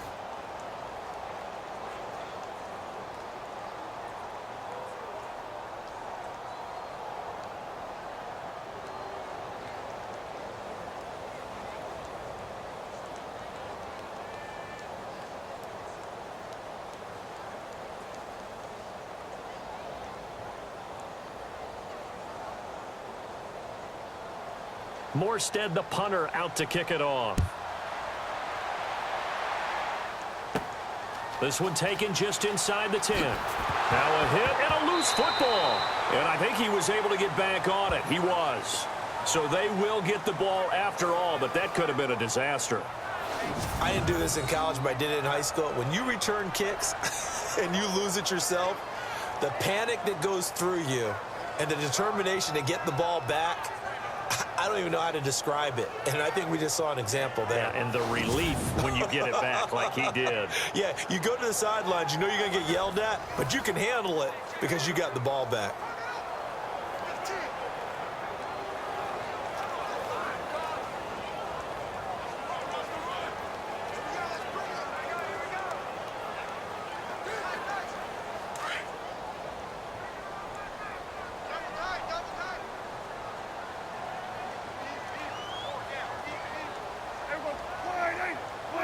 And with time running short here, they'll simply take a knee, and that should do it for half number one. So we have reached halftime with the visiting Saints out on top. As we send you on over to Orlando, where we'll check in with Larry Ridley. He's got our EA Sports halftime report. Larry?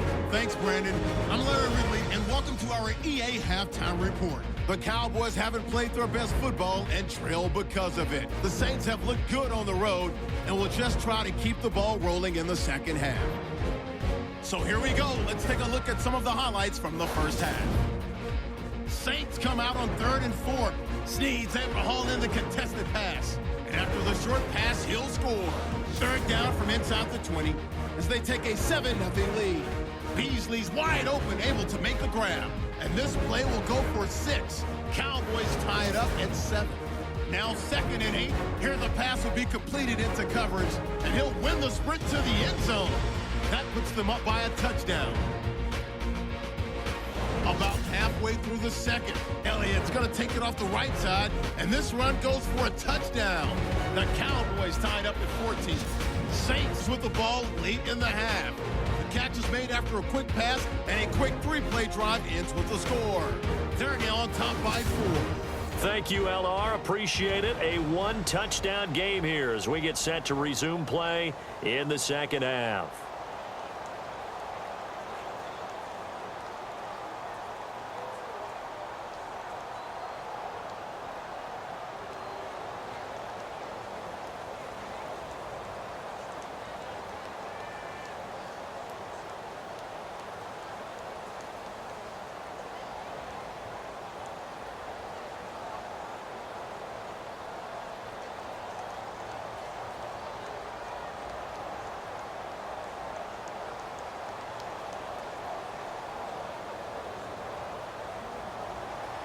Both teams appear ready for the fight ahead, and we resume action here in quarter number 3.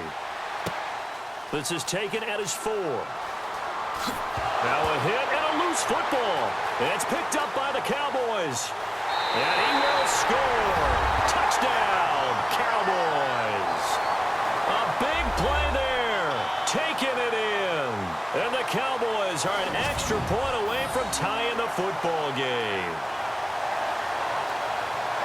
So problems here on special teams, and it results in the scoop and the score. They talk all the time on special teams about keeping your head on a swivel, trying to see the whole field. Hard to do when things are going that fast, bodies all over the place. You're just trying to find the right guy to align yourself with. On that play, wow.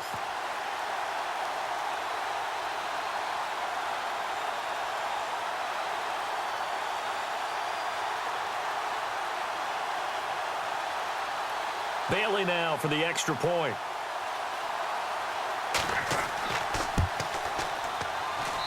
And that will tie our game here in the third quarter.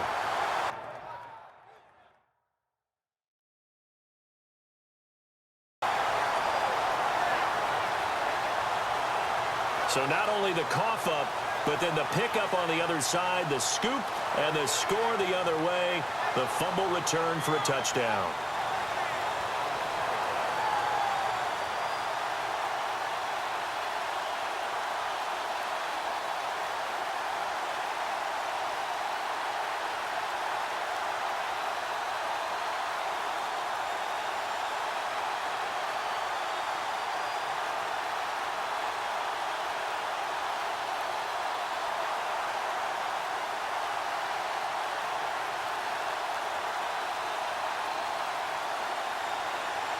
So a tie ball game here as the kick's away.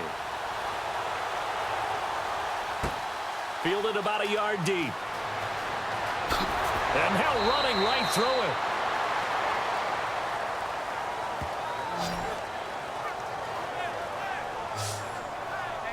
The Saints coming out now to take the field. First half showed us some pretty good offense. Tie game, we'll see what the second half brings.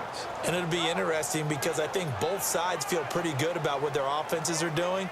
Got to wonder what adjustments are being made defensively to try and get a spark and maybe slow down the other side. But here, do you change up anything on this opening drive? Not offensively, you don't. You've got everything going your way. You've probably prepared for maybe some change-ups you might expect, but overall, you like what your game plan's showing you.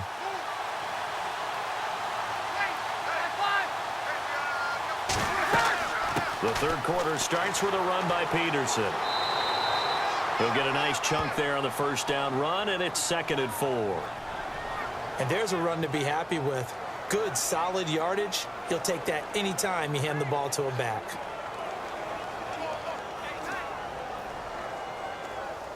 Second down and 4. Single receiver. Hey, Jordan Island over there. Single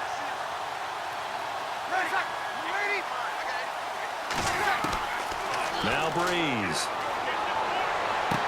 And he goes out of bounds just shy of the 45. Breeze on the hook up to Thomas for the New Orleans first.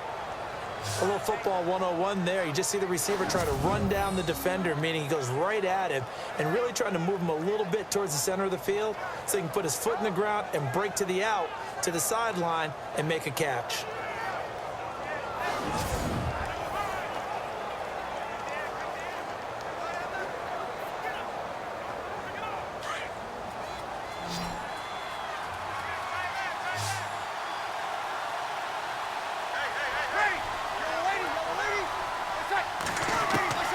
Breeze now on first down. Now he'll dump it underneath to his running back, complete. And he'll be brought down at the 48-yard line. They'll give him 8 on the play, and it'll make it 2nd down. Everyone's got to be able to catch the football. Doesn't matter what position you play, but if you're on offense, be aware a ball may come your way. So they complete the pass, and now they face a 2nd down.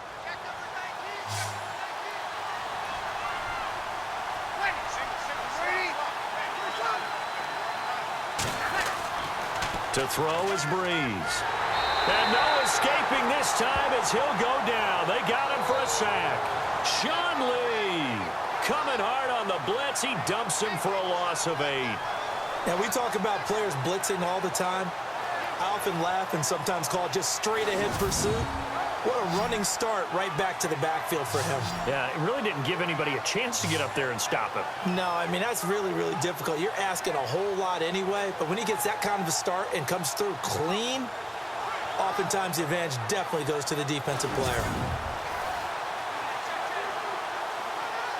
3rd and long now after the sack of Breeze, and the Saints up against it here.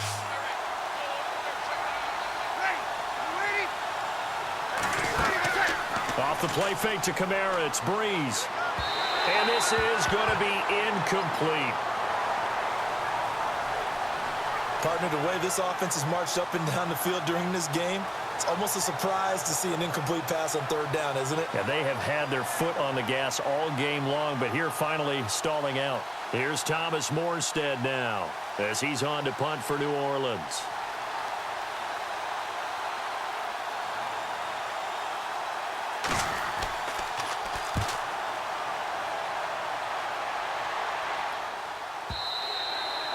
And not what he was hoping for there, as this will hit in the end zone for a touchback. So out come the Cowboys now as their offense gets set to take over. We have seen a lot of points here in this quarter. For us up here in the booth, it's been fun to watch. The defensive coordinators probably scratching their heads. Yeah, they're going a little bit crazy right now, but let's face it, all of our friends who play fantasy, they're enjoying the heck out of this show because most of them are creating and getting a bunch of points. Yeah, points certainly not at a premium here.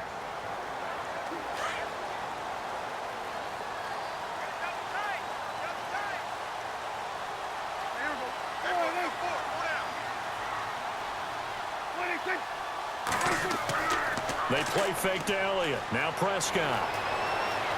He's going to wind up and air it out. And a scary incompletion, almost picked off. It would have been their first INT of the game. Instead, second down. A lot of contact there, but there was no way it appeared that he was going to get a flag on that one. Looking for it, but he wasn't going to get it. And as an ex-defensive back, you love it when they let you play and jostle downfield.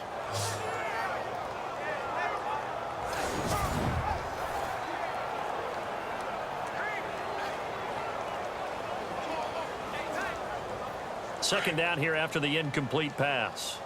Tight end right. Tight end right. Four down. They'll run it now out of the gun. Gets this to the 24 for a gain of 4. Well, if you're a football guy, that's a pretty run because everyone is in sync right there. Obviously, the guy carrying the ball, but how about the people up front? Leverage, athleticism, they created some nice space for him. The Cowboys on third down. They've only converted once in 4 tries. This will be 3rd and 6. Prescott from the gun. Got a man over the middle. It's Williams. And he'll be brought down right at the 30 here. The completion good for only 6, and that'll bring up 4th. So much about offense is what you call hidden yardage. You know, you throw the ball to someone, they catch it, and then they can make a big play. You know, they create a play, run after catch. They did a really nice job there of limiting that and keeping him from a first down. Yeah, stopped him in his tracks.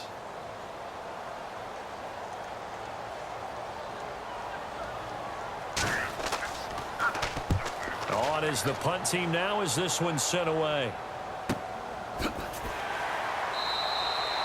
51 yards on the punt there. And the offense will take over with a new set of downs. Drew Brees getting ready to go again on offense. He has been consistent, hasn't he? He played well in the first quarter, good second quarter, and now continuing that here in the third. And that's the word that they're always seeking from the guy taking the snaps, is consistency. Taking care of the ball, making sure it gets to the right people, no errors, right? Not turning it over, and just doing all the right things. That's leadership, and it inspires confidence in a team. Yeah, been a good leadership and a good distributor. Throwing on first down is Brees. And the tight end has it. It's Flainer. And he'll go down just shy of the 25 at the 24-yard line. The completion good for 3, and it's second down. Got to give credit where it's due. Really nice defense on that play. The pitch and catch was successful, but not any run after it.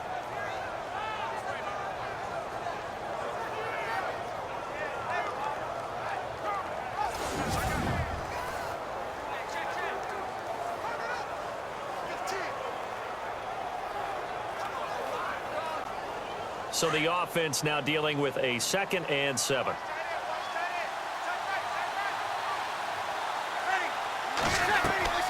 Now Brees handing to Peterson on the draw. Takes this to the 27. Give him 4 yards.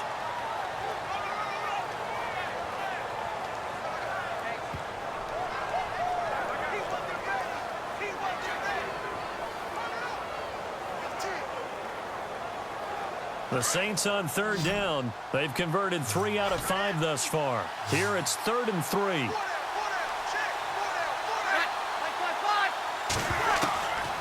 Now Brees. Oh, look at Thomas wide open. And he's taken down, but not before getting this across midfield and just shy of the 40. That goes for a gain of 31. Now that play will end up on the highlights, and you'll see it all over the place. But what you won't see, the offensive line that bought the extra time, that allowed for the big completion downfield, those guys made that play possible.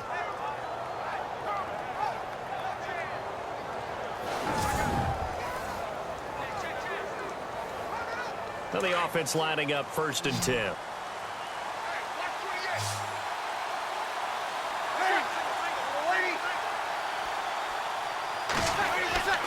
Here's Brees to throw. And Josh Hill has it. And he gets it inside the 35 and just shy of the 30. 11 more yards that go around, a first down as well.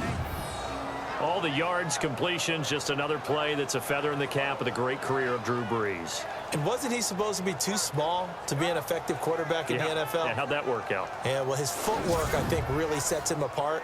Remember, he was a junior tennis champion, beat Andy Roddick, the future U.S. Open champion, back when they were in the juniors. I think that footwork really helps him be the great quarterback he is now.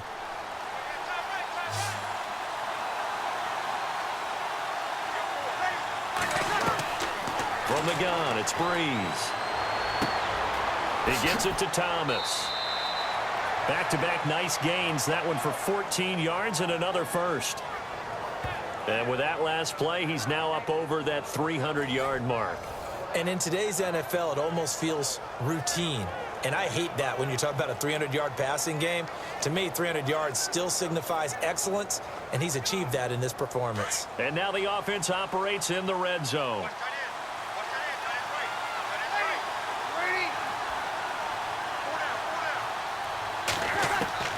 Into the red zone, it's Brees. And his throw here is incomplete. Looking to go back to Thomas again, and that'll bring up second down. Let's face it, you can run the route tree as many times as you want, get in sync, practice it, do all those things. But once you get to game speed, it doesn't always time up quite that well. That one goes incomplete.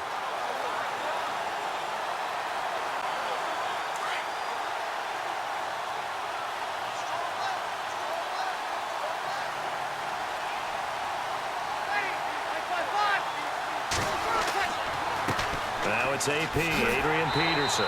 And they'll lose yardage here. Knocked back to the 19-yard line. It's a loss of 2, now third down.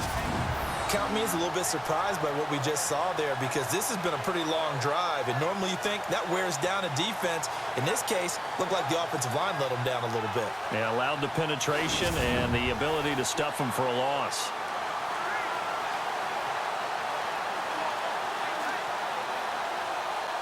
The Saints on third down. They've converted 4 times out of 6. Not bad. This is third down and 12.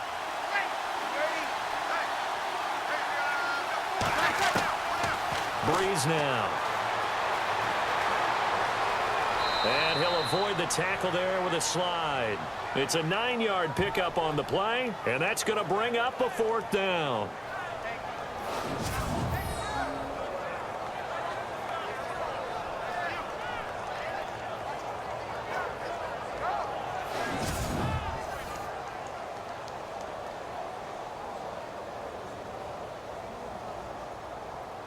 On 4th down, off goes Drew Brees, and on comes the Saints kicker, Will Lutz, for the field goal attempt.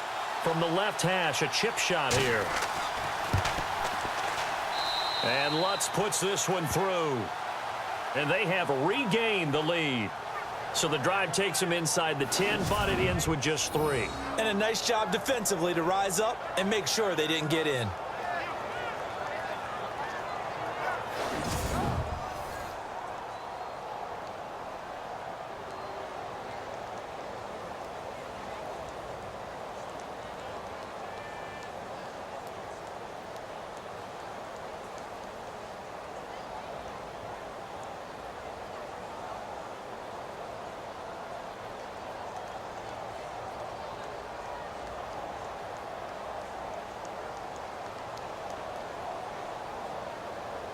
Morstead, the punter, out to kick it off.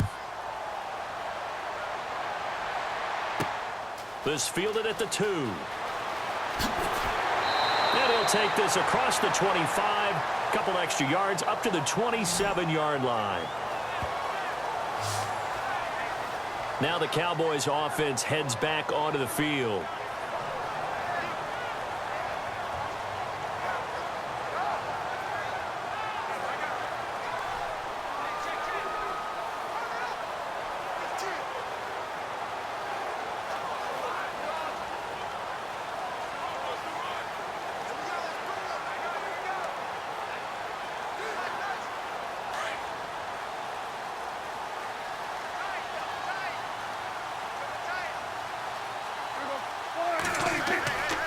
They'll start the drive with Elliott. And he'll get about 3 here as he's out to the 30. Some of the most unselfish players on any football team, defensive tackles, because we ask them to just eat up blocks and allow other people to make tackles. But when he can make a play himself, as we just saw there, that's a big day. Right. He's tight right here. He's tight on the right. Tight on the right. On second down, Elliott. And he'll be brought down shy of the 40 at the 38-yard line. 8 yards on the pickup there, and it moves the sticks. Boy, where would these guys be without his performance on the ground? That puts him over 100 yards now for the afternoon, and I tell you, he seems to be getting stronger as the day goes along.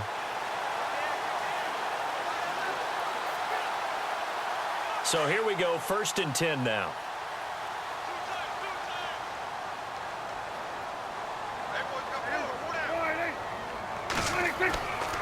10th carry now for Elliott. And maybe a measure of revenge there. He's had his way in this one, but this time they get him behind the line.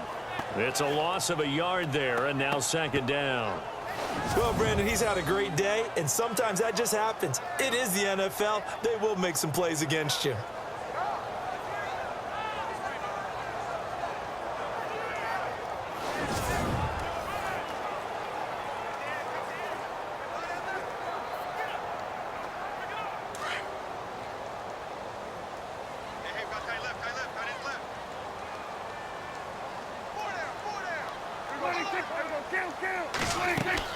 They'll run it now out of the gun. And a good swarm to the football defensively as they get him down at about the 40. Give him 2 on that run, and they're still left looking at a 3rd and about 9 to go. Well, that's not a run that's going to make any of the highlight tapes, but they've been moving it well all game on the ground. This is another one that keeps them moving forward. The Cowboys on 3rd down. Just 1 for 5 to this point. This is 3rd and 9. Looking to throw. Prescott. Complete to Jason Witten. And he's taken down, but not before he gets this into enemy territory across the 40. The 21 yards there as they convert on 3rd. And that is going to do it for this 3rd quarter of action. We'll return with more after this break. You're watching the NFL on EA Sports. Back now here on EA Sports. It's been a very hotly contested game to this point. Just a field goal separating these two teams as we get set for the 4th quarter.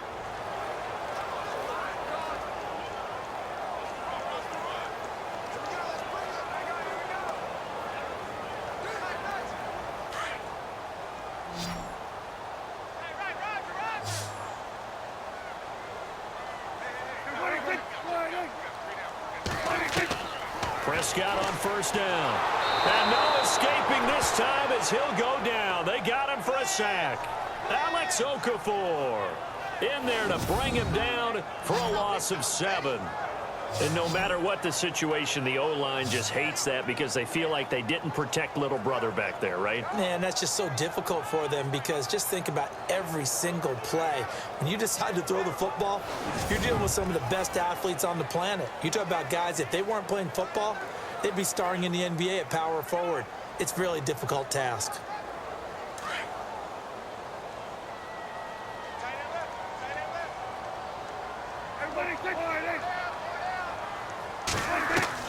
Second down, Prescott. And Beasley with it over the middle. 8 yards on the completion, but now they face 3rd down.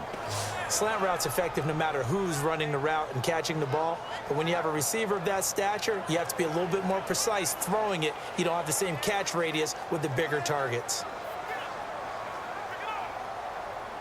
The Cowboys on 3rd down. They've converted just 2 for 6 thus far. This is 3rd and 9.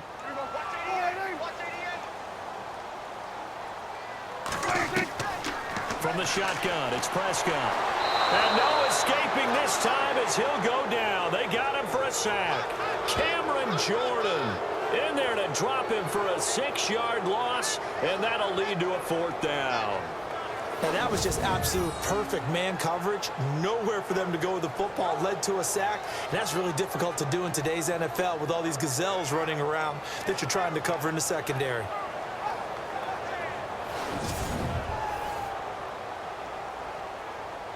Out now comes the Cowboys punter. He's been terrific so far.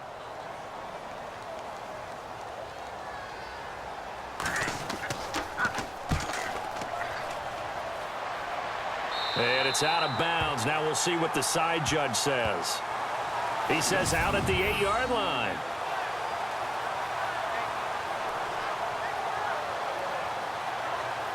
Now we'll see what Michael Thomas and the rest of the offense has in store here. And I know that they've double-teamed him a couple times, but not a ton. Whatever they're doing isn't working. He's up over 100 yards. We'll see how they adjust. And when they do that, they weaken their defense in other places as well. And how many times have we done games where we've seen a guy have a big game like this, but it's usually not by himself, is it? Right. Usually it opens it up for other people to have big games as well. Very tough spot here for the offense to start.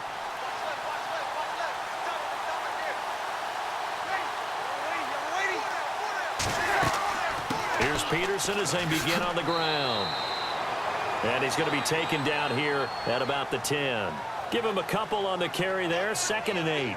A tight game like this, such a tough spot for the offense to be in. Even though they have the lead, Charles, back up so close to their goal line, they got to protect the football. And that's when you have to take care of your team with play calling as well. Not a lot of misdirection, not a lot of counters, not a lot of plays where you have extra ball handling. Get it right to the hands of your running back. Tell them to take care of the ball and try and move forward. It's brought in right side by Ginn. A really good pickup of 28 yards. Well, we haven't been shortchanged on offense. Another fun play to watch there on the deep pass. This game has the feel of, what, a turkey bowl, a Thanksgiving day. You know, when we get together this year, when the Davises and the Gaudens get together, that's what our playbook's going to look like. Like they're drawing them up in the dirt, and so far it's working for both of them.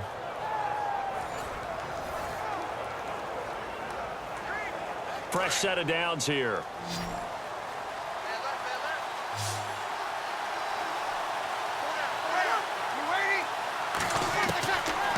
Breeze going to throw. Powers ahead at the 45. Oh, he got position on him, and he pulls it in. Give him 9 there on the first down completion. And when you're playing a quarterback with some experience and some moxie, you enter the danger zone when you decide to blitz him, because if he's able to diagnose as he did on that play, he can hurt you downfield. He reads defenses so well, doesn't he? He really does, and the best part about that play for him, I don't think that was his primary target. I don't think so either. I think he had the read, figured out where the blitz was coming from, and went to a secondary target for a really nice game. And he'll get it out to midfield. Looks like, yeah, they'll spot it right at midfield at the 50. It's a gain of 4 there, and it gives him a new set of downs. Now, I'm guessing you'd say this is kind of the key here. Grind out some yardage, work on that clock, see if you can continue to tick it down. Definitely, you want to bleed things out at this point, right? Continue to possess the football, gain some yardage, and put the onus on the defense. Do they have to use timeouts? What are they going to do to stop you? You're taking charge.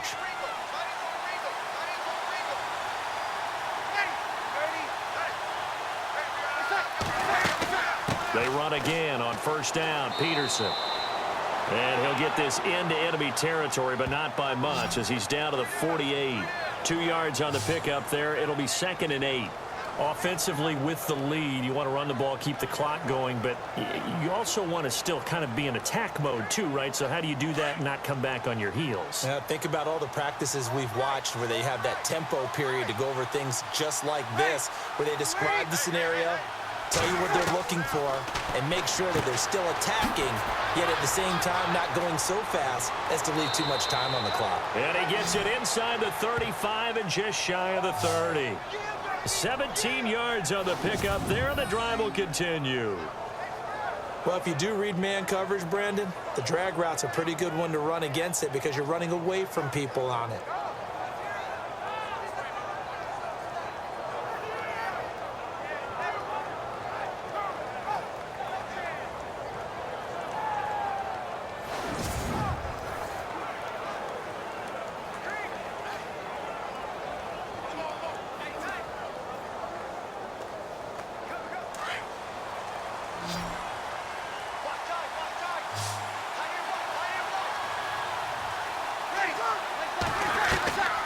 On 1st and 10, here's Breeze.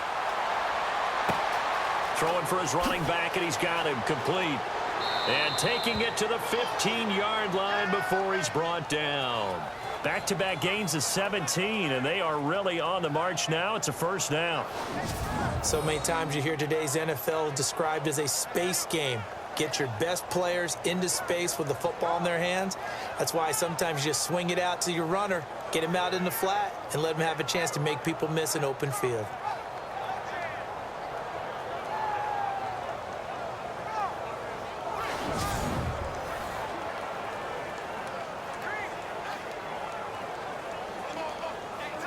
Offense walks to the line for play number 7 of the drive.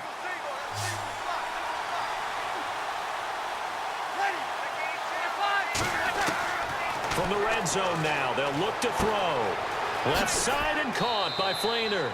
And he's going to be brought down just shy of the 5 at the 6. A good pickup there. 8 yards on the first down completion. Seeing that play and understanding just how tough it is to cover tight ends, especially the ones running around the NFL nowadays, makes me glad I didn't make it in that league. I would have had a really difficult time. But now you get to sit up here with me. Yeah, and that's fun, isn't it? And what a really nice gain right there on first down for them. Brings up a nice second down for them.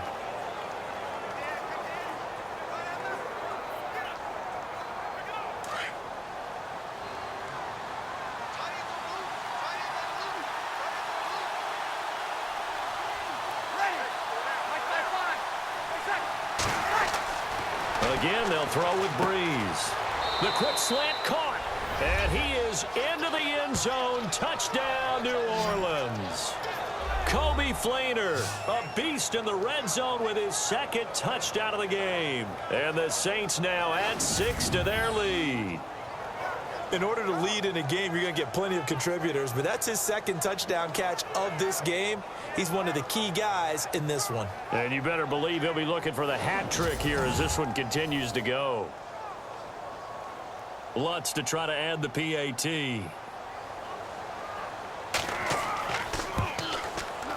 And his guys will take a 10-point lead.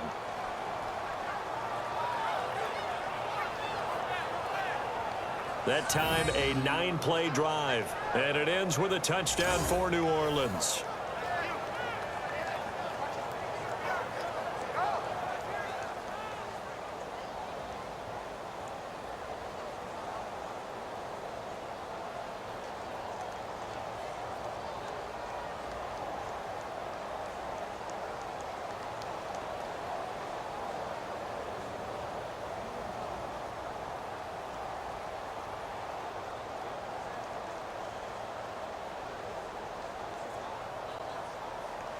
Morstead, the punter, out to kick it off. This will be taken in at the 1. And a big collision there as he winds up flat on his back near the 25. And now Dallas gets set to take the field. These guys had to punt their last possession, and that's become too familiar of a refrain. Too many of these drives just wound up going nowhere. But you know how in baseball, when the pitcher gets a base hit and he's on base, they bring his jacket out to him to keep him warm? A lot of times the punter goes to the sideline, puts on sweatpants or a wrap over his leg to keep it warm. He might need a massage from the trainer right now from all the work he's getting.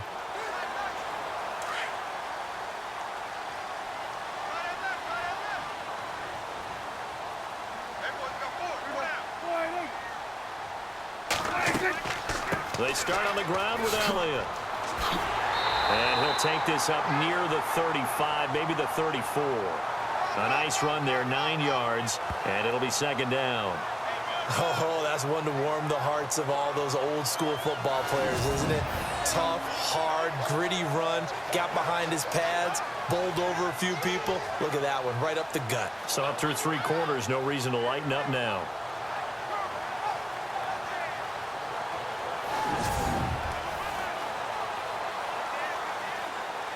Second and very short here, less than a yard. Double tight, guys, double tight.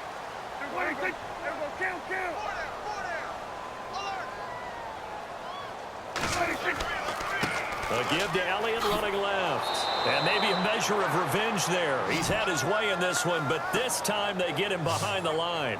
They'll wind up losing 3, and now it's 3rd down. Partner, I think there's a lesson there. Some days you're just having a really tough time, and for the defense, today has been that day. But after that play, what do you learn? You can still make plays even when the other guy's having success against you.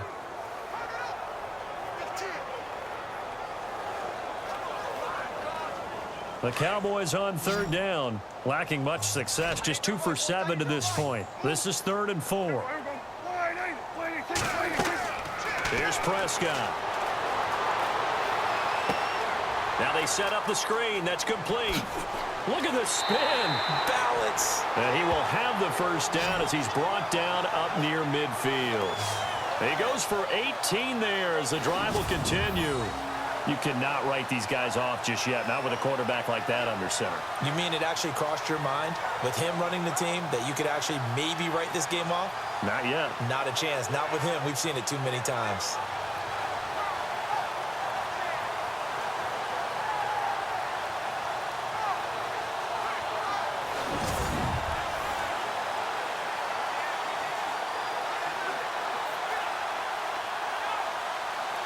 So the offense has it 1st and 10.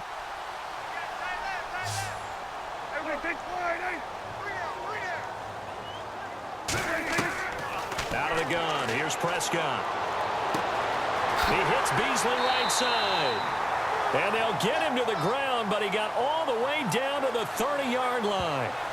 And a nice gain of 21 yards.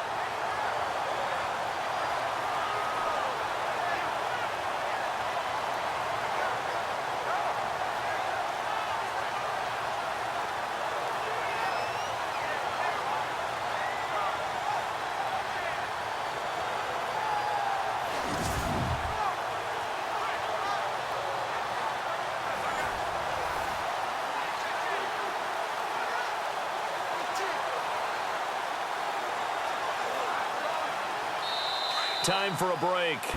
We'll come back to wrap this one up after this.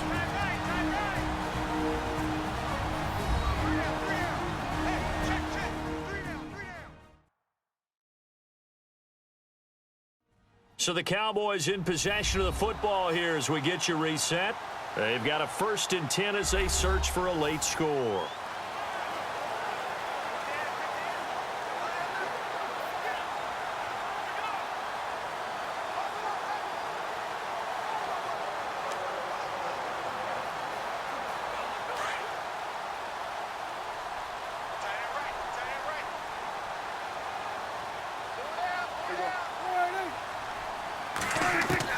A 1st down throw for Prescott. Throwing over the middle, and it's incomplete. They always say the real estate is about location. Well, guess what? When it's a slant route, the quick ones, timing, timing, timing. Got to be able to lead your man with the football. And the timing off right there, threw it behind him. Unable to connect on the 1st down pass play. Now it's 2nd down.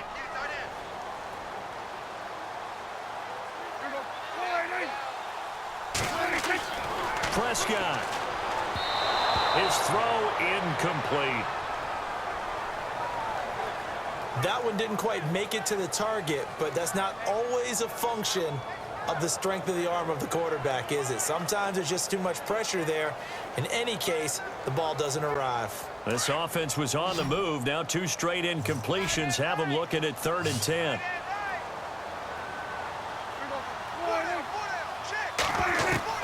Here's Prescott. Oh, he can't hang on to it. Almost intercepted. They would have loved the first pick of the game there, but at least it does get them to 4th down. I know ultimately that feels like a good defensive play, but I know it's really not. They had a chance to keep points off the board. Now they have a chance to kick a field goal by missing that shot. Yeah, especially at this spot in the field. He's got to be upset he couldn't come up with that INT.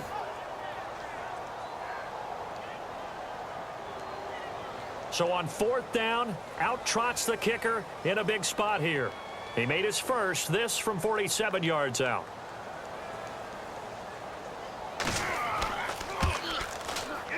And this will split the uprights. It's right down the middle. And this is back down to a 7-point game. So you knew one way or another that you needed 2 scores. They get the easy one out of the way. Now they'll need to get the ball back. So, Brandon, the question is, how do you accomplish that? You can onside kick it. But remember, since you've got all 3 timeouts, you can still kick it deep and try to play defense.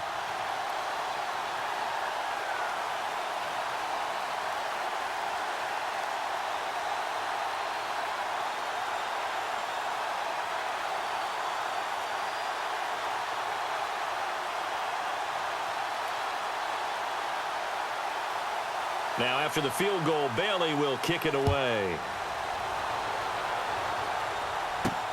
This will be taken in at the 1. And it's a pretty good return here as he'll get it up to the 29-yard line. And now the Saints get set to trot out there. And for them, a touchdown their last go-around. Obviously, they'll be hoping to do that again. And when you start plotting for this drive, when you start thinking to yourself, okay, what are we going to do? You don't go away from what you did before because that worked, but you have to be prepared for wrinkles and counters because you know they'll make some adjustments.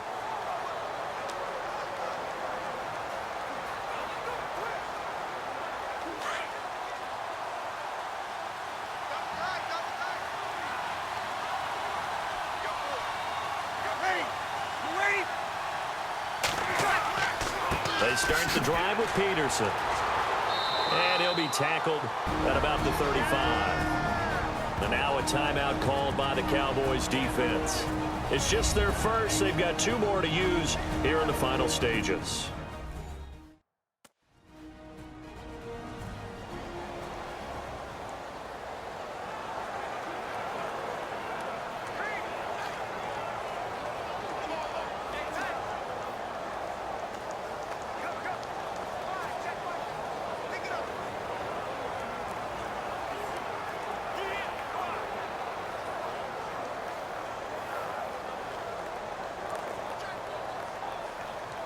And after the play on the ground, that brings up 2nd down here.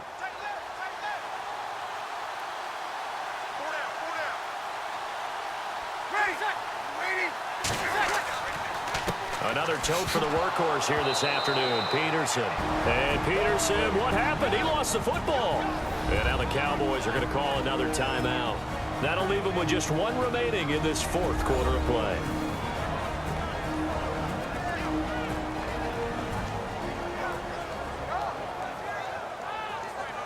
The defense, they got a little bit of a breather.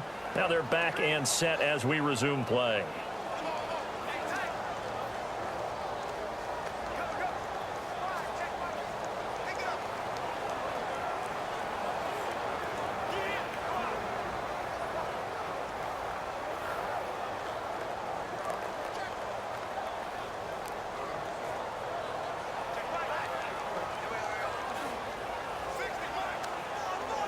The Saints on 3rd down. They've hit 4 of 7. They're up against a 3rd and 1 situation.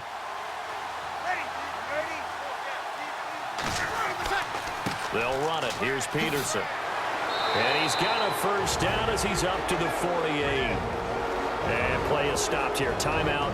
It's the defense calling the timeout here. And they'll be disappointed to have to burn one there after giving up the 1st down.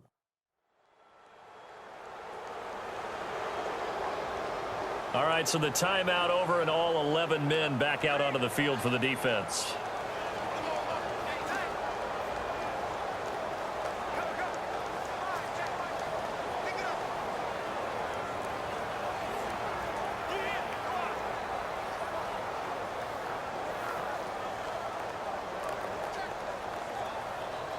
So they pick up the 1st down after the run, and now they approach for the fresh set.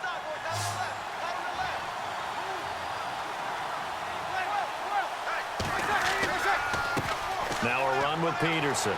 Able to corral him right at the midfield stripe following the busted contact. 2 yards on the carry there. It'll be 2nd down. They're making steady progress, but I see your face. You're worried about that clock. I'm worried about the clock, and at some point you have to have a splash play in there as well.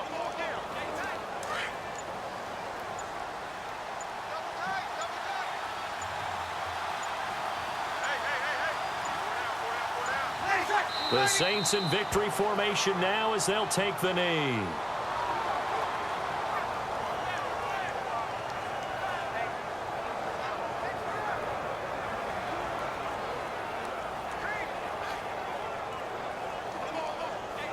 The Saints on third down. They've had good success, 5 for 8 to this point. This is 3rd and 9. Drew Brees with a kneel down, and that ought to do it. Well, I know at points of this when you wanted to close your eyes because of all the points that were being put on the scoreboard, you're a defensive guy, but it was a fun little track meet, wasn't it? It was, and you know the people really enjoyed this game? They're the ones that like going to batting practice at the Major League Baseball parks, right? Seeing the 14-11 game, that sort of deal, that's right up their alley with what we saw in this one.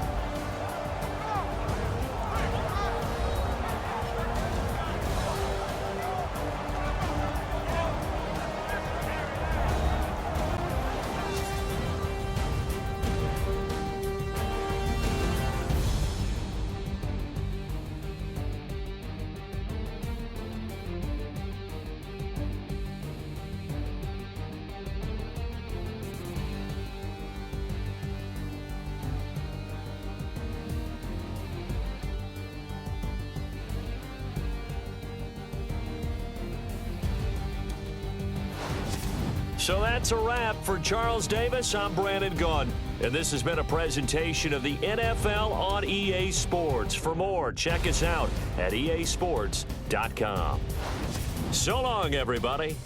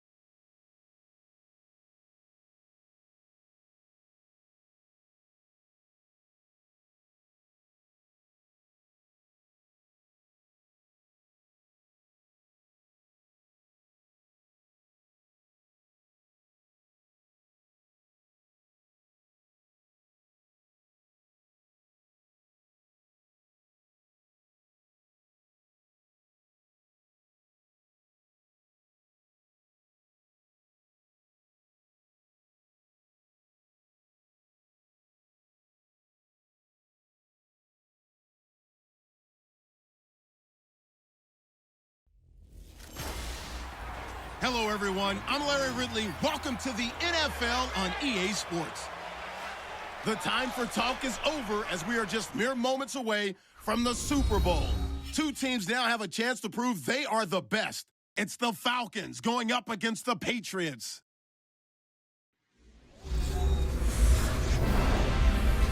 Larry, we have played 266 games in this NFL season. Only one remains, and it's the biggest of them all, as EA Sports is proud to present coverage of the Super Bowl.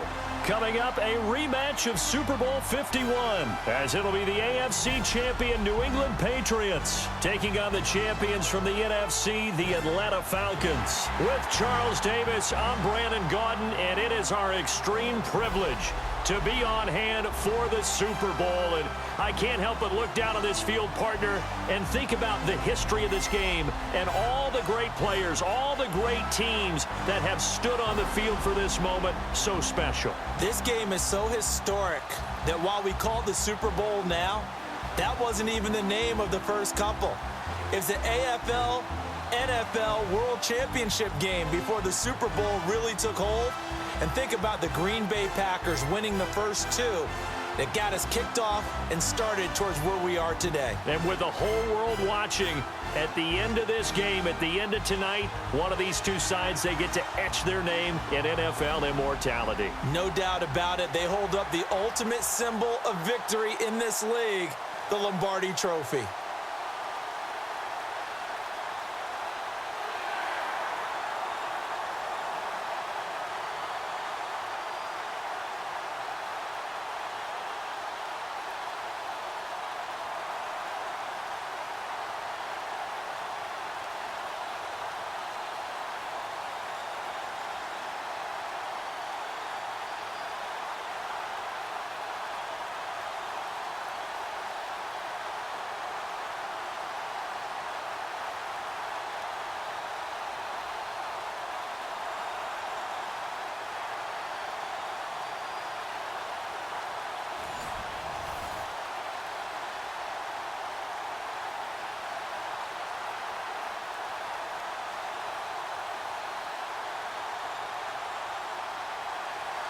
The eyes of the world upon us tonight as Super Bowl 52 from Minneapolis is underway. Now Dion Lewis to return. And a good return as he'll be stopped just shy of the 30-yard line. So now the Patriots getting set to take over on offense. The man under center leading them now 40 years of age in his 18th year out of Michigan, the great Tom Brady. And we keep hearing from people who are waiting to see the drop-off in his play. I'd quit worrying about it. I'd quit looking for it. He says he wants to play until he's 45. Is there any reason to doubt him? His skills have shown no sign of declining.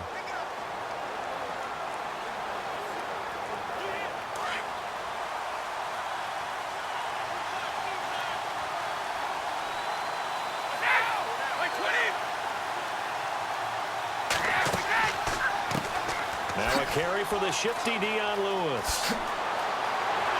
And he's brought down after a good gain. That's good for 21 yards and a first down. So much of this game is still mental, still psychological. Yeah, we just saw a big-time run right there, but you have to believe he was dreaming about this last night in his hotel room before this one, thinking, hey, first time I touch it, let's go for some big yardage and set a tone. That's exactly what he got done.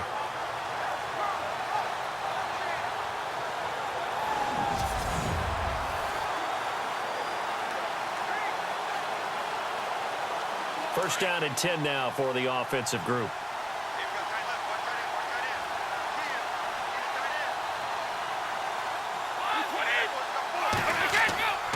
They try again with Lewis. And he's going to get this one down to the 45. 5 yards on the carry. Good pickup on first down.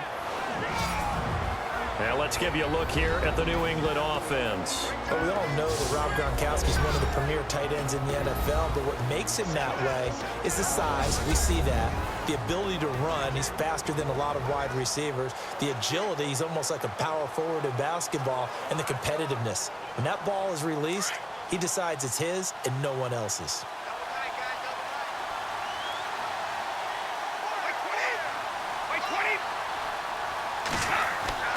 Play action. Now it's Brady.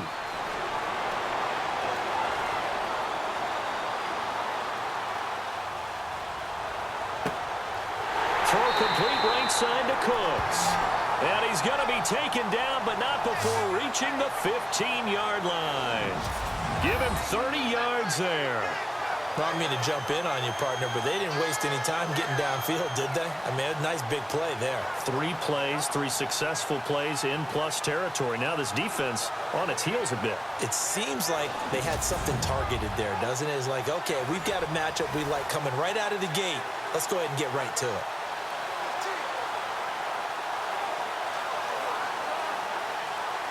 In the red zone this time.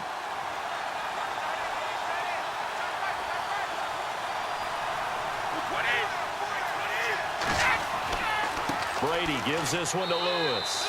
And he stopped after only a yard, taking it down to the 14.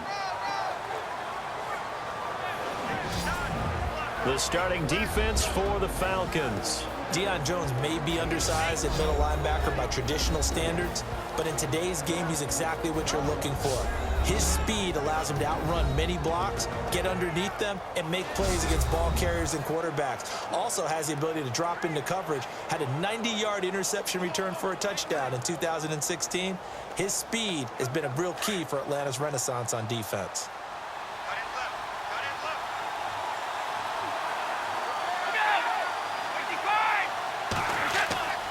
Again, it's Lewis. And he'll take it into the end zone for a Patriot touchdown. With the first touchdown of this Super Bowl. And the Patriots drive right down the field and score on the opening drive.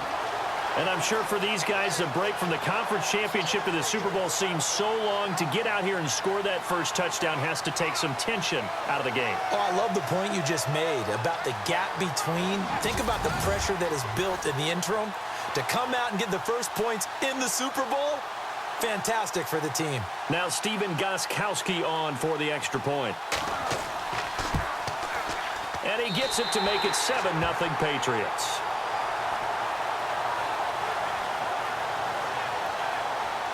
So that drive spanned 5 plays, and it ends with a Dion Lewis touchdown run.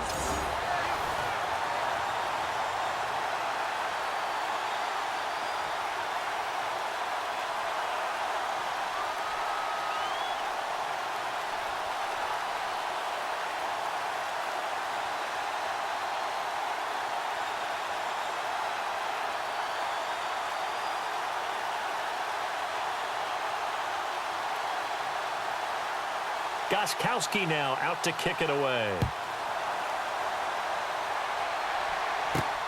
This fielded at the 2. And not a bad return here. He gets it out to the 25-yard line.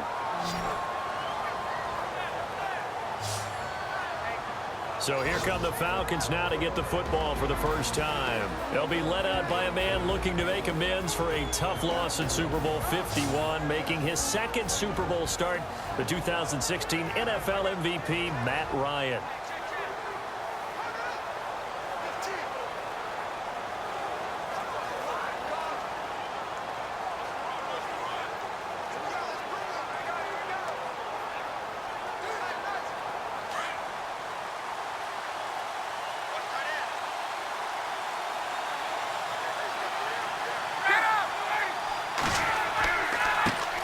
They'll run for the first time with Devontae Freeman. And he goes out of bounds across the 40-yard line. And a nice carry there of 15 yards. Absolutely love the run right there. This guy's known for his quickness, but also for his speed. And he's able to get to the second level almost before you blink if you give him any type of blocking. Always talk about slot receivers, and they're usually known as quicker than fast. In this case, we've got a guy who's quick and fast, and he used it to great advantage.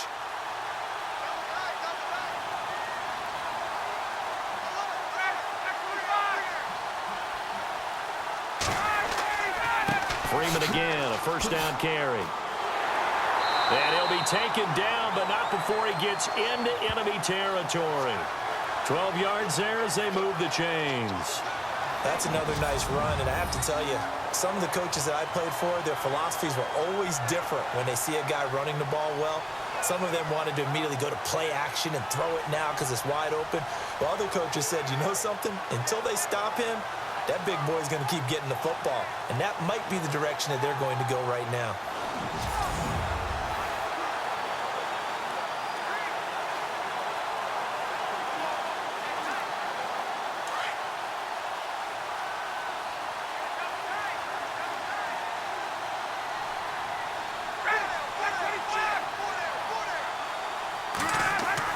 They go play action here on first down.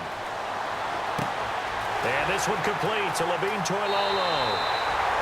A really good pickup of 28 yards. Well, coaches always talk about finding balance on offense. How they can get much more balance than this? Big-time run, big-time pass. A 1-2 combination. Looked pretty good. How about that? Let's see if they can continue to take that kind of a punch, though.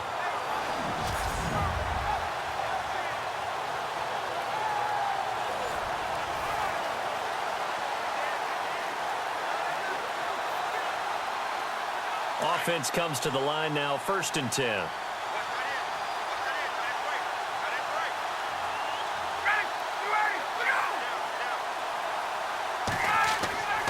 Now Ryan going to give it to Freeman. And he's going to be out of bounds down inside the 5 at the 4. 15 more there, and they're on a roll. It's another first down.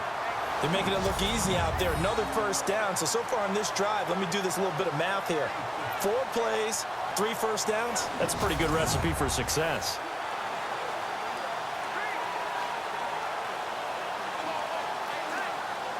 Two big plays in succession. Not sure this D knows what hit him, but now they got to get ready. It's 1st and goal. They'll run here with Freeman. And he gets halfway home from the 4 down to the 2-yard line. A glance at the starting unit. Julio Jones, a threat on the outside, of course. Combines great athleticism, incredible speed, and a whole lot of toughness to be one of the better receivers in the NFL.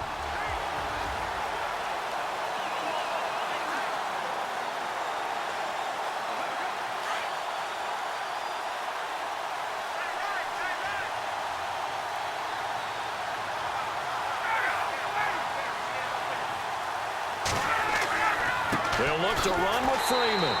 And this will result in him losing yardage. Back to the 3. They'll lose a yard, and it brings up 3rd. His path became similar to almost running a stretch play, didn't it? Trying to find a crease, anywhere to put his foot in the ground and cut back. It just never materialized.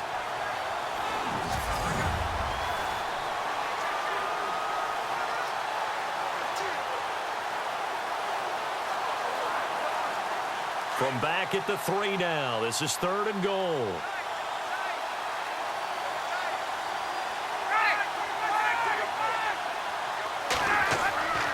Ryan. Rush coming, and he's taken down. Shane McClellan in there to get him for a loss of 3, and it'll be 4th down. Man, he got in there so quickly, Charles. What could the offense have done to adjust and account for that? But what you're hoping is that you figure out and you see and get a clue that maybe there's going to be some pressure coming at you, and you change the blocking schemes. Maybe you go to max protection. The biggest one is maybe you bring your running back in to try and keep you clean. But in that case, that didn't happen. 0 accountability, and a sack resulted. So on 4th down, off goes Matt Ryan, and on is another Matt Bryant. From the right hash here, should be an easy one. And the 42-year-old veteran's kick is up and good. And they are on the board, but still trailing. It's 7-3.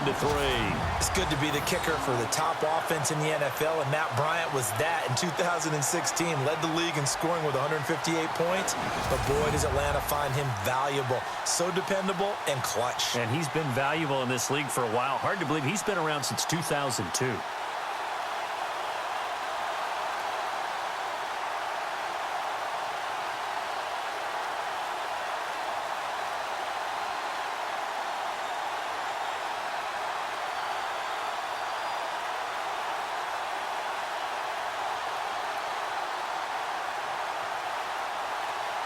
Here's Bosher to kick it away. This will be taken in at the 1. And he'll be brought down at the 23, make it the 24-yard line. Now this offensive unit ready to see what they can do here. They had the touchdown on the opening drive of the ball game. It was countered by just a field goal. So, hey, if your guys can do that for 4 quarters, you're in good shape. Yeah, it is a team game, so that's just good complementary football. But, you know, I know I'm no brainiac, but you trade 6s for 3s, things are going to work out in your favor.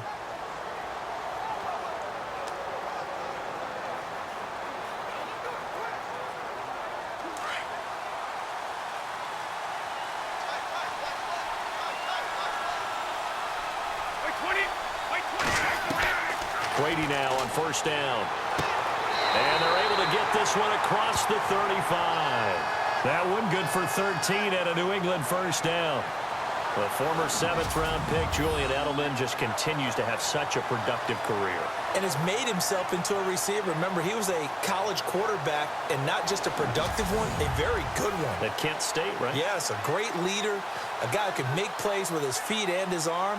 Got to the NFL and had to convert into being a receiver and was drafted that way.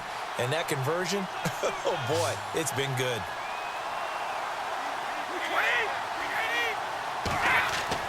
Brady now on 1st down. Allen has it, left side.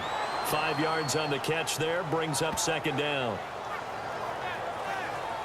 An ex-teammate used to tell me all the time, I hate experienced quarterbacks because no matter what, you really can't hide what you're doing. And I think that right there, he knew right away where the blitz was coming from, where his primary guy was going to be, and he ended up going to a secondary target for a nice game. I was just going to ask you, that wasn't the primary target. He's so good at that, isn't he? I think he knew right away that he wasn't going to get to his primary guy. I think he read that as soon as he got to the line of scrimmage, knew where the pressure was going to come from, and said, I know how to beat that, and that's what he did. Unable to get it to Gronkowski that time. 3rd down here. But not to get too overcritical there because he knows what he's doing, but his shoulders looked a little off kilter there when he threw that. I don't think you're being overly critical there. You're just analyzing it, and he gets those shoulders right. That pass will go from incomplete to complete.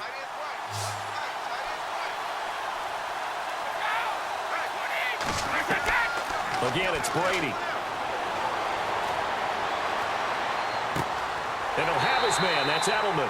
And he's going to have a first down as he's brought down at the 44-yard line. Brady to his old reliable Edelman, and the Patriots have a first down.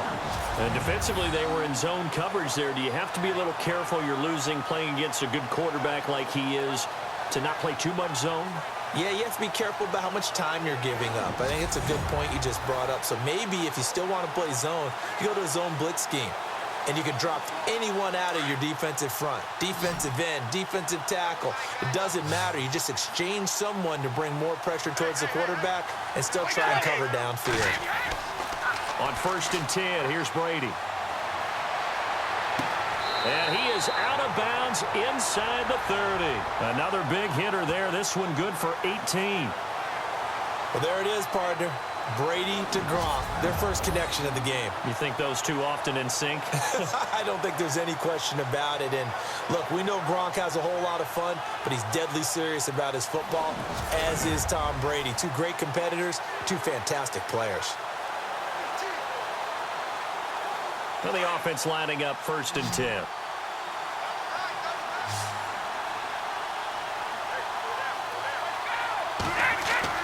Throwing on first down is Brady. It is taken in by Cooks for a Patriot touchdown. Brandon Cooks, 26 yards, and the Patriots add on to their lead. And he's a little bit on the shorter side as a receiver. Maybe sometimes for the defense, tough to find the little guys, right? Yeah, sometimes they get lost in the traffic, but usually what it means is that rather than just winning with height or even speed, they use their quickness to find a way to get open. Well, tall, short, wide, skinny, whatever, there it results in a touchdown. Extra point try for Gostkowski. And this one's right through to make it a 14-3 ball game.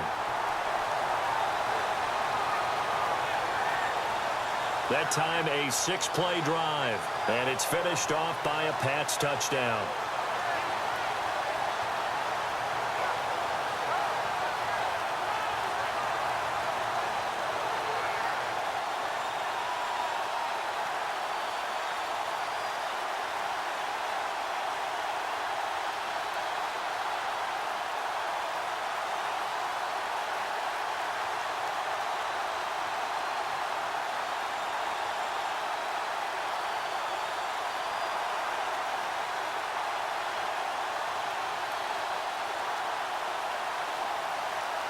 Gostkowski now out to kick it away. Fielded about a yard deep. And he'll get it up to about the 26-yard line, just across the 25. Now the Falcons offense, they get ready to head back out here. And they had 3 points last time, but they didn't want 3 points because they were well within range of scoring a touchdown. We'll see if they can do better now. I'm with you on that one. Let's just go ahead and be frank about the whole thing. The only one happy about the 3-point? The kicker. Exactly. He put it through the post. That's going to help him at contract time. But that offense, they're thinking, let's get in the end zone this time. I don't know if that helped him at contract time. You could have kicked that one through. I don't know about that. Toe bash. I don't know about toe that. Toe bashed it. Super toe. The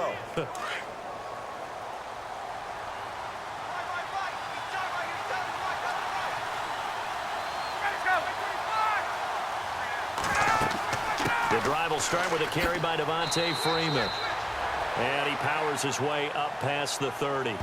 5 yards is the tally on first down. That brings up 2nd and 5. A quick look here at the Patriot defense. Stephon Gilmore is one of the most coveted players in free agency in 2017, and his move from Buffalo to New England gives the Patriots a player now who loves to play man-to-man press coverage, but also does a nice job in zone. That gives the Patriots flexibility in what they do on defense. 2nd down following the run.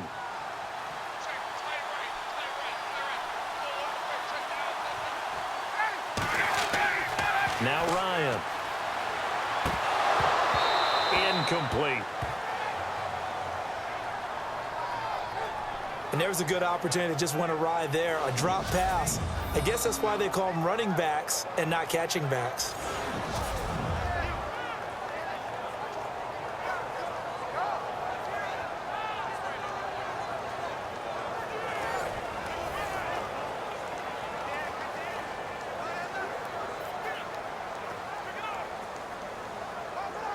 So 3rd and 5, defensively expecting pass. They've got 6 DBs out there. Now some movement before the snap. And we'll hear from our referee for the first time this afternoon. So this will be accepted as it moves the offense backwards.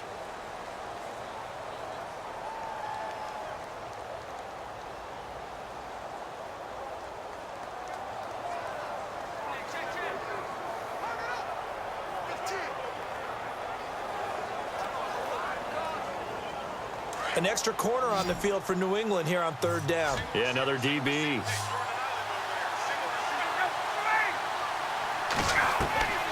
From the gun, it's Ryan. He's got Sanu. And they're going to get this one all the way out across the 45. A good pickup there at 22. One thing I can say pretty safely, that route is not called if you don't have a guy who can throw the ball and put some mustard on it. Because if you're going to lollipop it in the middle of the field, bad things usually happen. It takes a strong-arm guy who can rifle it in there, and they were able to successfully complete that one.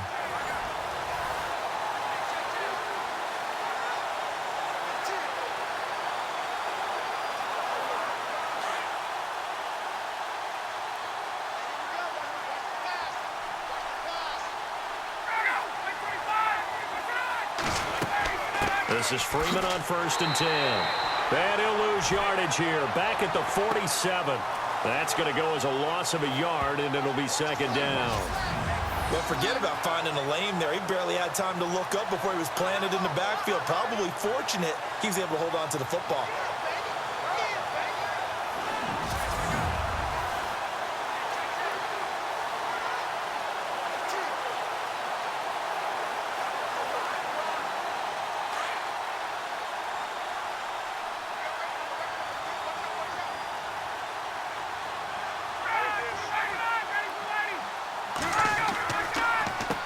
Going to give to Freeman on the draw. And he showed off the athletic juke. Good little gain there. Not a whole lot of real estate, but a nice carry. So 1 quarter down here in the Super Bowl. Plenty of scoring here already. This is the NFL on EA Sports.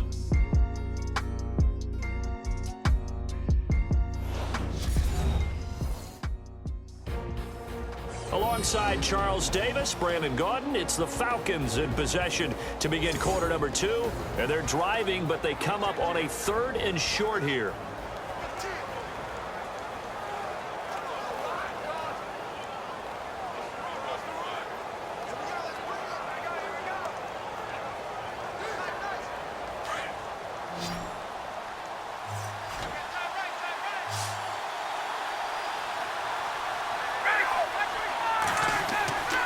Ryan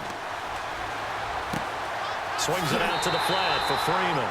And he will have a 1st down here at about the 40. At 5 yards on the play there as the drive will continue. We always talk about having to read defenses and how complicated that is. Well, this was an excellent read. Read the pressure and got rid of the football before it even got to him for a nice game. And when they're blitzing like that, running back usually a good spot to go with the football? Without a doubt, because he's right in your sight line or he's near you. So you're able to just get it to him easily. And once he gets in space, that's usually a good matchup for him.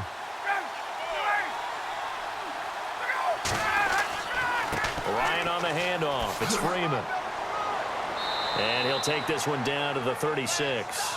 Give him 3 on 1st down. It'll set up a 2nd and 7.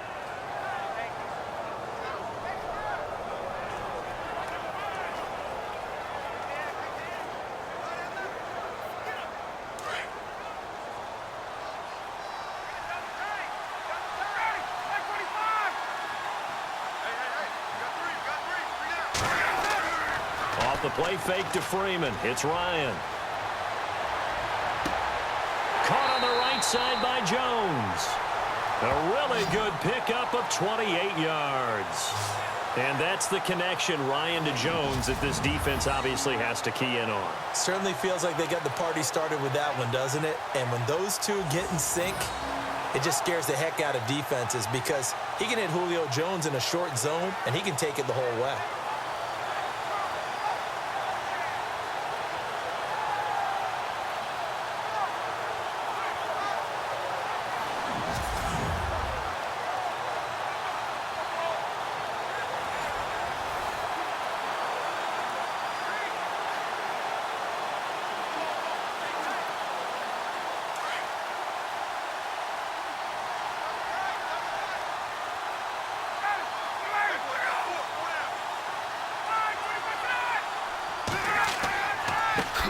10th carry for Freeman. And he'll work his way closer to the goal line as he's got 5 down to the 3. So that run gets him about halfway home. Yeah, it's now 2nd and goal. The end zone beckons. It looms. They can do whatever they want. Full playbook. Run it again, or they can go play action and try and put it in that way.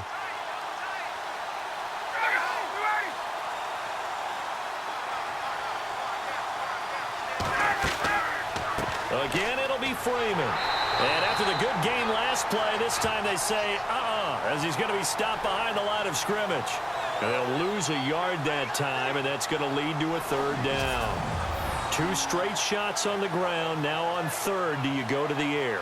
I think the possibility exists, and if you're doing it, you're probably going play action since you ran it twice. But I often think that 2nd down is a time you go play action and throw the ball. I say commit to the run and think about it being 4-down territory. This offense so far on 3rd down, they've been okay. 2 for 3 thus far. This is 3rd and goal. Here's Ryan. And that is caught. Touchdown, Falcons. Mohamed Sanu, a 5-yard touchdown. And the Falcons draw a bit closer. On those slants, everything happens so quickly. What makes it work? The timing between the passer and the receiver. In this case, a slant route ordinarily is probably about 3 steps before you go on the slant. In this amount of time, I think it was a 2-step deal. Boom, put his foot in the ground and got inside for the pass. Got inside for the pass, got inside for the catch and the score. Now Matt Bryant on for the point after.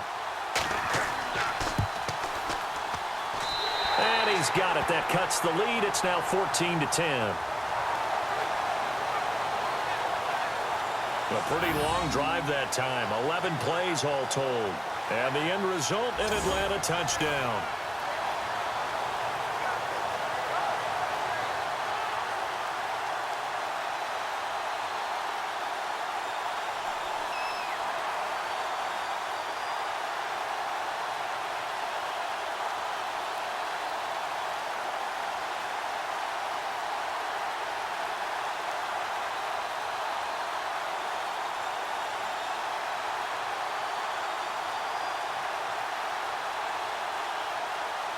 Here's Bosher to kick it away. Fielded about a yard deep.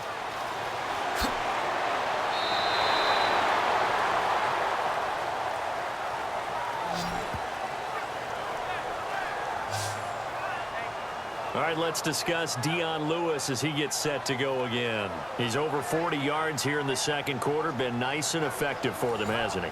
He has definitely been dependable, and really shouldn't underestimate what he's getting done here, because anytime you're on a pace that's going to approach 100 yards, you've really done some damage in an NFL game. And now he's looking just to add to his totals.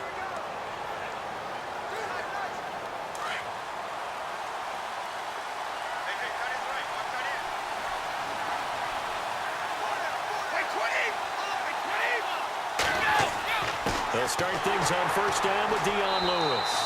And he's able to plow forward up to about the 29, just shy of the 30.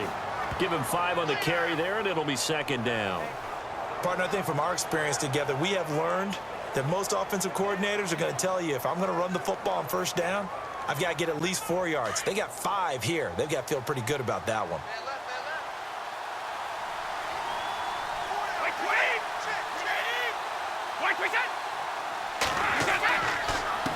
Now Lewis. And he'll get it up to the 33-yard line. They get 5 out of that one, and it moves the chains. And that's a nice pickup of a 1st down on that 2nd down run. And at that yardage gained, they can run that play on any down.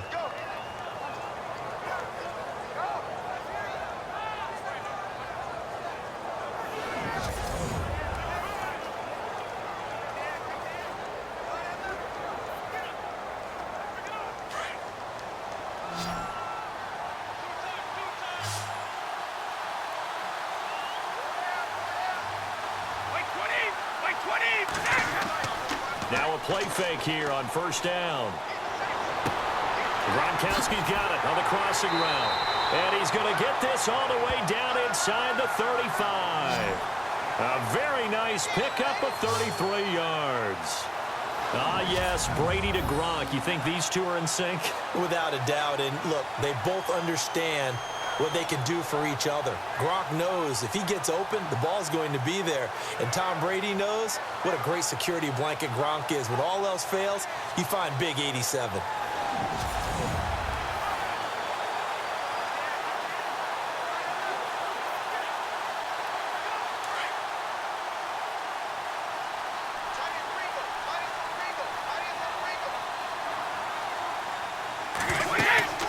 They'll run it now out of the gun.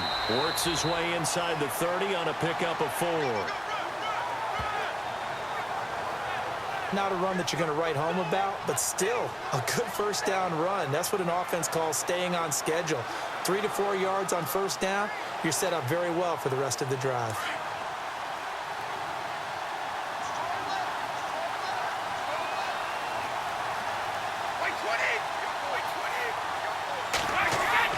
Brady to throw on second down. And Cooks has it over the middle. Brady connecting with Cooks for the Patriot first down. Some think the teams really won't throw a slant route unless you have a receiver that has a lot of stature to him. But sometimes the little guys, they get lost in there. People can't really locate them, and they run that quick cut on the slant, and oftentimes they can turn it into big plays.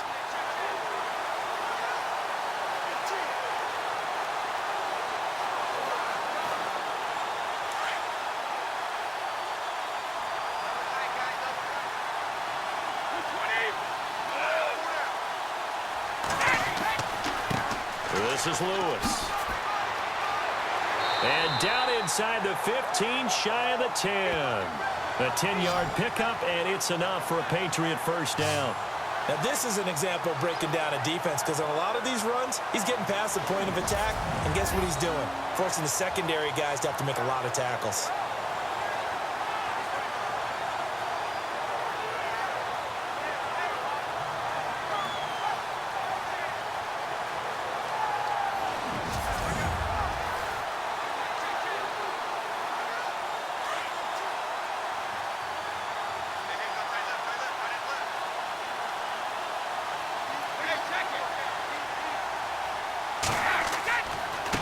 They run. This is Lewis. Oh, and now he bowls him over. They showed off a nice juke of the defender before the next wave could bring him down. It's a 6-yard gain on the ground, and that'll make it 2nd and 4. That's a strong pickup right there on first down, and as this drive goes on, we're seeing an offensive line and running game imposing its will.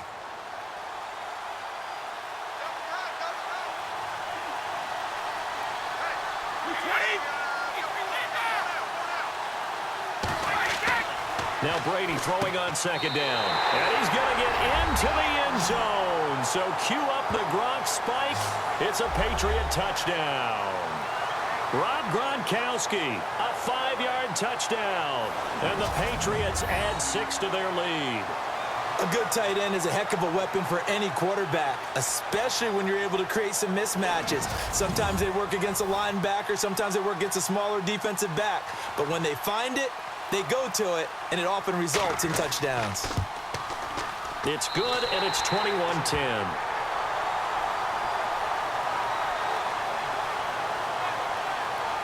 So that one, an 8-play drive. It spans 75 yards, and it ends with a New England touchdown.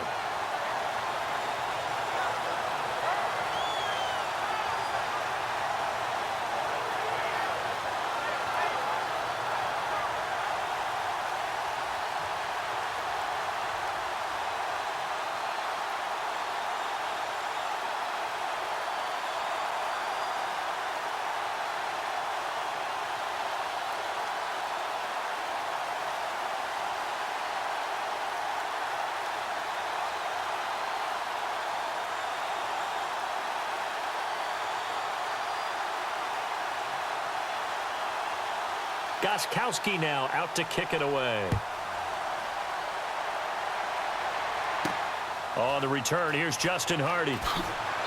And he'll be taken down just past the 20 at about the 21-yard line.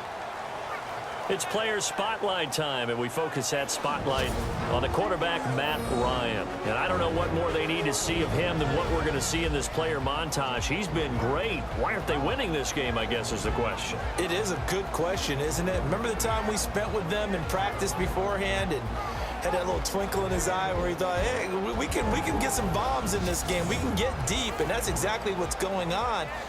But I don't think he thought if they could do that they'd be on the losing end. They might need more of this air raid attack.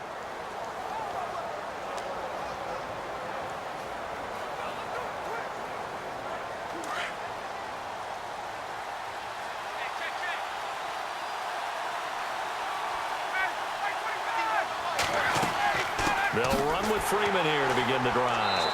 Fights forward for only about a yard up to the 21. Defenses always talk about earning the right to rush the passer on third down. And you know what offenses want? Win first down so they can set things up for themselves better. And that wasn't helpful there. Not a big impact on first down.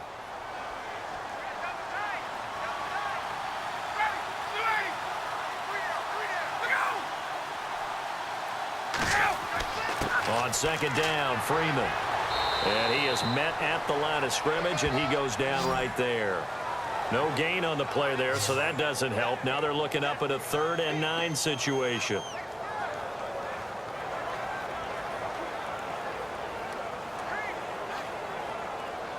The Falcons on 3rd down. They've been good, 3 for 4 thus far. This is 3rd and 9.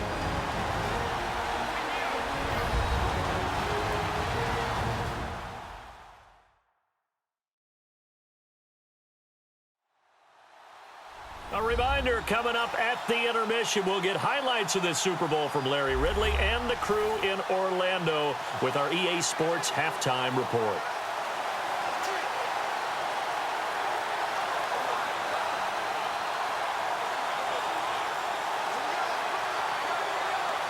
The Falcons on 3rd down. They've been good, 3 for 4 thus far. This is 3rd and 9.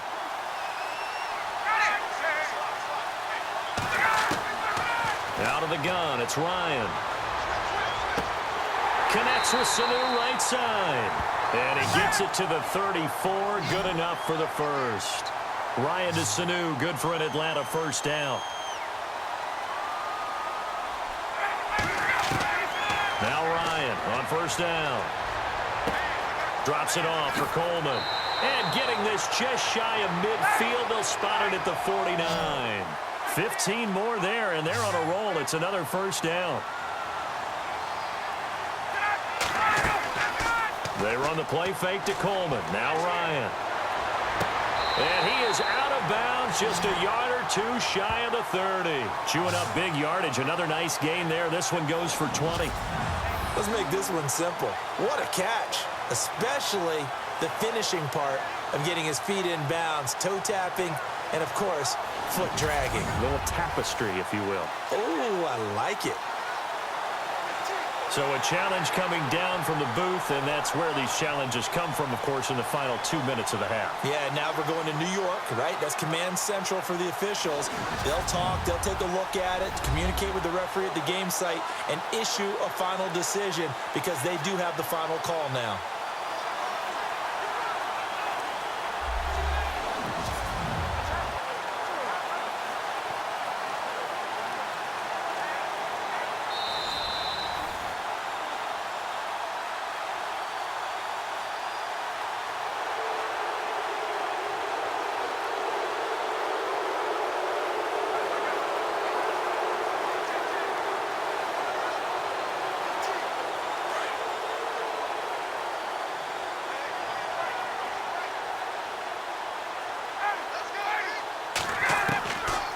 They'll throw on first down with Ryan. The left side completion to Jones. And he's taken down, but not before reaching the 10-yard line. And a nice gain of 21 yards. Well, for teams that like to play man coverage, running corner routes can be tough on them because of the ability of getting into it.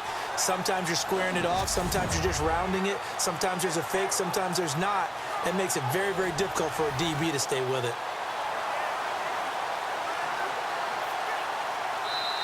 Now whistles come in. We're going to get a timeout here by the offense, as they'll stop it with just over a minute to go before halftime.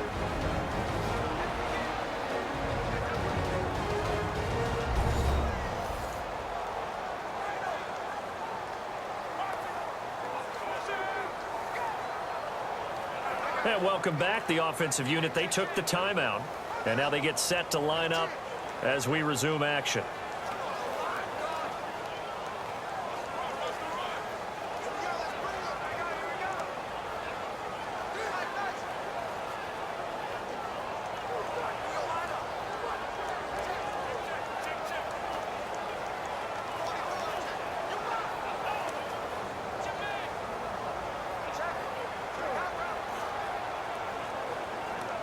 Two big plays in succession. Not sure this D knows what hit him, but now they got to get ready. It's 1st and goal.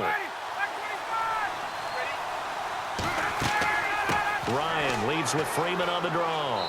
And able to push his way forward here for a good little gain. And before this second down play, we'll get a whistle, a signal, and a timeout, as the stoppage will come with a little under a minute to go in this first half.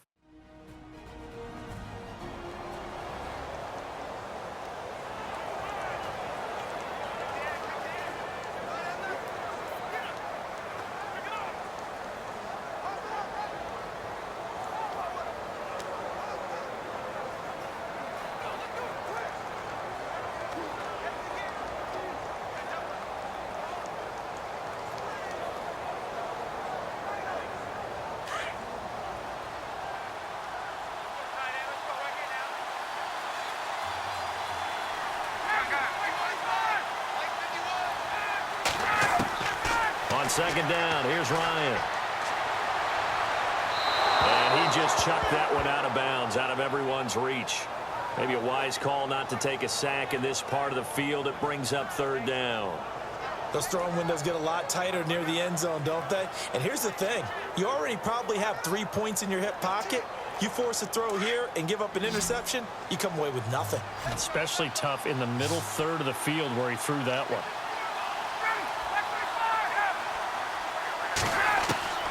On 3rd and goal, Ryan. And this is caught for a Falcon touchdown. Taylor Gabriel, a 5-yard touchdown. And the Falcons have cut it to within a score. I think everyone in the league talks about finishing, don't they? Doesn't matter whether it's a quarter, a half, a game, a series, whatever. But they're finishing the first half in fine style, putting that one in the end zone. They did, and they didn't leave much time on the clock either. Well done.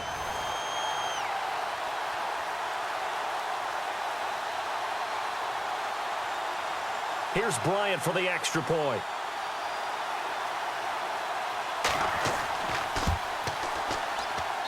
And he's got it to make this a 21-17 game. So that drive consumes 9 plays all told. And the Falcons score to cap it off.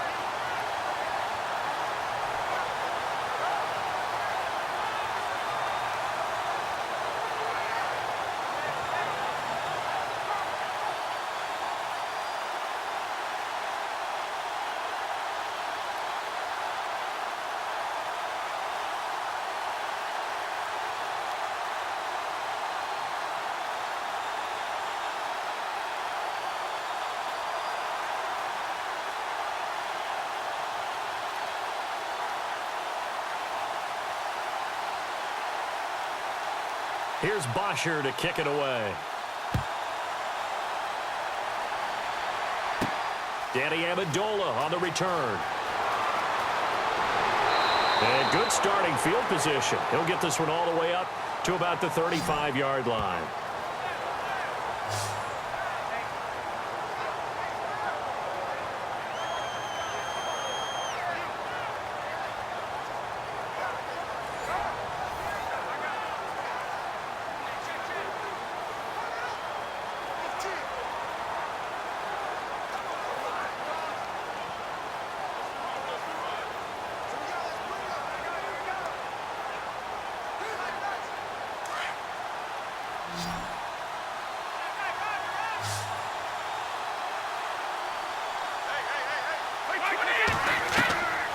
first down. Brady.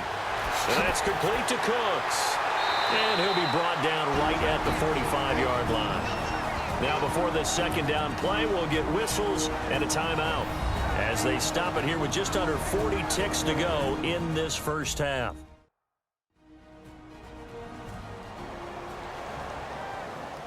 So we're back in the offense getting set following the call of that timeout.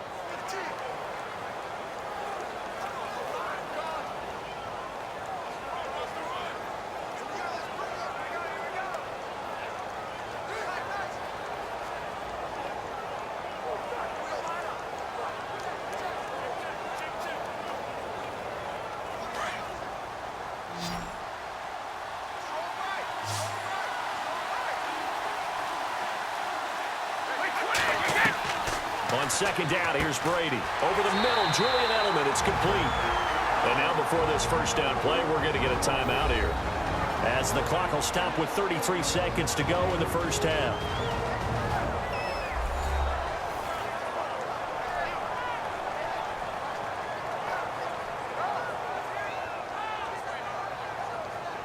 And we're back. The offense had a chance to talk things over, and we'll see what they come up with here on this next play.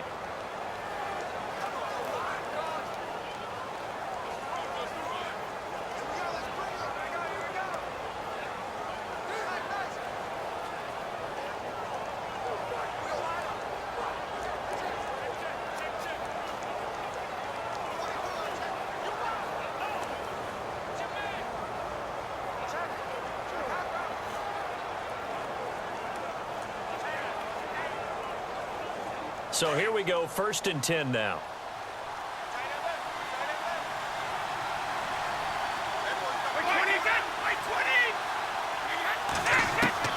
From the gun, it's Brady.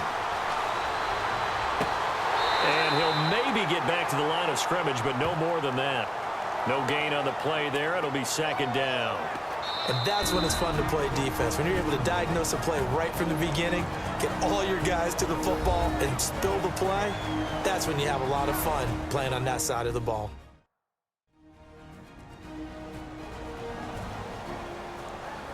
So the offense took the timeout. Looks like they're ready to go as we get set to resume the action.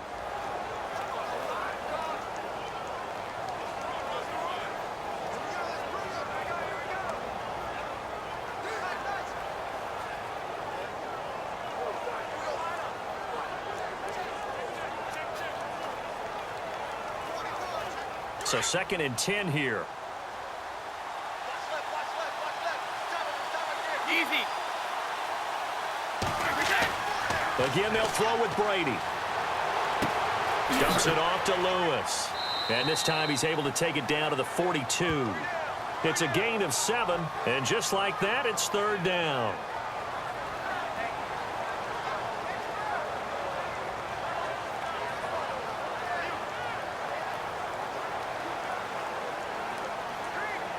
So we've reached halftime here in the Super Bowl, as we'll send you down to Orlando, where Larry Ridley has our EA Sports Halftime Report. Larry? Thanks, Brandon, and welcome to our EA Halftime Report.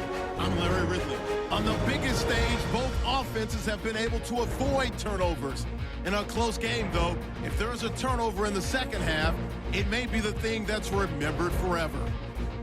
All right, let's take a look at some of the highlights from the first half.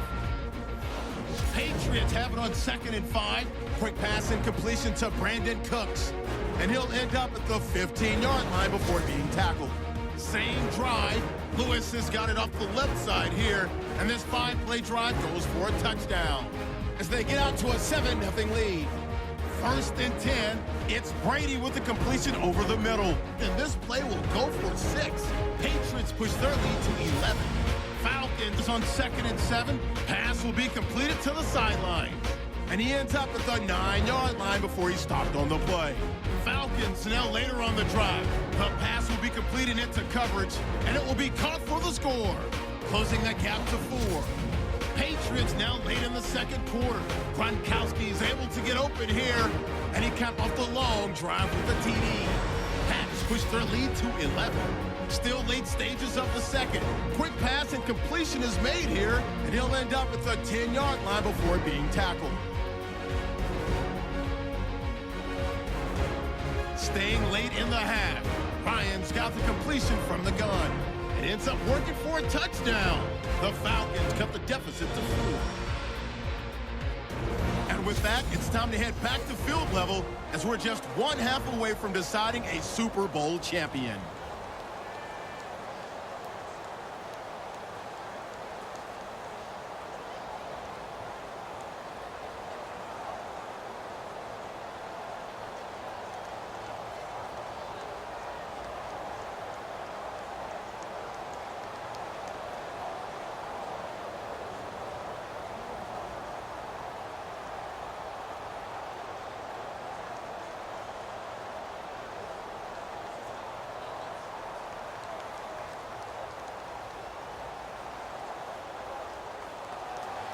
So both teams have their marching orders, and we'll get going again here in quarter number 3. This will be taken in at the 1. And he'll take this one near the 25, call it the 26-yard line. Here are the Falcons as their offense heads back onto the field. They're down here, but very much in this game. What's the tonality of a coach's talk when a game is within striking distance like this at intermission? Typically, what they're doing is emphasizing the things that went well in the first half and wanting more of that. Sure, you've got to go over some of the errors and clean up some things because there's a reason you're down. But overall, I think they want to stay positive, stay up with this team. We're just starting the second half, and we've got the football. Let's go ahead and punch it in, and then we'll take it from there. See how that recipe works. On first down, Ryan. And finding the tight end, Hooper. That throw good for 4. It's second down. Partner, it's a lot of fun watching the NFL now, isn't it? Because when the big fella runs routes, it used to be when we were kids, he'd run about 3 different routes, and that was it. Now he can run anything and catch the balls we just saw there.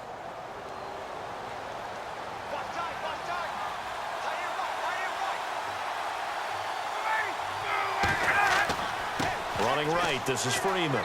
And he'll slip his way up across the 30 to the 32. 3 yards on the pickup. That's going to set up an interesting third and about 4 to go.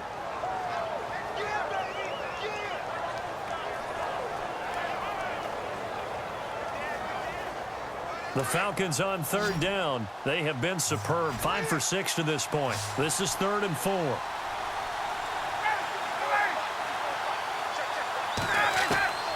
From the shotgun, Ryan. And it's complete. Hooper.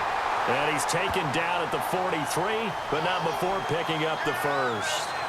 A Falcon first down. Ryan to his young tight end, Hooper. Like so many tight ends nowadays, they have no problem at all putting him in the slot and letting him go to work, and that's a nice pitch and catch right there for a first down.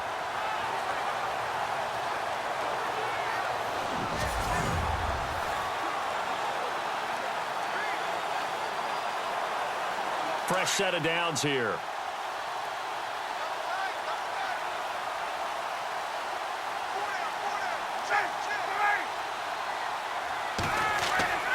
Now Freeman, he's been busy today.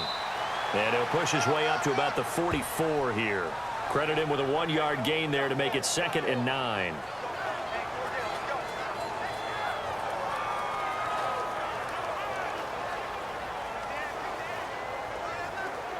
See if they stay on the ground for second down.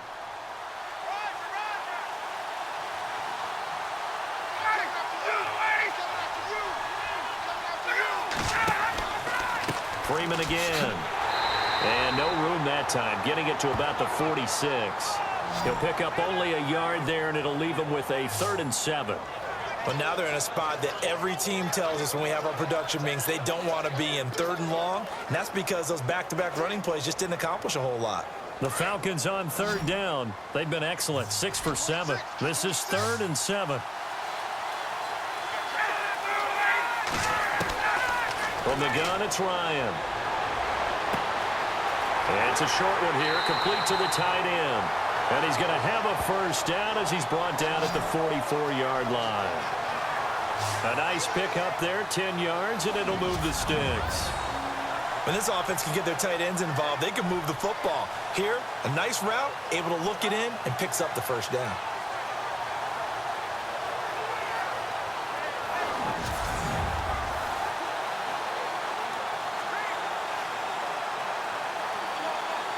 So the offense has it 1st and 10.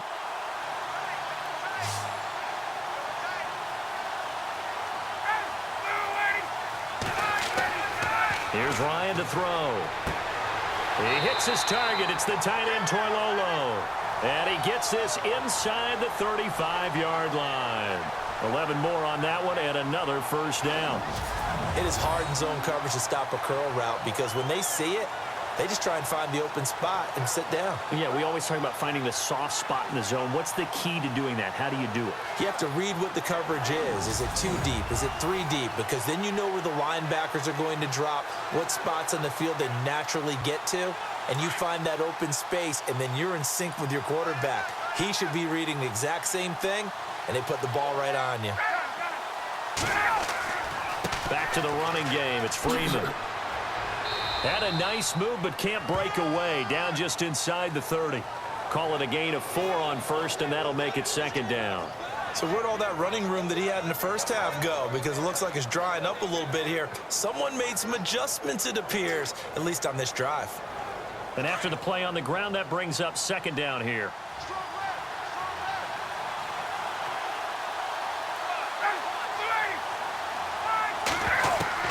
Operating from the gun, Ryan. Sanu with a grab over the middle. A good gain of 14 there, and it moves the chains. One of the feature points of the in route is being able to make a nice throw to the middle part of the field. And for a quarterback, that's one of the better throws and better looks that he'll get. But he has to be careful not to wait too long and let his receiver wander into some tough territory. If he's late with the ball, he can get his receiver hit and hit hard. And the next snap coming inside the red zone here.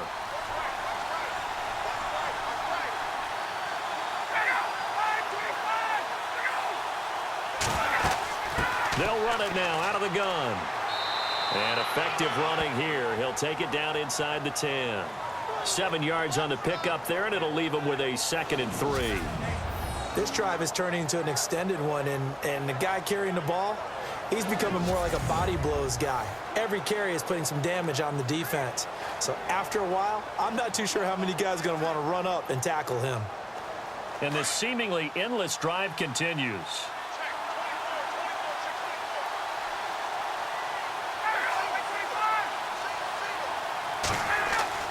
Now Ryan on 2nd down. Toward the pylon, caught. And he'll take it into the end zone. Touchdown, Atlanta. Julio Jones from 8 yards out. And the Falcons have taken the lead. Certainly there are good things about quick strike offenses that score fast. But a long drive can also work to your advantage as well. In so many ways, Brandon, because number one, you get them tired, but the big one is mentally. They can't figure out how to slow you down, how to get off the field, how to get the ball back. They go to the bench wondering, what are we going to do next time in order to stop those guys? And that one gives them a 3-point lead.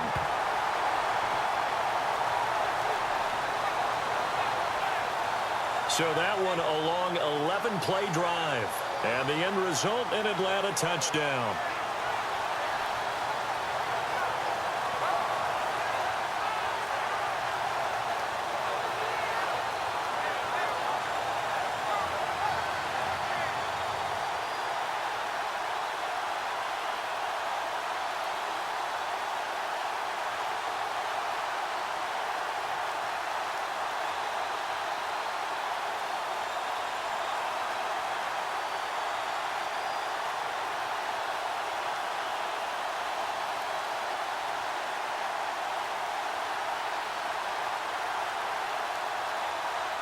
Here's Bosher to kick it away. This fielded at the 2. Fights loose. And he'll get it up past the 20 to the 22-yard line.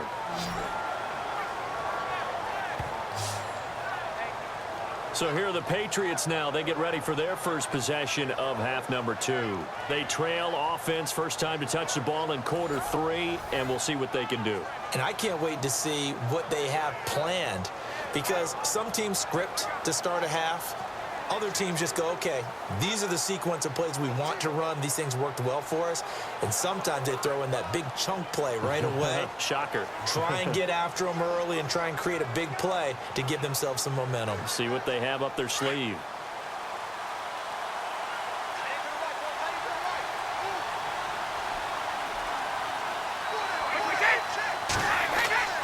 They start the drive on the ground with Lewis. And nice yardage right off the bat here as he's up to about the 24-yard line. And give him 4 yards there. It'll be 2nd and 6. Well, we all know the guy carrying the ball is going to get the credit both in the stat line and probably in the newspaper. But guess what? Those guys creating holes, they couldn't feel better about themselves right now. Offensive line, tight end, probably even the wide receivers are involved. They're moving the ball well. Now a play fake. Brady. Got a man complete. It's Chris Hogan. And they're going to get this one all the way out across the 45. A good pickup there at 22. So on that play, defense was in the zone. They ran a crossing route offensively, but the defense there, you got to be good with communication, don't you? You certainly do, and it's not something that is really evident when you watch it on the screen.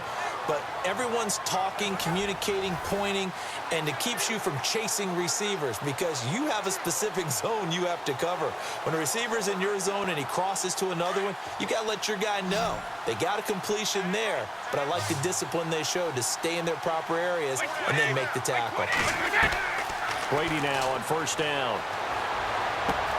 Out to the flat. That's complete to his running back. And he's out of bounds as he gets this down to the 45. It'll be a gain of 6, and it'll be 2nd down. And at his size, he's a smaller back. You can get him to football. He can kind of get lost, make someone miss. It's good for him. Yeah, it's great for him. I like what you said there. Sometimes he gets lost in the traffic a little bit, but get him out in the open field into some space. That plays to his strengths the best and keeps him out of it where all the big boys are, you know, make him make someone miss in the open field. Now flags come in. Looked like one of the Patriots might have moved. So that one will be accepted.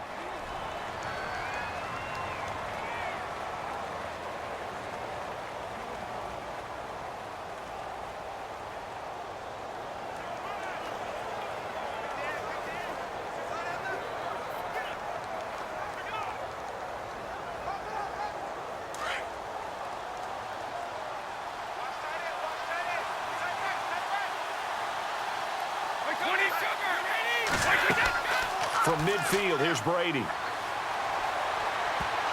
Incomplete, almost intercepted. They haven't picked him off yet. Would have been a great time for the first, but instead it's 3rd down. Well, he did almost everything right. Excellent coverage, breaks on the football, just unable to haul it in and take it the other way, so he dropped an interception. The key for him now, don't dwell on it, just move on to the next play. And for the Falcons, 5 men in the secondary, now on 3rd.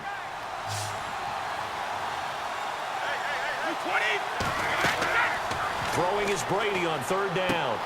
And he will find his man. That's Hogan, complete. Brady finding Hogan on 3rd down, and the Patriots able to convert. One of the selling points of the in route is it gives the quarterback a really nice sight line to his receiver and almost on a direct shot able to throw the ball into the middle of the field and have a great chance of success as they did on that play.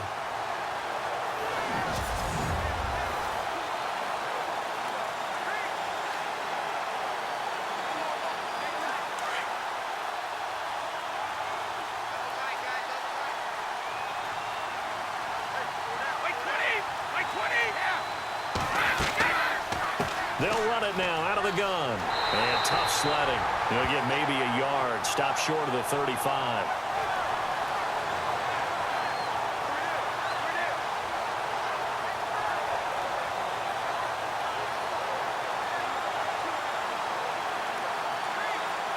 second down following the run.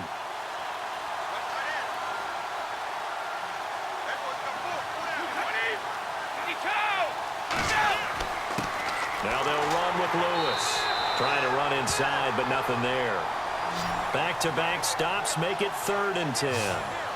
Nice job there defensively to clamp down because really they've been on their heels this drive. Agreed, and they really needed that one for confidence, just to feel a little bit better. But I don't know if I would be daunted by them stopping me on one run. This drive has gone pretty well. I could come right back at them. On 3rd down, Brady. Pressure brought in, and the Falcons get there for the sack. The game plan for any defense is finding ways to make a quarterback uncomfortable in the pocket. When you bring pressure from all angles, you never know who's going to get home. In this case, the left cornerback, right in the face of him, puts him down.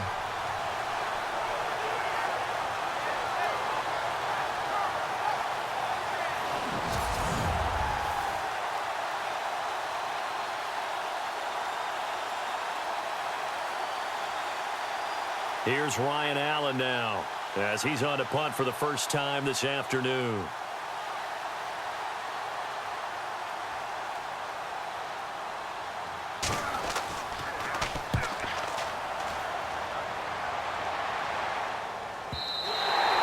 And a bit of a mistake there. This is well into the end zone for a touchback.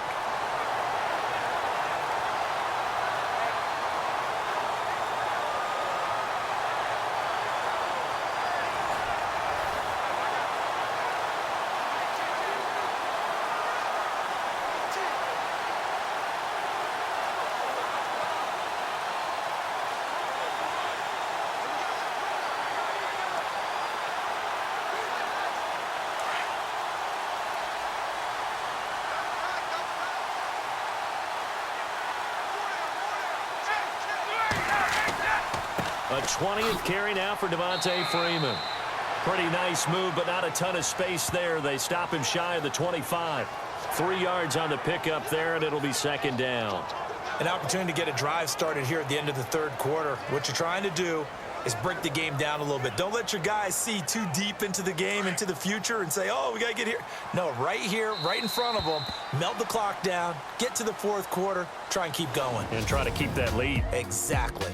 1 quarter remains here in the Super Bowl. We'll return with more after this. This is the NFL, and it's on EA Sports. Back now here on EA Sports. It's been a very hotly contested game to this point. Just a field goal separating these two teams as we get set for the 4th quarter.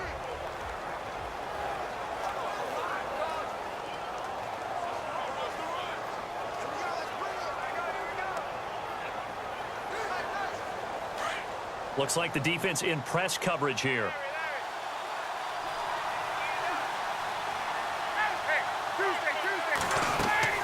Again, they'll run with Freeman.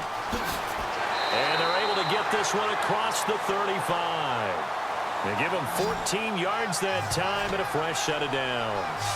Brandon, it's all about pace and tempo now for them. They've got the advantage, so I'm going to put musical terms for you. You don't want to go prestissimo. That's too quick, too lively, right? But you also don't want to slow it down too much. You don't want to go lento. What you really want to be is moderato. Nice and even, nice and steady, get those gains, and close out the game. I think that chicken parm from last night's gone to your head. They go play action here on 1st down. It's a short one here, complete to his tight end. A good pickup there, 8 yards on the 1st down completion.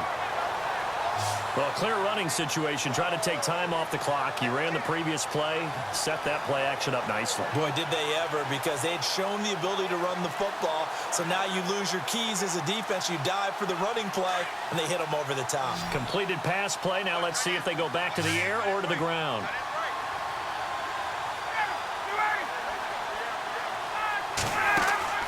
A fake to Freeman. Now it's Ryan. Caught on the right side by Jones. And he is into the end zone for a Falcon touchdown. Julio Jones His second touchdown of this Super Bowl. And the Falcons will add on to their lead. I know Paul Revere talked about by land or by sea, right? You know, 1 by land, 2 by sea. He didn't mention air because right now we're seeing a big-time performance, aren't we? That's 2 touchdowns so far in this game. Where'd you pull that one from? And, you know, every now and then I actually listened in history class. And you're just a scholar all the way around. You're reading all the time. I like that you fit that into the broadcast. You know, I just grab a nugget when I can.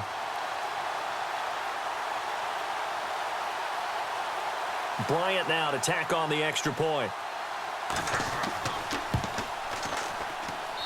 And his guys will take a 10-point lead. Scoring summary, 3-play drive. And the Falcons score to cap it off.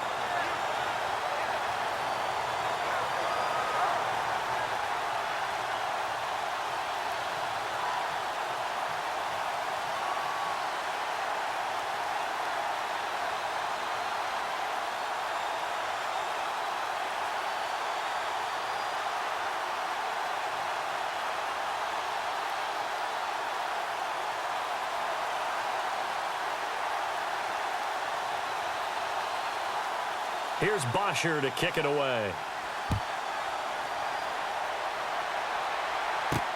Fielded about a yard deep. And the decision to bring it out, and a good one, as he's up a yard or 2 shy of the 30. Dion Lewis getting set to go again here with his guys on offense. So after that hot start, the numbers here show the decline. What has the defense done adjustment-wise? Sometimes when you have a running back who's gotten off to a hot start, you've got to catch him before he really gets going. So you change what you do across the defensive front. Instead of the linebackers being back a few yards, you bring them up closer. It's what we call mugging the line of scrimmage, taking away a lot of blocking angles and gaps and maybe stopping him before he can get going. Mugging the line of scrimmage, okay. Yeah, in this case.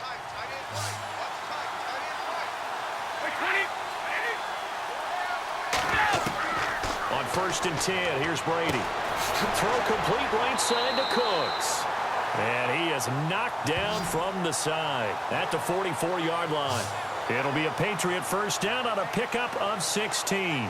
This possession means so much for them. They've got to focus on this drive and find a way to make this a one-possession game. Yes. Got to get a score. Yeah, so good with a field goal. Don't necessarily need a touchdown.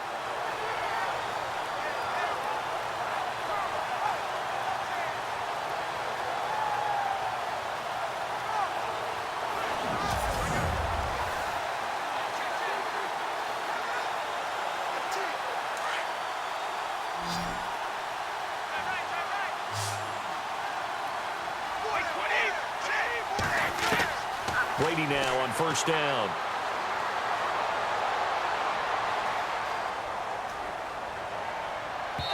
And this one is incomplete. Looking for his all-pro tight end, Rob Gronkowski. And now it's 2nd down. This defense was definitely alert to the possibility of the deep ball, and they were more than ready for it. They've got the lead, 4th quarter. Maybe can expect more passes like that downfield.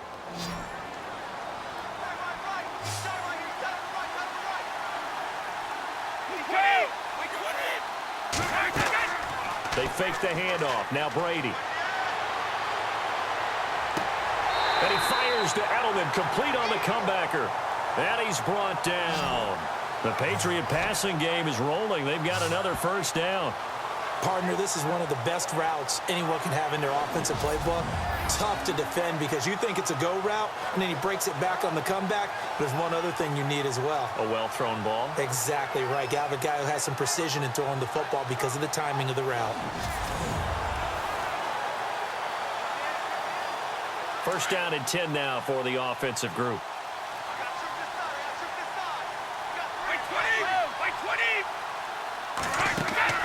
Now a play fake here on 1st down. He's going to air it out deep, and he's got it. What a catch on the sideline. A very nice pickup of 33 yards. So the defense blitzed. A nice job picking that up, completing the pass. And how in sync was the quarterback and his center on that play? They saw the blitz, Made the appropriate calls, got the line engaged because now they know there are going to be extra guys coming at the quarterback, so they got their assignments down pat and kept them away from him, and he's able to step up in the pocket and fire one now for a really good strike. Two big plays in succession. Not sure this D knows what hit him, but now they got to get ready. It's 1st and goal. And a hit this time to the tailback.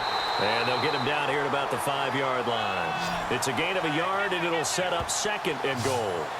That run didn't get very far, and I think when you're looking at his dimensions, he's a little bit on the smaller side. He's counting on the big guys up front to escort him in, and they couldn't create any kind of space for him, could they? Yeah, didn't get the push they needed. They slot Gronkowski out right. Now Brady throwing on 2nd down. That is incomplete. The former Bill, Chris Hogan, the intended receiver. And it's 3rd down.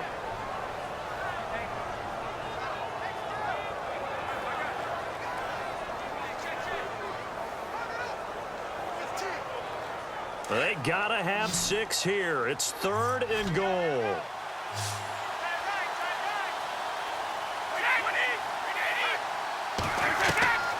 Working from the gun, it's Brady. And he fends him off. This is caught. Gronkowski. Now the stop will come inside the 5 at the 4. A great job to hold him to just a yard there. Now it's 4th and goal. Completed pass brings up a 4th down situation. Do you play analytics on this one? Well, you know, what do your analytics tell you about going for it here? I wonder what they would say. They tell me you're down by this margin 4th quarter. You're going.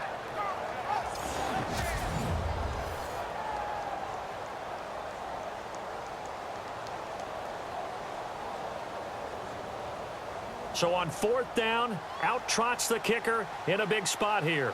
From the left hash, should be a fairly easy one here. And the 11-year veteran bangs it through, and this is back down to a 7-point game.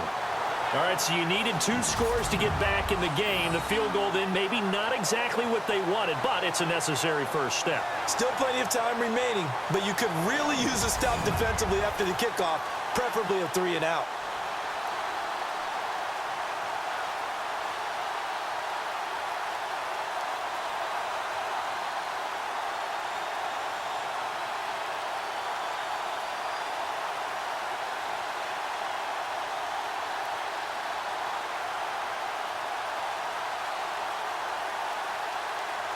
Gronkowski now converted for 3. Now he'll kick this one away.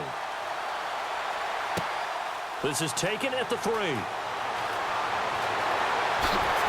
And he breaks it all the way out to the 38-yard line. Great return. Atlanta now coming out on the field. And they're hoping to redo their efforts in the last drive when they got into the end zone. And just think of what it's like now on the sideline, because when you score a touchdown, you have to go over and look at the tablet and see what you did on the last drive. When you scored points, it's a whole lot better view than when you're trying to figure out how to fix things there.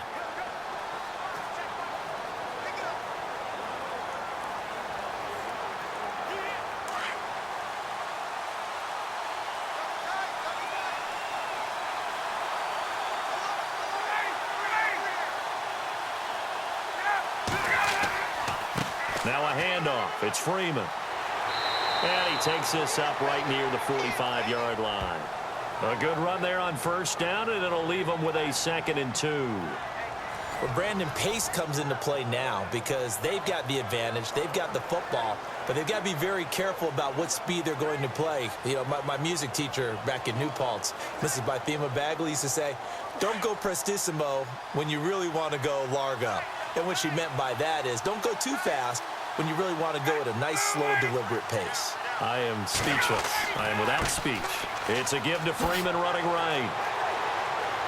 And taking it across midfield and inside the 45. It's a gain of 11 yards that time, and it produces a new set of downs.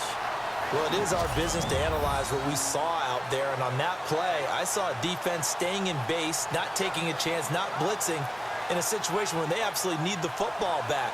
That's either a case of overthinking it or not thinking it through. If you do blitz, do you have to be careful about where you're coming from, or are you just coming from all angles? You have to be careful about where you're coming from, obviously, but at this stage, you have to take a few chances as well.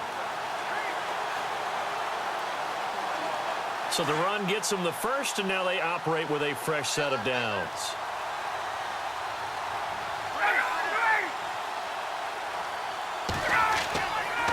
A handoff, Devontae Freeman.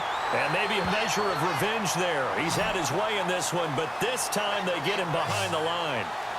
Run blitz there defensively, something we might see more of here in the fourth quarter. I think we'll see a lot of it, and the difference between that and a pass blitz, you're just trying to get to the quarterback. You're trying to scheme someone open who will get to the QB and make sure he gets on the ground. In a run blitz, you're actually trying to cover up gaps, trying to cover up holes so they can't run the football. Second down and a little ways to go here. 2nd and 13.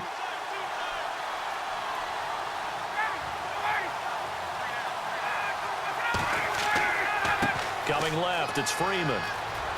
And some room to work. Past the 20. He's able to rip off 32 on that one. It's a first down. I know that play went to the left side, and that's what it was designed to do, an outside handoff there. But how about the whole offensive line being involved? Seal the left side where the play was going, what they call play side. But how about on the back side? Just taking care of business to make sure no one can get there and disrupt it. Is the biggest key the left tackle? Without a doubt. Control that edge.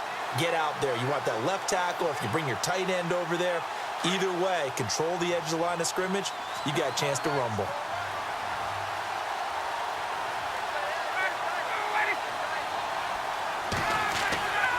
From the red zone now, here's Ryan on first down. Firing quickly here, and that's complete. And he's going to be out of bounds down inside the 5 at the 4. 11 more yards that go around, a first down as well.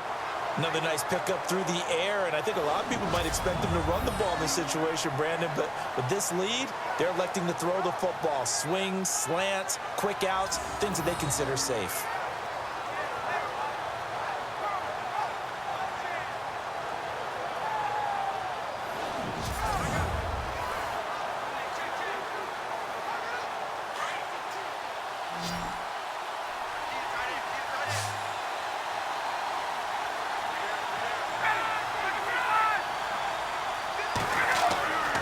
Here's Ryan.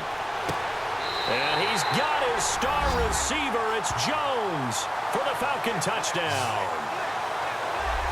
Julio Jones with his 3rd touchdown of this Super Bowl. And the Falcons will extend their lead. And this is obviously quite a performance. And most of the time when we talk about someone putting a team on their back, I think we're talking about a guy who runs the football. In this case, it's a guy out wide catching it, and he's done exactly that, truly leading his team right now towards victory. 3 touchdown catches. He's been the headliner. Here's Bryant for the extra point.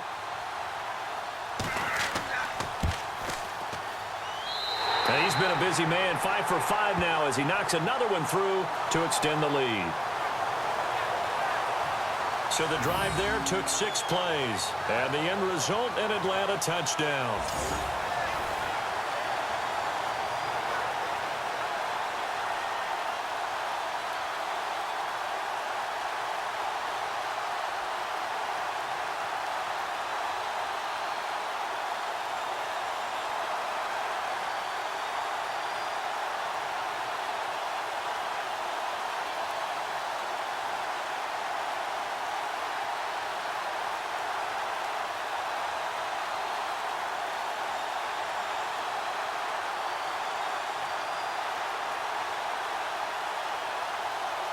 Here's Bosher to kick it away. This is taken at his 4. And he's up across the 25 and down at the 28-yard line.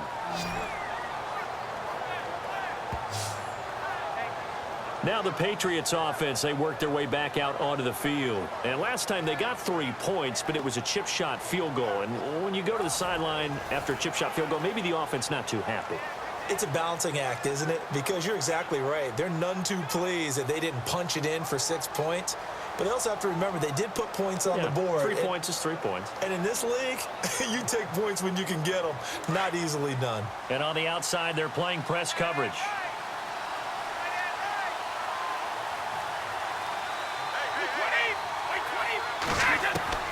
Throwing on first down is Brady. And Cooks has it over the middle. And he's able to take this one up to the 35-yard line. 7 yards, the pickup on the pitch and catch. They're giving those short little routes. Tackled him in bounds, too. They're just not wanting to get beat over the top. Yeah, and if you can't really get downfield, take the short routes. But now you've got to have guys who can actually break tackles and increase those gains. 3 yards to go here on second down. Double tight, guys, double tight.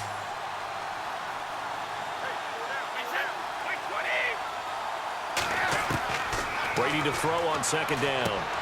To the left side and complete for Julian Edelman. And he'll get up to the 43-yard line.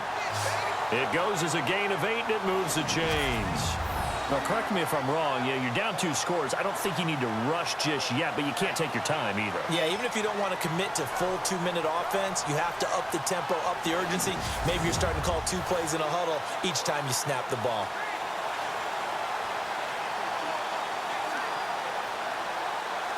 Offense comes to the line now, 1st and 10.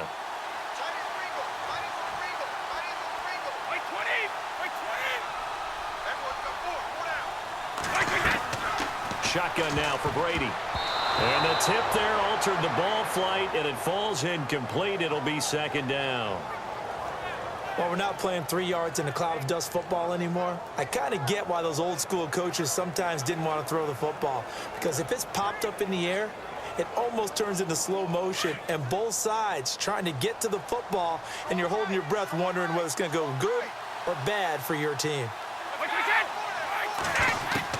Looking back to the air on second down. It's Brady. Throw left side complete. It's Lewis. And he'll be brought down just shy of midfield at the 49-yard line.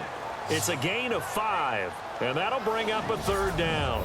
Short play like that in this situation this late, that's a win for the defense. No doubt. I remember something Coach Madden used to talk about all the time. Sometimes you can't just take what the defense gives you.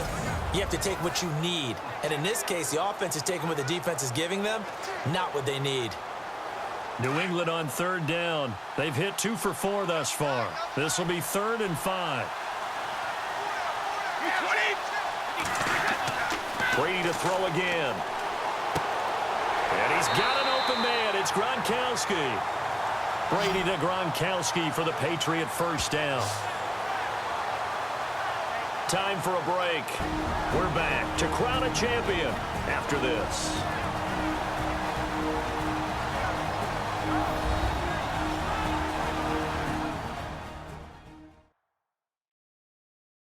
So the Patriots with a football as we get you reset. They've got a 1st and 10 as they search for a late score.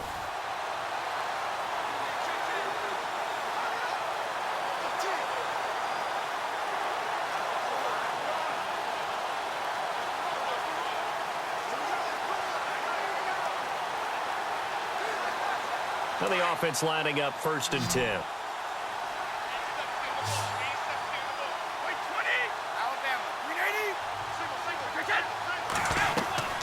Again, it's Brady.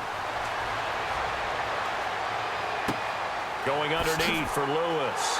And they're able to get this one past the 30 down to the 25. 11 more on that one and another 1st down. 1st down now, but that clock rolling. On 1st down, Brady. Dumps it off to Lewis. Back-to-back nice plays, 12 yards that time and a 1st down. 1st down now, but that clock rolling. Into the red zone, it's Brady. This is caught, and he couldn't quite get there. Tackled down at the 1. 12 yards on back-to-back plays there, and that's another 1st down. He'll run for it with Dion Lewis. And he's over the line and into the end zone for a Patriot score. Dion Lewis, his 2nd touchdown of this Super Bowl. And the Patriots have cut it back within a score. Okay, game on. Don't go anywhere yet. You got a 1-score game now. probably going to rely on the onside kick coming up. Yeah, they have to. It's not a high percentage play, but it's better than not having a chance at all. And that's when you put your leapers and your flyers on one side, get that high hop, and hope that one of the guys can come up with it. And on the other side, get that hands team ready. No doubt about it. And that'll cut the lead down now to a touchdown.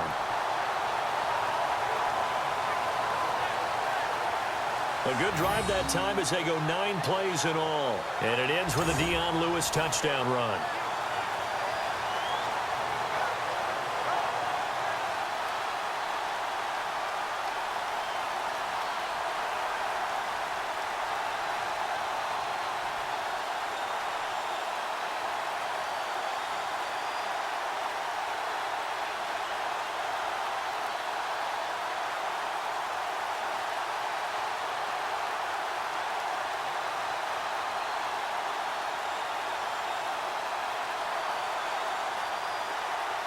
So a 7-point game, they'll need a recovery, the touchdown, and an extra point to tie. A scramble for, I think the Patriots may have got it. They did. So they've accomplished half the mission, Charles. They get the onside kick. They do need a touchdown here, but they've got some time to do it. In the excitement, there's no need to press. Plenty of time. They have the opportunity. Now they just need to execute and finalize things.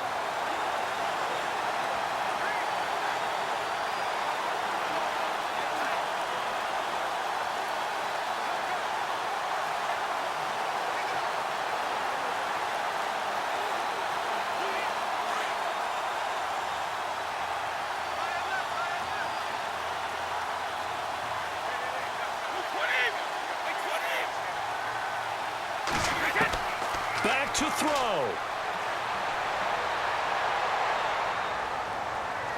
Now a desperation throw deep downfield. Couldn't connect. This defense has watched their lead dwindle away. This is where they really need to bow up. They executed well there. And it's often hard after you've played really well early and then you kind of relax a little bit to step on the gas again. They just did it on the last play. Looks like they want to finish this one off. 10 yards still left on second down.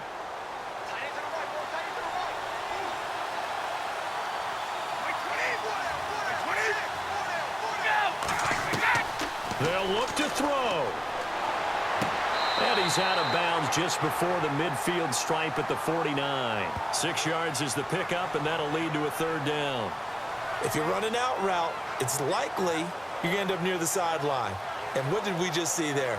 Toe tap. You got it. The benefits of practice. Toe tapping, foot dragging, picking it up, and making sure it was a catch. New England on third down. They've converted 3 out of 5 thus far. This is 3rd and 4. Back to throw. And this is caught. It's pulled in by Gronkowski. And he gets it to the 34. Good enough for the first. 17 yards there for the Patriots as they got themselves a first down. He'll look to throw. Oh, no, he lost the football. And the Falcons grab it. And he's able to get it back to the 41-yard line.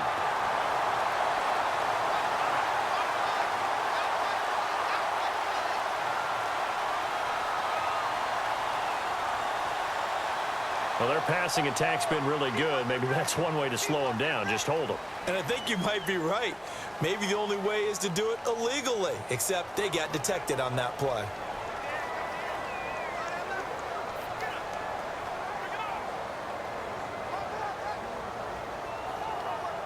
Really nice starting field position here for the offensive unit.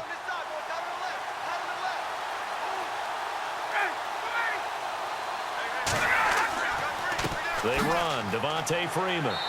And inside the 20 before he's brought down. Now we're going to get a timeout here called by the Patriots. It's just their first. They've got 2 more to use here in the final stages.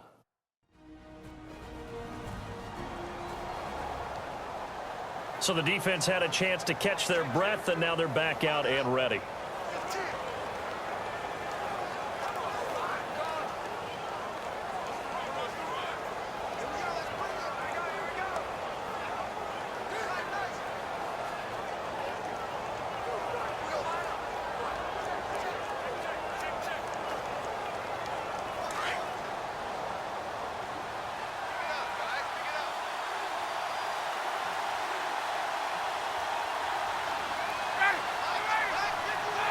Down to a knee here. The defense still with a couple of timeouts. We'll see if they want to use them.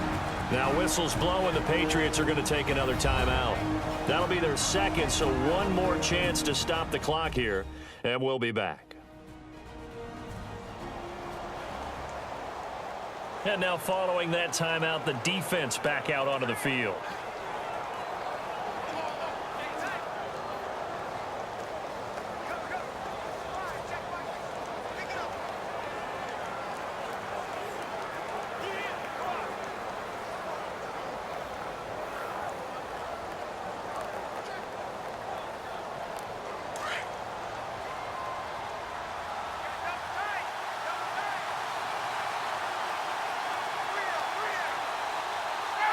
The Falcons in victory formation as they take a knee.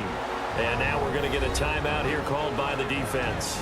It'll be their third and final timeout, so as they talk things over, we'll step aside.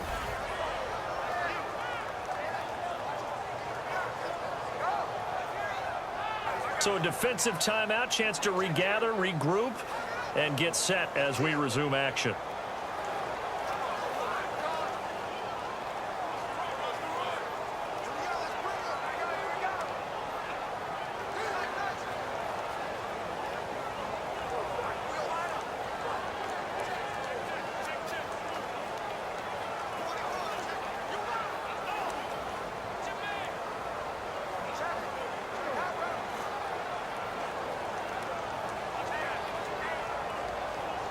The Falcons on third down. They've been outstanding. 7 first downs and 8 tries. This is going to be 3rd and 13. Time for this one final knee to put a bow on this title bout.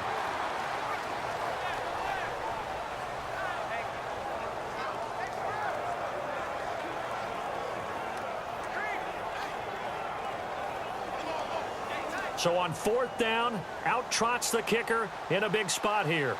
This to make it a 2-score game. And it's over. The Lombardi Trophy belongs to the Falcons. Yes, the Atlanta Falcons are the Super Bowl champions. And to the Super Bowl champions, they etch their name forever in NFL immortality. That's pretty phenomenal right there. It actually gave me chills just to hear you say that, because immortality forever and ever. When you look in the record books, you'll see this team, you'll see their picture, that your name will be a part of it. That's got to be an incredible feeling, because it's been a long journey to get there, and now they get a chance to enjoy it.